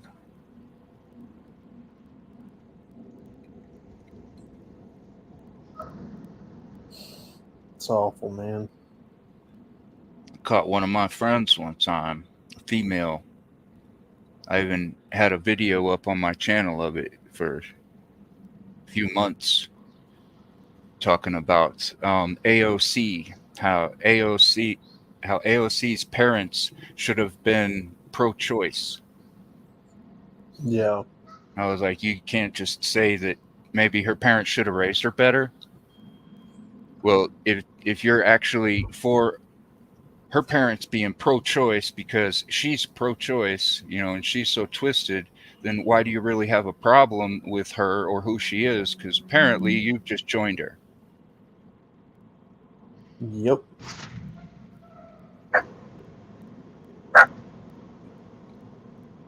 Those are the kind of women I'll never forgive.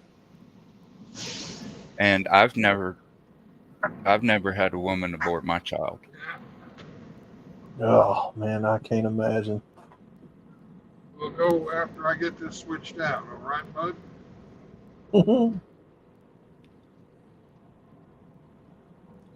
But just knowing that they're a life, that's a person, and that they want to discard it so that they can continue in their hedonistic lifestyle, using it as some kind of birth control. Like, oh, I might want to have kids one day. Well, I don't know if any kids would want to be born to a mother of children that she killed before them. Yeah, really. That creates a serious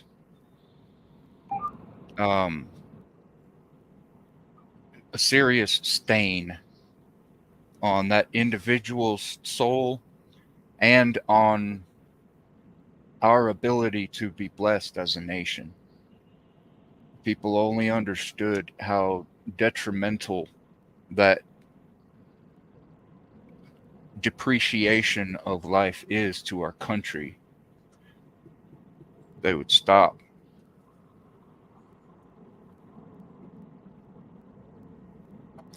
If you can't appreciate life in its smallest form, the least of these, if you can't honor the life of the least of these, then something's seriously wrong with you. Yep. Yes, sir. I got no patience. Got no patience whatsoever for somebody that will perform an abortion knowing they could have prevented it by simply keeping them legs closed. Mm-hmm. Speaking of performing the abortion, the doctors that do it, they should be put on the wall. Oh, yeah. They should be lined up. I heard a woman say one time that she fully supports illegal back alley abortion because she hopes that some of these stupid women go and do that, and she hopes that they die because she hopes that the news would pick it up and start scaring some of these women into being more sexually responsible. Didn't say a damn thing about the babies being murdered, and that's exactly what it would be if it were conducted illegally. And she didn't say a damn thing about the doctors performing it. She just wants the women to die so that because she hopes that the news would pick it up. What do you think the news would do if they picked up some stories of back alley abortions gone wrong since Roe v. Wade was overturned? What would the news do with those stories? Oh my God. They'd say, oh, we need to reinstate Roe v. Wade. That's what every single one of them would do. They wouldn't, the news isn't trying to scare women into being more sexually responsible. Absolutely not. Nope. There's no money in individuals being responsible for themselves. Nope.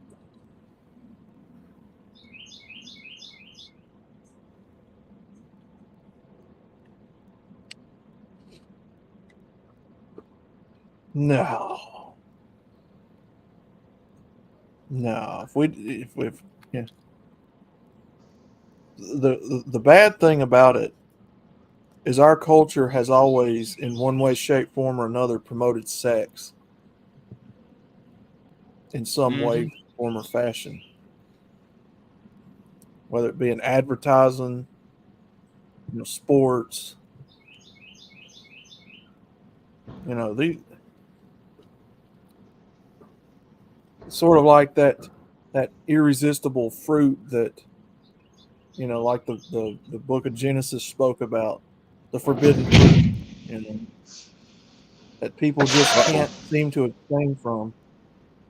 Did you hit something? That might have been brakes. I don't know. That was kind of loud. Taki hit the loading dock. Sex has always been that forbidden fruit of the Garden of Eden, metaphorically, that people just can't seem to resist from eating, literally and metaphorically. You guys, I don't have to go into detail there. You guys know what I'm talking about. Mm-hmm.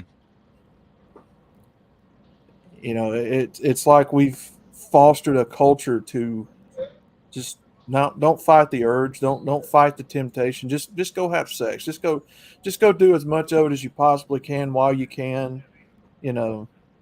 Promote debauchery and spreading diseases. And it don't matter, right? YOLO. See how many of you can get a high score. how many body counts you can get under that belt. Mm-hmm. No, God forbid we actually abstain. God forbid we actually, practice chastity and celibacy, things like that. I knew a chick named Chastity. She was a total slut. Ironically enough. Golly. People have this YOLO mentality. Just, we're here for a good time, not a long time. Just see how much fun you can get out of life, how much stuff you can get away with. Don't matter the consequences. In a few decades, we're going to be dead, and the next generation will have to take it on the problems. That's the mentality of the average human being right now. We don't give a fuck what happens. Just, the people coming after us will deal with that tomorrow. Yeah. We don't care how many of these people's lives we sleep with and destroy. That's for people tomorrow to deal with. I'm only going to be here for a little while, and then I'm going to die, and then I don't care about none of this anymore. So, how do you combat such a nonchalant, slackered way of thinking? There's no need to combat it. There's no need to waste the energy on an assault against something that destroys itself. Yeah, that's true. And that way, we will have more purpose in our own hearts to see ourselves succeed if we would not waste it to watch another fail. Yeah.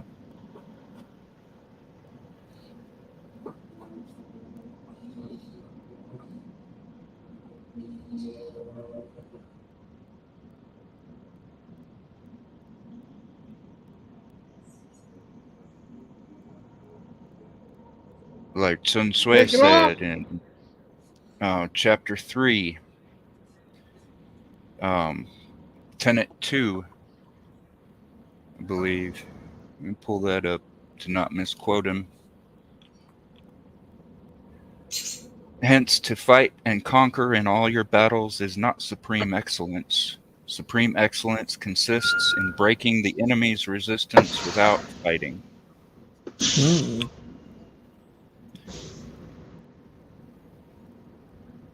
And in chapter 4, tenet 1 and 2 and 3, he said, the good fighters of old first put themselves beyond the possibility of defeat, and then waited for an opportunity of defeating the enemy. To secure ourselves against defeat lies in our own hands, but the opportunity of defeating the enemy is provided by the enemy himself. Thus, the good fighter is able to secure himself against defeat, but cannot make certain of defeating the enemy. But what if you're facing a self-defeating, self-sabotaging enemy that is fated to the destruction by their own hands? What's more important? Going out and waging against them to defeat them? Well, it's going to happen anyway. The best thing to do in that situation is to first put yourself beyond the possibility of defeat. A good defense, impermeable defense, strict and accurate, deliberate gatekeeping against an intrusive force, and then just let them beat themselves to death against the walls.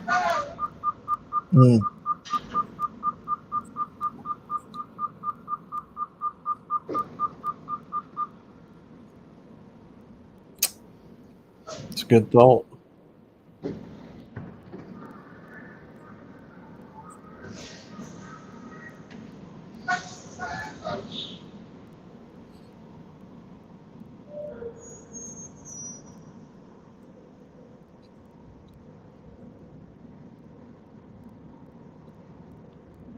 Sun Tzu, The Art of War, yes, sir.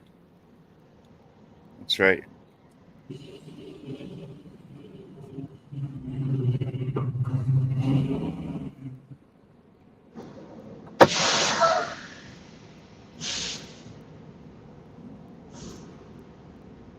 in chapter 4, number 5, he says, security against defeat implies defensive tactics. Ability to defeat the enemy means taking the offensive. That's when you're laying siege. Yep. But if they're trying to lay siege to you, and you have impermeable defenses, and their tactics are constantly exhausting themselves, and the only way that they can increase their numbers is through assimilation, just don't let them in. Protect your own.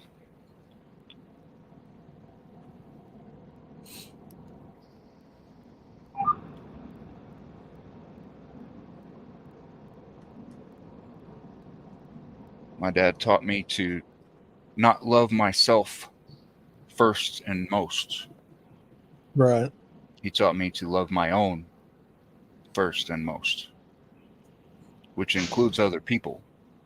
He went to extensive effort to teach me how to get over myself.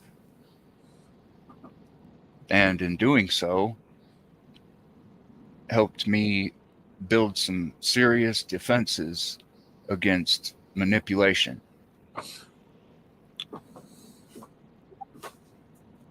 By helping me be aware of when I'm being enticed.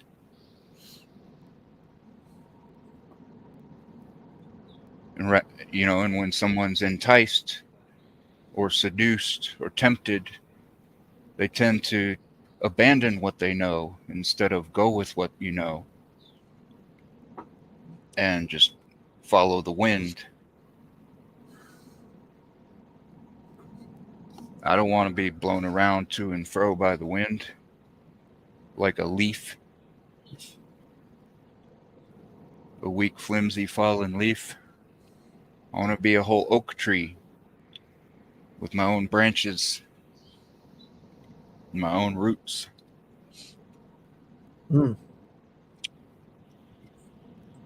And yeah, an oak tree that stands alone is certainly going to be more of a spectacle than an oak tree in a forest of oaks. But a forest of oaks is certainly more beneficial to any and everything around it. It reminds me of a poem by John Donne. It says, no man is an island entire of itself. Every man is a part of is a piece of the continent, a part of the main. If a clod be washed away by the sea, Europe is the less, as well as if a promontory were, like a small house, a shack, small plot of land, as well as if a manor of thy friends or of thine own were. Any man's death diminishes me, because I am a part of mankind, and therefore never send to know for whom the bell tolls. It tolls for thee. Been a long time since I've read that one. I put that on my community page, along with a For Whom the Bell Tolls by Metallica. Yeah.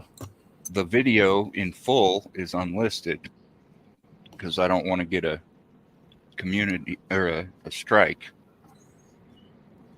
But I don't even know that they would strike me for it because it's got my voice, a modified version of my voice over top of it. And the song is really low. Yeah. But I also uploaded a portion of it where it's just the poem and the intro to the song. And for the image, I used it's like a CGI rendition of World War II where everybody's rabbits. They're all rabbits. Interesting. But I uploaded that shortly after I heard somebody calling themselves an island.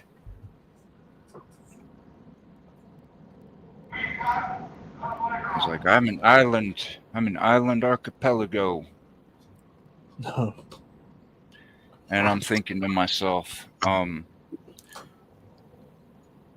archipelago is not a standalone island.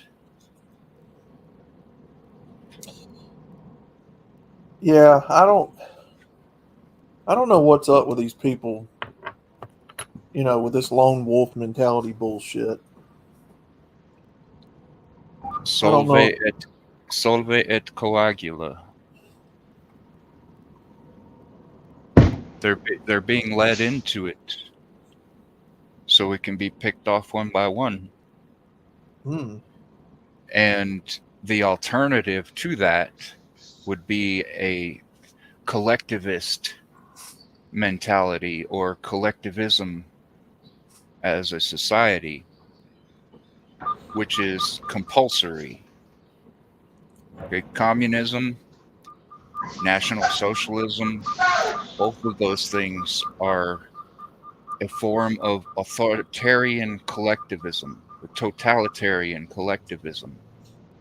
Yeah. Where you don't have a choice. You have to operate as the head of the collective has decided. Whereas we are now, individuals, but not isolated individuals. We can make our own choices because we know that we're all responsible for the individual choices we make. Right. Right. And the accountability for what we do falls upon each of us. And we can still decide to work collectively if we decide to do that. But that doesn't mean that we are collectivists. And that doesn't mean that we are trying to push an ideology of collectivism, suggesting that the thing must be. But we can still operate collectively if we choose. Right? Like when I was loading those railroad ties with my boss. Right. This was after we had left the job. I do residential painting. Okay. I don't do that kind of stuff. And he wasn't expecting me to either. He grabbed one end of it and drug it over toward the back of his truck and put it up there and was acting like he didn't want or need me to help him. But I chose to. Off the clock, mind you. Right. Because it's certainly much easier to load a 150, 180 pound railroad ties onto a truck with two people than it is for one. Oh, yeah.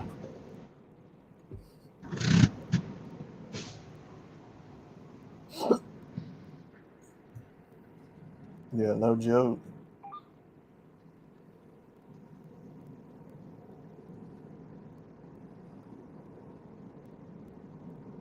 And it wasn't comfortable doing it, but I felt pretty good afterward. Heck yeah, man. Yeah, that's where your character comes in. Sometimes doing things for people you don't want to do,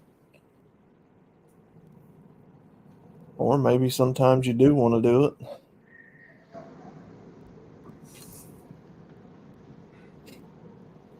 Taking initiative.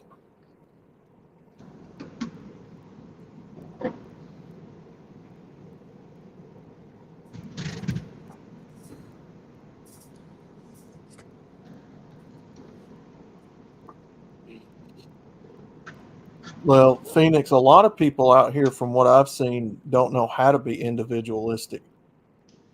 They don't know how to think for themselves. how to draw their own conclusions, or learn to stand on their own 2 feet apart from what the collective says about something. Well, you guys ready to roll again? Yes, sir. We're rolling forward this time. Oh yeah. Let's do it, man. So many damn people out Road here again. are so afraid to. I'm on the road again. Oh, hold on a second. Hold on a second. You got me started. Uh-oh. Are you ready? I'm already on the road again. Let's go. Okay, here we go. Bum bum bum bum bum bum bum bow down down down down. Bow down down down down down down down down. Bow down down down down down down down down down. Down down down down down down down down. On the road again. I just can't wait to get on the road again. Well, I love making music with my friends, and I can't wait to get on the road again. Going places that I've never been. Seeing things that I may never see again. And I can't wait to get on the road again. Oh, shit. I kissed a toad again. It didn't turn into a prince, but I'm going my way. What Down is this in fucking Brandon's highway. road again? Like a band of gypsies, we go down the highway. I dumped a load again. It's better out than in my pants, my friend. Oh, stop it. Stop it. Oh, my God. I dumped a load again. Right off in my commode again. Brandon blew up another Mexican restaurant again, and I can't wait to get on the road again. It was Chinese. Thank you very much. It was Chinese. Chinese. There's that smell again. I think someone's eating Taco Bell again. In this here bathroom, it won't be the same, my friend. Cause I just had Taco Bell again. All the smells that come out of there. Oh my God, they're starting to blend. I don't think the smell of this commode will ever end.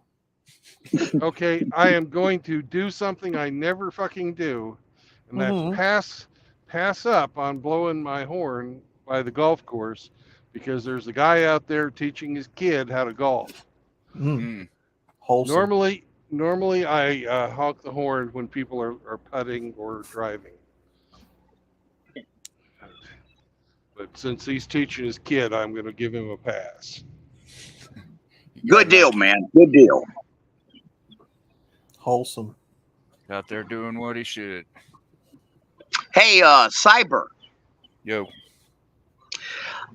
Stan Lee incorporated the philosophy that you were just talking about in one of the early, I don't know if it was late 80s or early 90s Marvel X-Men, but Beast was giving a lecture to Wolverine, and he was saying, no man is an island unto himself.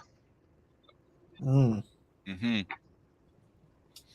Yeah, Wolverine has a bit of that lone wolf mentality, doesn't he? Actually, I would argue that the character development of Wolverine was the very first instance of the so-called Sigma male phenomenon coming into our community. Yeah. I can see it. And what exactly would you define a Sigma male as? Well, that's an interesting question, Brandon. Me and Gone with John, we have argued about this. John considers himself a Sigma male, and I have argued with John that in reality there is no such thing as a Sigma male. There is only a shy version of an alpha male. And I would argue that men are not wolves, and the whole Sigma Alpha analogy is completely bogus. Well, I can see you making that argument, and there's fundamentals to support that. So you'll get no complaints out of me. Yeah. Well, I don't know. Go ahead, Outlaw. I know there's a very fine line between, a man having his pride and admitting that he doesn't want help when he actually needs it. I can see it right now in my own pops. The pride of him is just. I know it's our kryptonite. To a degree, I get it why people adopt that lone wolf philosophy, but at the same time, I don't know why it's so hard for some people to admit that they need help. My pops. Well, I'll just come out right now and tell you, Outlaw, that it's my belief that the way that God created man is to make allies and alliances. Like, for example, I'm here right now with my young brother Joseph, and separate. We have our strengths, we have our weaknesses, but together we have an extra strength. Yeah. It's all about allies and alliances, and no man is an island unto himself. I agree. My pops, you won't meet another prideful man. Just refuses to take handouts, refuses help, doesn't even want the church to pay him a salary, but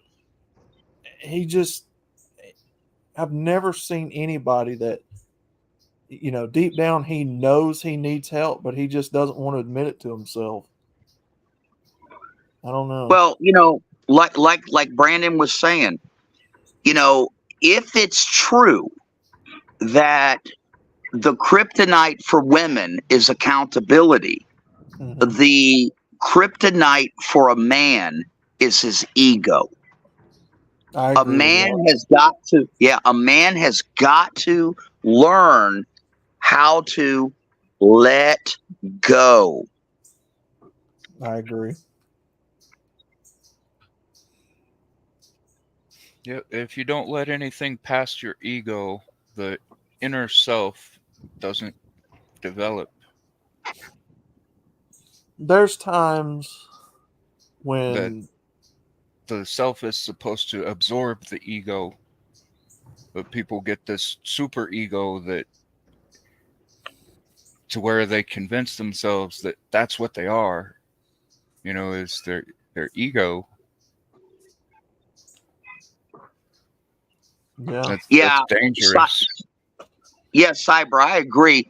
One of the exercises that I try to do, because I hit on so many narcissistic boxes, traits. Okay, although I may not have the disorder, I hit on a lot of the traits.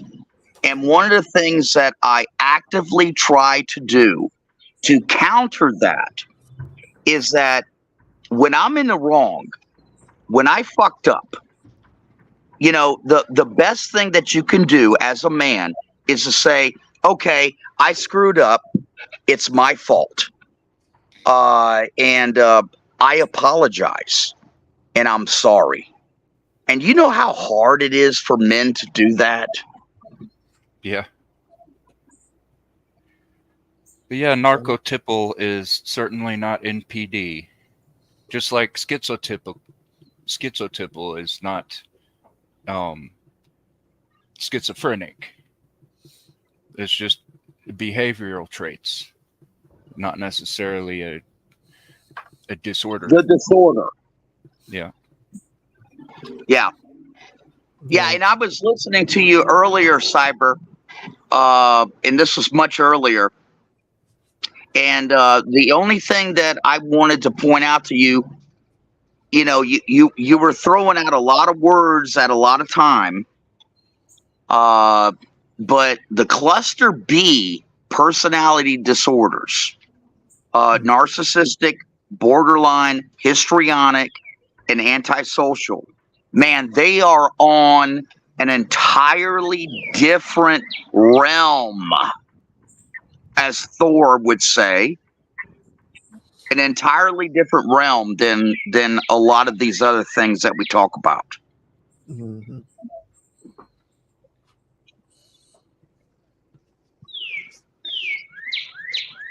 Psychology itself is junk science. And the thing it's a pseudoscience. Yes, that's pseudoscience. It's junk science. 50% of the experimentation that has been done in psychology cannot be replicated. You know, it's not science. It's basically philosophy. No, that's true. And when you, it's also hypothesis. Yeah, finish my point. Yeah, sorry, Brandon. The dissection of people's behavior using the language of psychology keeps you in the basket of psychological thought. You know, it's better to use plain language when describing the bad behavior that you don't view as sane than to call it, you know, some psychological term. Because that way you free yourself from the entrapment of the psychological profession itself.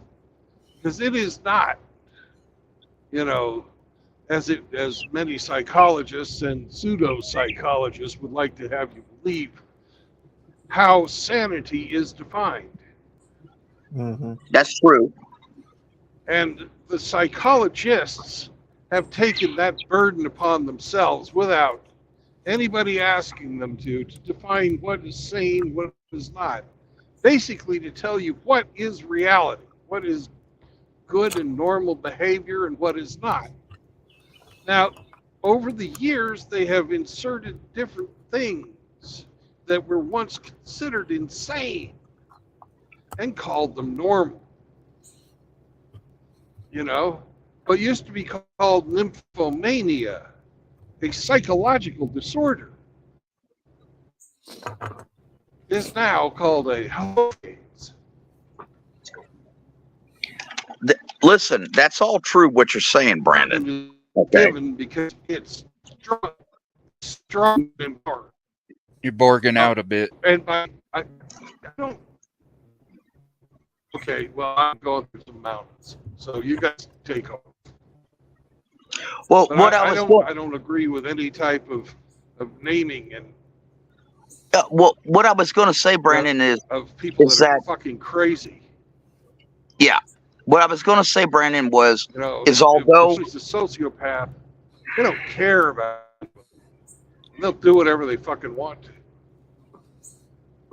Yeah. Consequences be damned, because other people aren't human.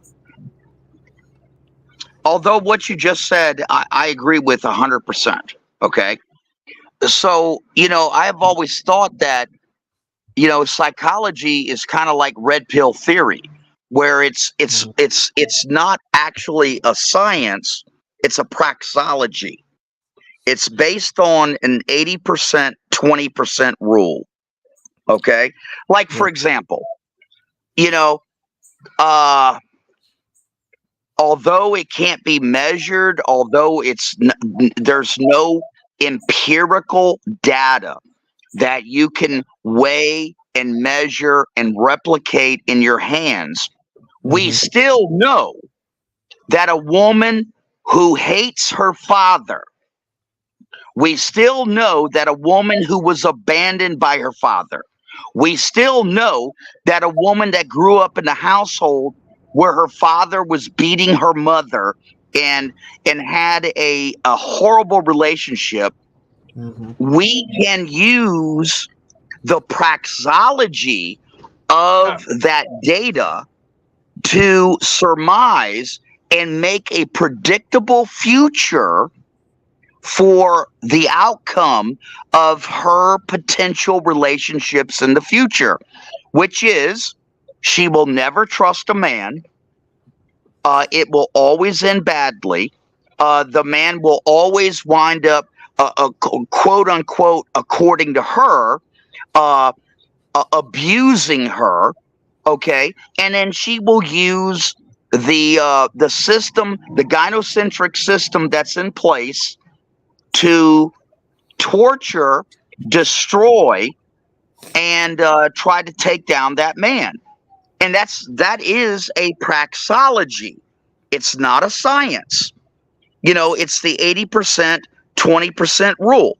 I mean, if you got on an airplane and there was 2 parachutes, and one of the parachutes says this parachute works 80% of the time, and then the other parachute said this parachute works 20% of the time, I guarantee you're going to be putting on the 80% parachute. Yeah.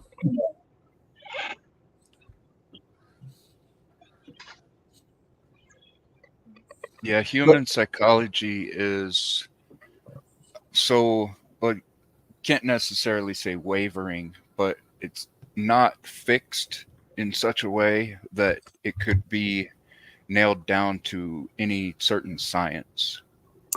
Yeah. You know, people change. Most people are capable of change. Some, very few, are absolutely not. But that's because they've decided for themselves that they're not going to. But Hey, K-Plan.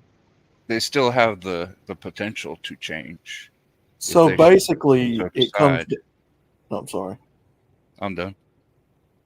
I was just going to say, so basically you're saying it comes down to just an educated guess. Hypothesis, yeah.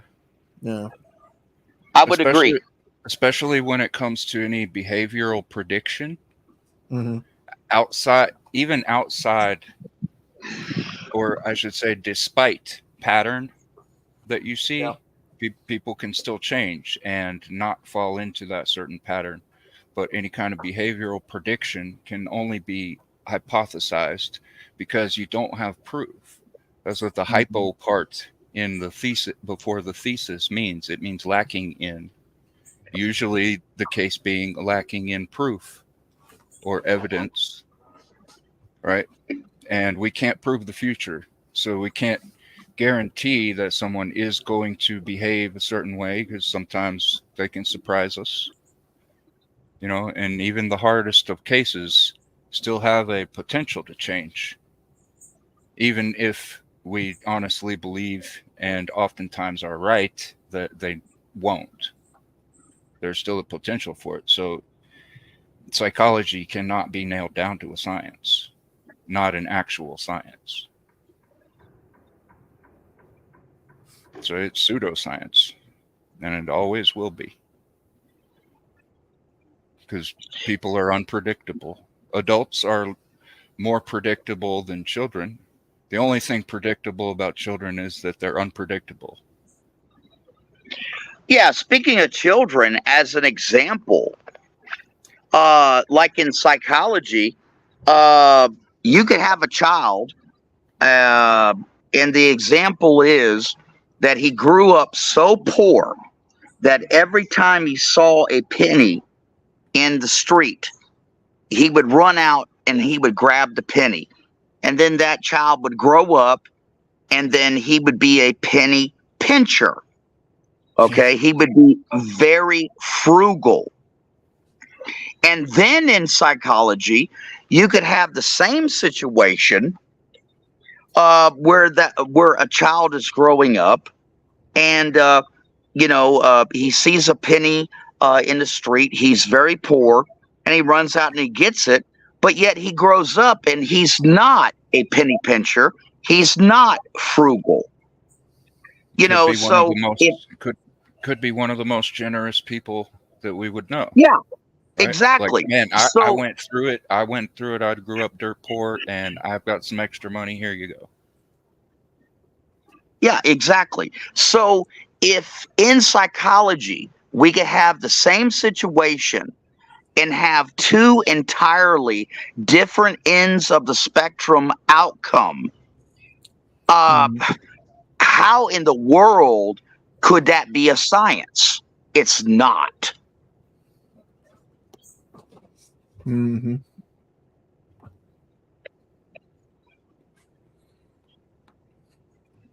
Yeah, because you can never really, predict the future accurately. Well, I would disagree a little bit, Outlaw. I would refer back to Isaac Asimov's 3 rules of predicting the future. The first rule is whatever's been going on will continue to go on.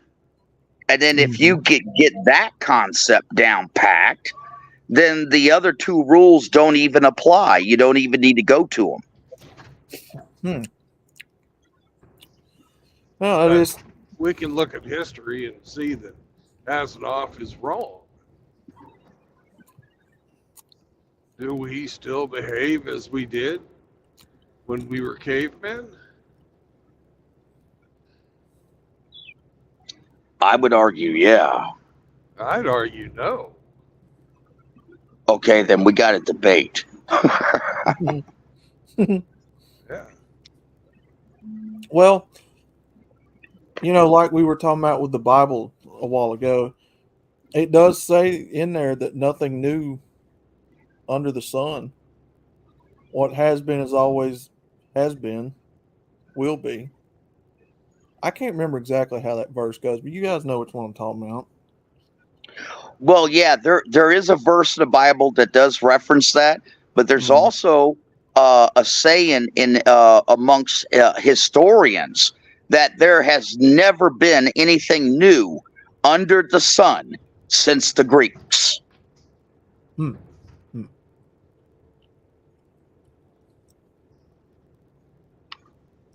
Interesting. Well, I once again argue that that's also false. Oh, shit. Here we go. Well, the extent of Greek knowledge in mathematics culminated with Euclid. And No. and geometry. No. Well, who surpasses Euclid of the Greek mathematicians?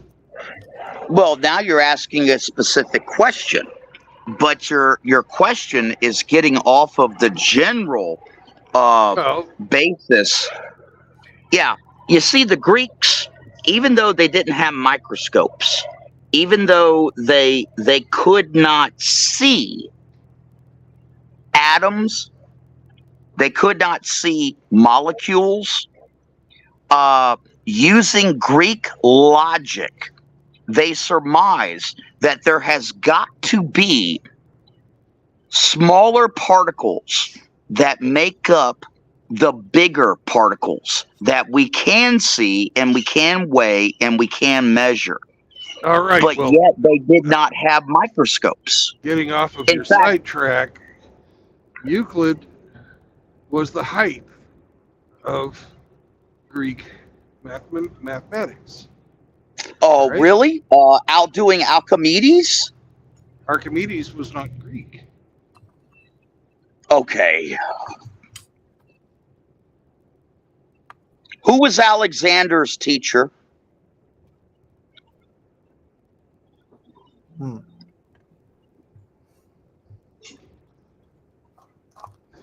Does anybody know?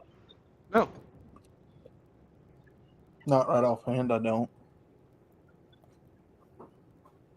No, I'm not sure. Look it up. Okay, Alexander the Great.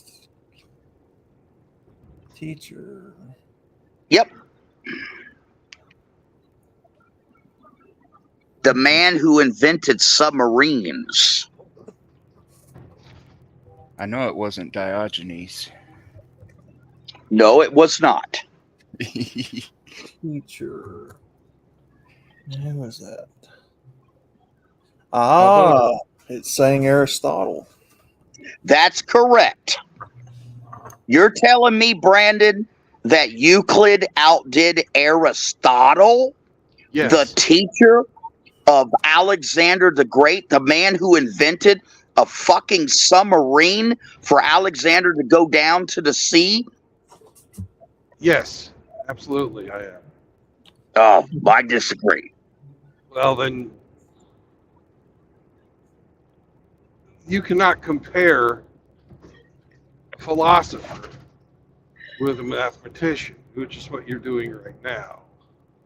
Yeah, but what you're failing to understand is that through philosophy, all of these mathematicians and everything, they're secondary. The philosophers came first.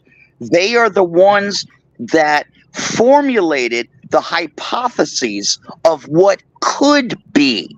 And then the mathematicians came after them and then proved them right.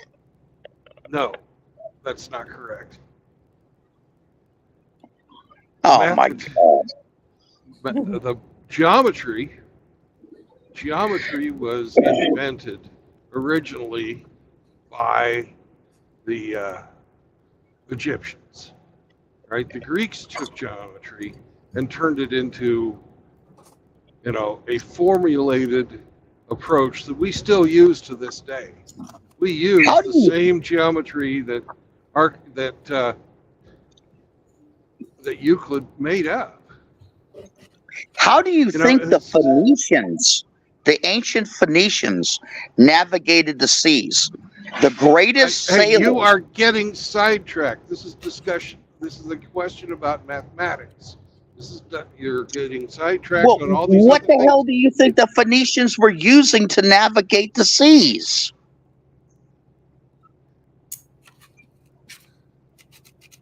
I am not going to allow myself to be sidetracked by these. You're saying that there were greater Greek mathematicians than Euclid. That was the original point of contention. And there are not. There is no greater Greek mathematician than Euclid. I would put Aristotle up against Euclid any day of the week. Aristotle was a great philosopher. Aristotle was not a mathematician. You're trying to compare a tallow wax candle to the light on a fucking lighthouse. Mathematically. Let me ask you a question, Brandon. How in the hell do you think Aristotle invented a submarine, the very first submarine in the history of the world, to go down below the sea so Alexander could look at the bottom of the ocean without superior mathematics, if he was just a philosopher? In the days before the sciences were invented, a philosopher had to know about the physical world and the properties of said physical world. I don't know anything about this submarine. I've never heard of such a thing, but I'm not doubting that it happened. But pure mathematics, using the ability to use mathematics to determine how much stone you need to build that road. Aristotle didn't know shit about that. Pi, the invention of fucking pi, for God's sakes, and all the fucking theorems of geometry were done by Euclid. his body of work is immense. Yes, it is. Absolutely I'm not. immense. I'm not And as a denying that. as a mathematician, nobody else in the ancient world holds a candle to it. Okay, well, I know somebody's on a computer right now. Somebody look up who discovered 0.314. You mean pi 3.14? Yes. Oh, 0.14. Yeah, that's it. Yeah, who discovered that? Who discovered that? All right. Now, going back to the point before, the one of which one's the greatest Greek mathematician, was that there's nothing new under the sun. Since the Greeks. Since the Greeks, right? And that was true until they invented algebra, which didn't even exist. Now algebra was actually invented by the Muslims. Yeah. Well, on biography.com, it says Archimedes, the Bingo. mathematician who discovered pi. Bingo. Okay. Give me a lever big enough and I can move the world. That is a direct quote from Archimedes. Right. And when did Archimedes live? The 200s. Okay, so he wasn't an ancient Greek. 200 BC. Yeah. He was about 150 years before Alexander. All right, and after the Greek algebra, then in mathematics sort of sat stagnant for a long time until this funny-looking British guy who got married invented another form of mathematics called calculus. Okay, well, I'm going to go ahead and concede, Brandon. Number one, it's your channel. Number two, you're an engineer. Yeah, you're an engineer. I'm not. I'm just a trained classicist. I'm one of the last classicists that was trained in this country.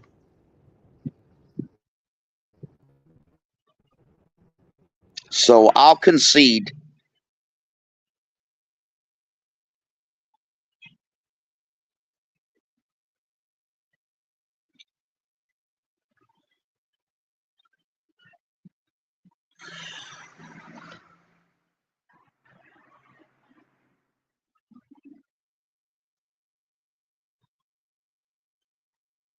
You must be going through the mountains.